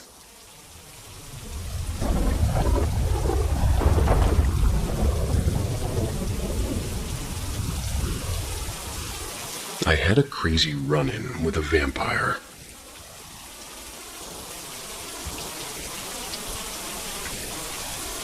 I wanted to start off by saying I do not believe in vampires, the immortal creature that rises from the dead with fangs and drinks blood.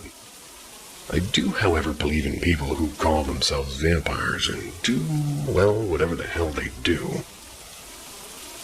One day I get a call from my best friend and coven sister. I'll call her Carrie. Carrie said she was coming over to get me. She asked me how much do I know about vampires. I explained the above to her. I told Carrie that there are people who follow the vampire culture, and some have volunteers who offer their blood, and some claim to be a psychic and use to take energy from others or something. Carrie arrives and I jump in the car. She then starts explaining to me that her sister-in-law, I'm going to call her Jess, had met someone online. He claimed to be a vampire and had a clan. Things were going well. Till one day, he started describing her room, asked if she liked her lunch, and accurately described what she ate that day. She freaked out, thinking that she had some kind of a stalker. Well, yeah. Jess and her brother searched around the house for any footprints or signs of a break, but found nothing. Jess made sure her windows stayed locked and put up thicker curtains. Still, he would describe what she was wearing and what she ate, and even asking about personal conversations she had with the other people. And as you can imagine, this really got to Jess. So she asked him how he knew all of this, and he replied that he could see her. She asked him how. He didn't really elaborate, just, "My sire taught me." Then he asked about my coven sister Carrie, and he asked if Carrie was a witch because he wasn't allowed to talk to witches. His sire said that a coven of witches, they could be their end. And he said his sire commanded him to stop talking to Jess, but he didn't want to. He really liked Jess and wanted to keep talking to her. One night, Jess was in her room, when suddenly the room began to become darker and darker. The light was still on, but it didn't seem to matter. She felt like something was in the room with her, and it didn't seem to like her at all. She got so freaked out she ran out of the room to get her brother. They went in, all was normal, no darkness, and then it happened again the next night, only it seemed even more pissed off than the night before. So she left the room and got Carrie to come over. Carrie immediately felt a presence. Told Jess to just come and stay with her for that night. This is when Jess explained what was happening, that she would try to block the vampire guy by thinking of random things to keep him out of her head. Next day, they both go back to Jess's house. Carrie says she needed to ask her vampire buddy what the fuck's going on. He explained that it wasn't him. It was his sire trying to frighten and hurt her because he refused to obey. So Jess said, "How about you just obey then, because this is getting out of control?" He told her no. Carrie at that moment called me, and then that's when I was being brought over. And I said, okay, sure. I truly thought maybe Jess was having some kind of delusions because she was very stressed about her mom dying. We get there, and Jess explains a few more things to me. How his sire has been attacking her. We even sit in a small room built in the garage because she didn't want to be in her room, and I asked, "Is he here now?" Both said that he was not. "Are you sure?" Because I was getting a feeling like he was. I can't really explain it, but I felt him. I sat down in the center of the room and let my feelers, and I had him. I stood up and walked to the corner of the room and said, "If your sire is worried about witches destroying her clan, she shouldn't start shit. Don't start nothing, won't be nothing." Then boom, sent out my push and he was gone.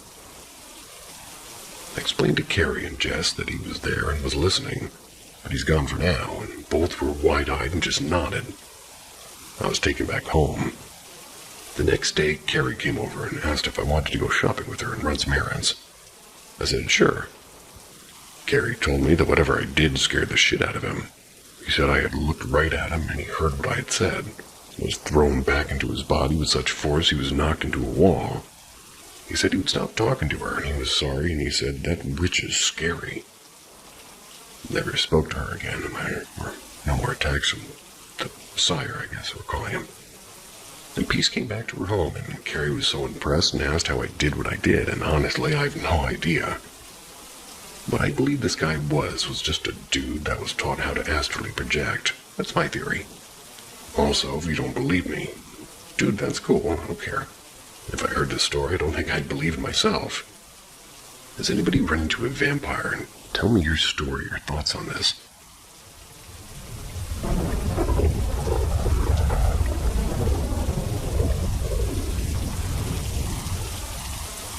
The Hallway Watcher. I grew up in an old house in Glendale, Arizona. It was a 1940s build, the kind of house that had seen generations pass through its doors, carrying with it the weight of time. For the most part, it was an ordinary home, until nightfall. At the end of the hallway, floor-to-ceiling gold-veined mirror tiles lined a small wall, and I hated those mirrors. Even now, the memory of them sent a shiver down my spine. They weren't just reflective, they were wrong somehow, like something could be watching through them.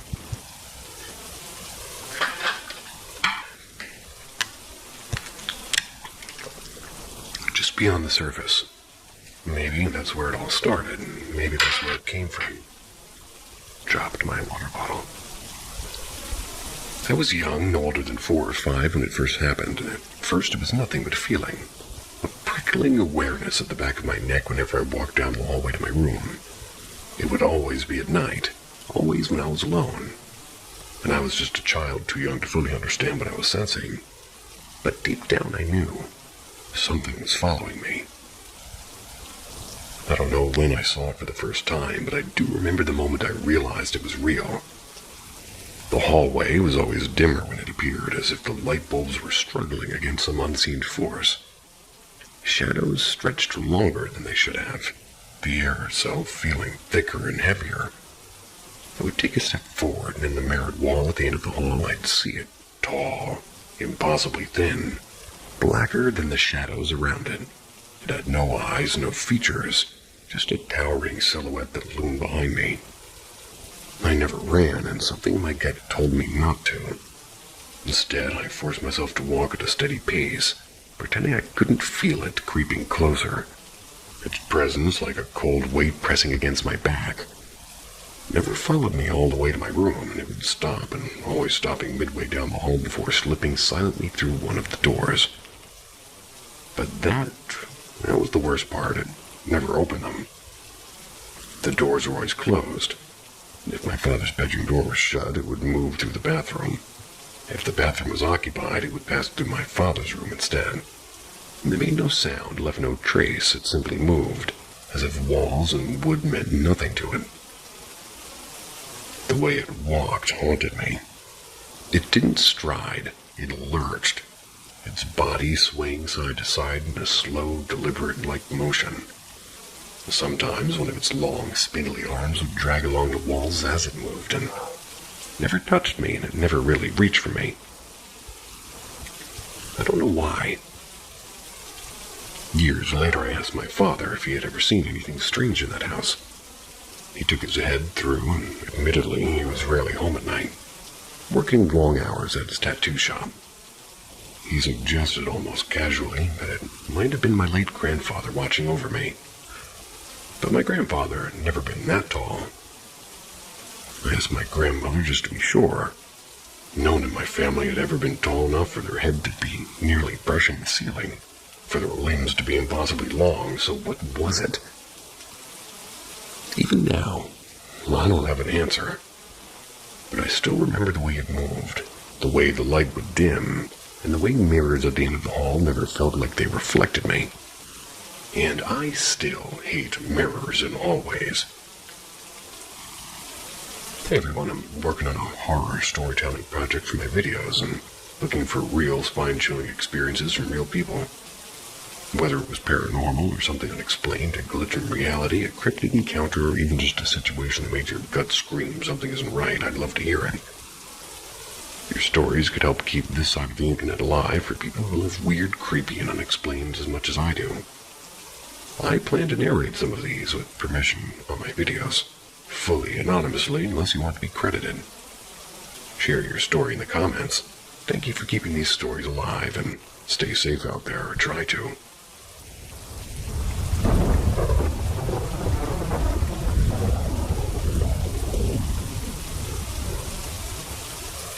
When I was 12, something was trying to get my attention. I don't really have any evidence of this, and I had a phone at the time, but I wasn't allowed to use it after 10 p.m. When I was a kid, I got used to my mom knocking on the wall whenever there was too much noise in my room. And if that happened, I'd usually go to her room to apologize or ask if she needed something. One random night, I woke up to the sound of knocking. It was coming from the wall that faced outside, not the one we shared with my mom's room. I guess I was too sleepy to think about it, so I just assumed she heard something. But the knocking kept happening until I finally talked to my mom about it. She told me that she had never knocked on my wall at all. That night it happened again.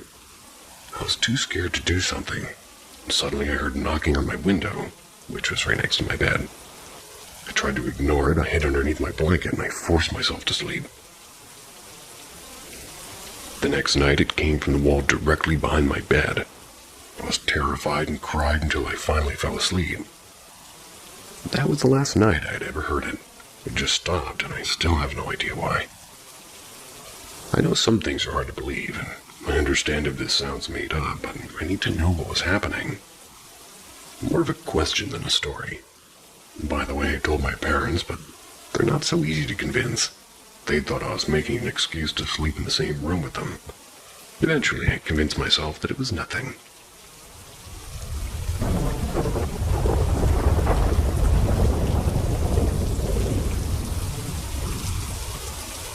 Are possibly malicious entities targeting me?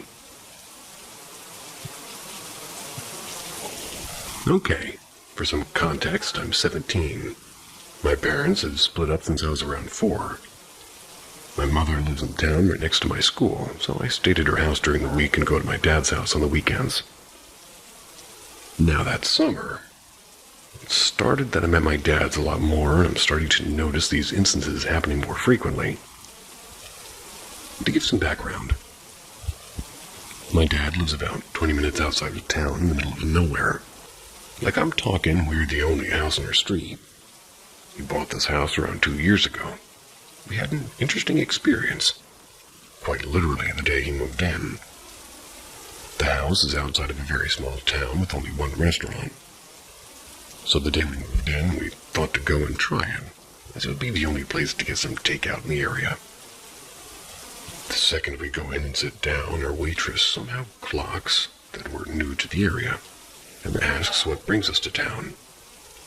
We told her that we had just moved into the place nearby and gave her the road number. She immediately said, "Oh, the old red house," and says the address.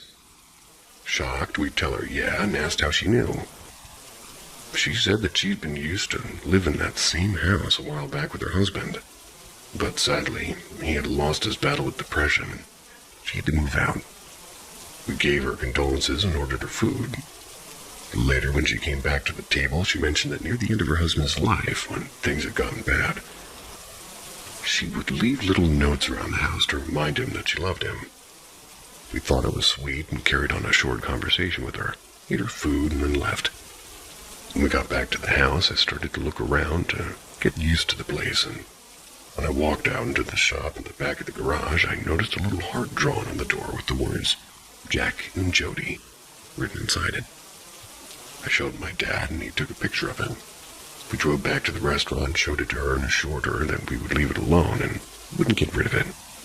She started crying and gave my dad a hug, and that was that.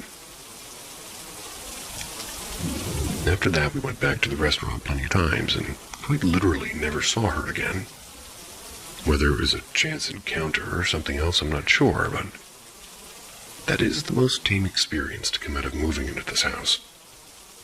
Now, to clarify, the inside of the house isn't the problem, it's the outside.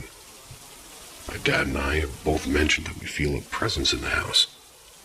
It's not anything scary or malicious, and matter of fact, it's a calming presence and seems to be protective of the house. Whereas outside of the house is actually terrifying.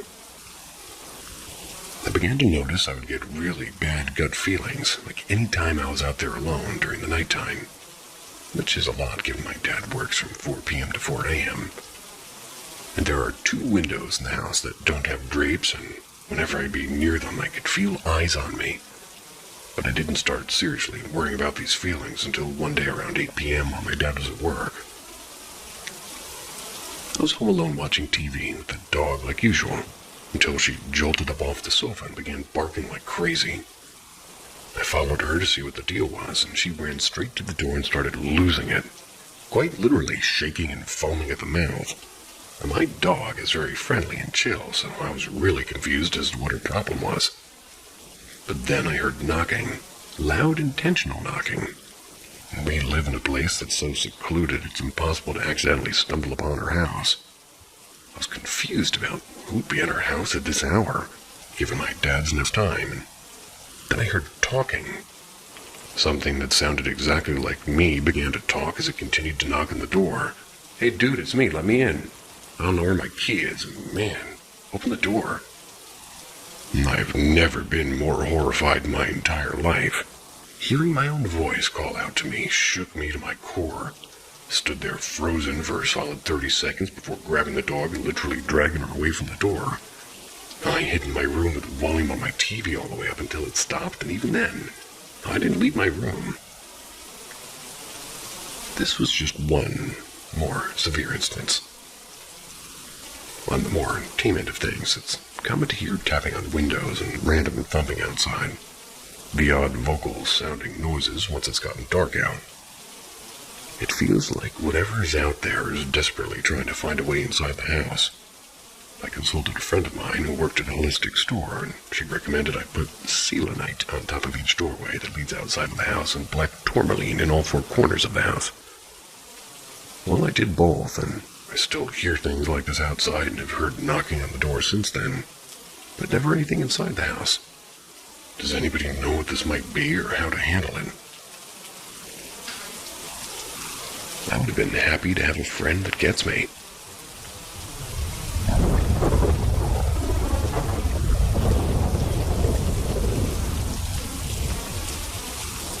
I had a dream about a woman that stares. Earlier this afternoon, I took a nap in my parents' bedroom. I usually hang out there when I'm home alone. And since I'm more of a night owl, I tend to take naps during the day to make up for my lack of sleep. Nothing unusual. But during this nap, I had one of the most vivid and unsettling dreams I've had in a long time. In the dream, I was inside an old Filipino-style house, those with traditional ancestral homes with wooden floors and windows, and a staircase that leads up to a second floor. It felt familiar, almost like a memory, even though I've never been to that exact house in real life. I was there with a mixture of friends from my hometown and college.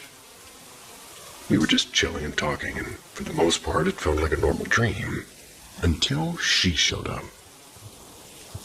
There was this woman with unnaturally large eyes. She didn't say a word, just stared at me.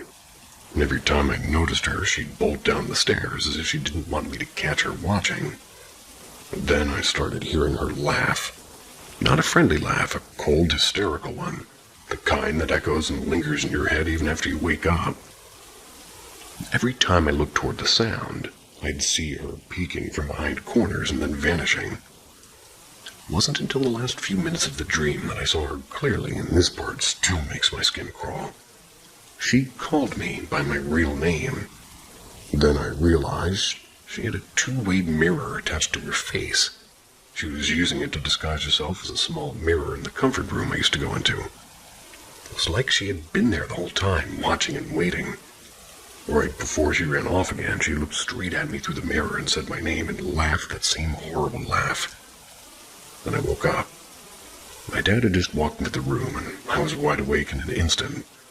And here's the thing. I was home alone all day, and everyone else was out working. And here's where it gets even more unsettling. Years ago, in the same room, I experienced my first and only sleep paralysis episode, and it was terrifying. And during today's nap, I happened to be sleeping in the exact same corner of the room where that happened. I haven't had sleep paralysis since then, but the vividness of this dream and the way the woman seemed to know me and the fact that she used my real name, I don't know, felt like more than just a dream. I'm not usually superstitious, but I can't shake the feeling that something was off. I don't like hanging out with my parents, but now I'm feeling paranoid like I shouldn't be staying in that room at all. Anybody ever experienced something like this? A recurring presence or dreams connected to old sleep paralysis episodes? I've definitely had people refer to me by my name in my own dream before. I can tell you that much.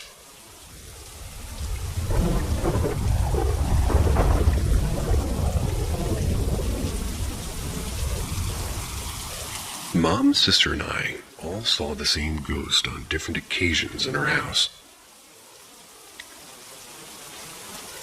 All of us, this happened years ago. Can't remember exactly when, but I know that I was around 8 or 9 years old when this stuff happened, and I'm 26 now.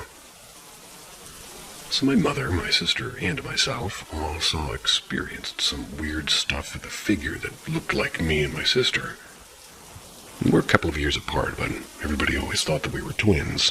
We looked pretty similar. I'll start with my experience because it happened first, if I can recall correctly. For some unnecessary context. I do love some unnecessary context. When I lived in my old house, my grandma, my mom's mom, lived right next door to us. Like it would take less than 30 seconds to walk to my grandma's house from ours. We would frequently walk over there just to see her and hang out, and go over there to play games on her computer. Anyways. One day I'm cleaning the house, and I was deeply focused on wiping something. But I heard my sister in the bathroom. She flushed the toilet.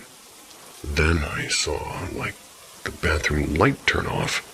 I saw her walk from the bathroom into our shared bedroom out of my peripheral vision. A couple of minutes went by, and I needed her for something, so I yelled for her. She didn't answer. I yelled for her again, but no answer. Finally, I went into her room, and it was empty. At first, I figured she had come back out of the bedroom, and I just didn't see her. So I went to my mom's room to ask her where my sister was. My heart sank when she said, "She's at your Grammy's house. Why?" I asked how long she'd been there, and she said she'd been there for probably an hour now. It definitely hadn't been an hour since I saw her walk into her room, and I then asked my mom if my mom, was just in mine and my sister's bathroom, which would have been weird because she has her own bathroom in her own room, but she said no. I immediately started crying after that.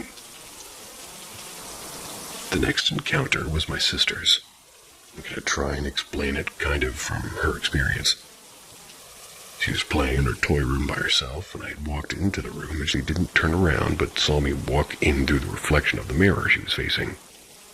I grabbed something out of the dresser, and she asked me if I wanted to play with her, and I said, "Yeah, but I have to do something first." She says, "Okay," and continued playing. A long time had passed, and I hadn't come back, so she went to look for me, and she found me asleep next to my mom in her bed. She got upset and said something like, "You said you would come play with me. Why did she come in here and go to sleep?" My mom was kind of confused and said, "When did she say that?" My sister said, "I don't know, a little bit ago." My mom nonchalantly said, "Well, I don't know when she would have said that, baby. She's been asleep in here for hours, and she doesn't feel good, remember?" She then argued with my mom back and forth until she was blue in the face that I'd come into her playroom and grabbed something out of the dresser and told her I was going to play with her, although I'd actually been asleep in the bed with my mom for hours because I was sick. A couple of weeks later, she couldn't stop thinking about what had happened, so she decided to look in the dresser to see if anything was missing. She couldn't remember 100%, but she could have sworn a specific picture of the three of us was in that drawer. We all looked everywhere for that picture, and we never found it. Finally, my mom's experience. This is the creepiest one in my opinion because of the eeriness and the circumstances of it all. One day, my sister and I were playing in the living room with my mom. She went to use her bathroom. She was in there for a minute, and while we were playing on the floor, we heard her say our names, and she said, "Stop it." And while laughing a little bit, we looked at each other confused and yelled to her, "Stop what?" She responded with, "I can see you messing with me, stop it." And again, lighthearted and laughing, we were still confused, so we asked her what she was talking about, since we were literally sitting in the living room playing on the floor together. She called back, "Get off the chair." So right next to the entrance of mine and my sister's bathroom, there was a chair that was like a long seat that you could put your feet up on. Sometimes, when my mom would use her bathroom, my sister and I would stand on the arm of the chair and poke our heads into the bathroom door to mess with her. So it looked like our heads were floating up, Scooby-Doo style. We would mess with her and scare her by doing this sometimes, but we weren't doing it this time. We were both sitting next to each other in the floor, probably on it. We walked over to the bathroom and told her that we were standing on the chair. She told us she 100% saw one of us poking our heads into the frame of the door multiple times to try and scare her. We promised we'd been sitting on the living room floor the entire time, and my mom freaked. All three of us talked about these experiences, like once my sister and I became adults. We reminisced and relived the stories multiple times. The stories are all the same every time. Once we were older, we concluded that there was either a spirit that was a mimic that could not only sound like my sister and me, but could also take on the form of our bodies. Or it was the spirit of a miscarried child that my mom never had, and she was just growing up alongside of us. What do you guys think? Sweet dreams.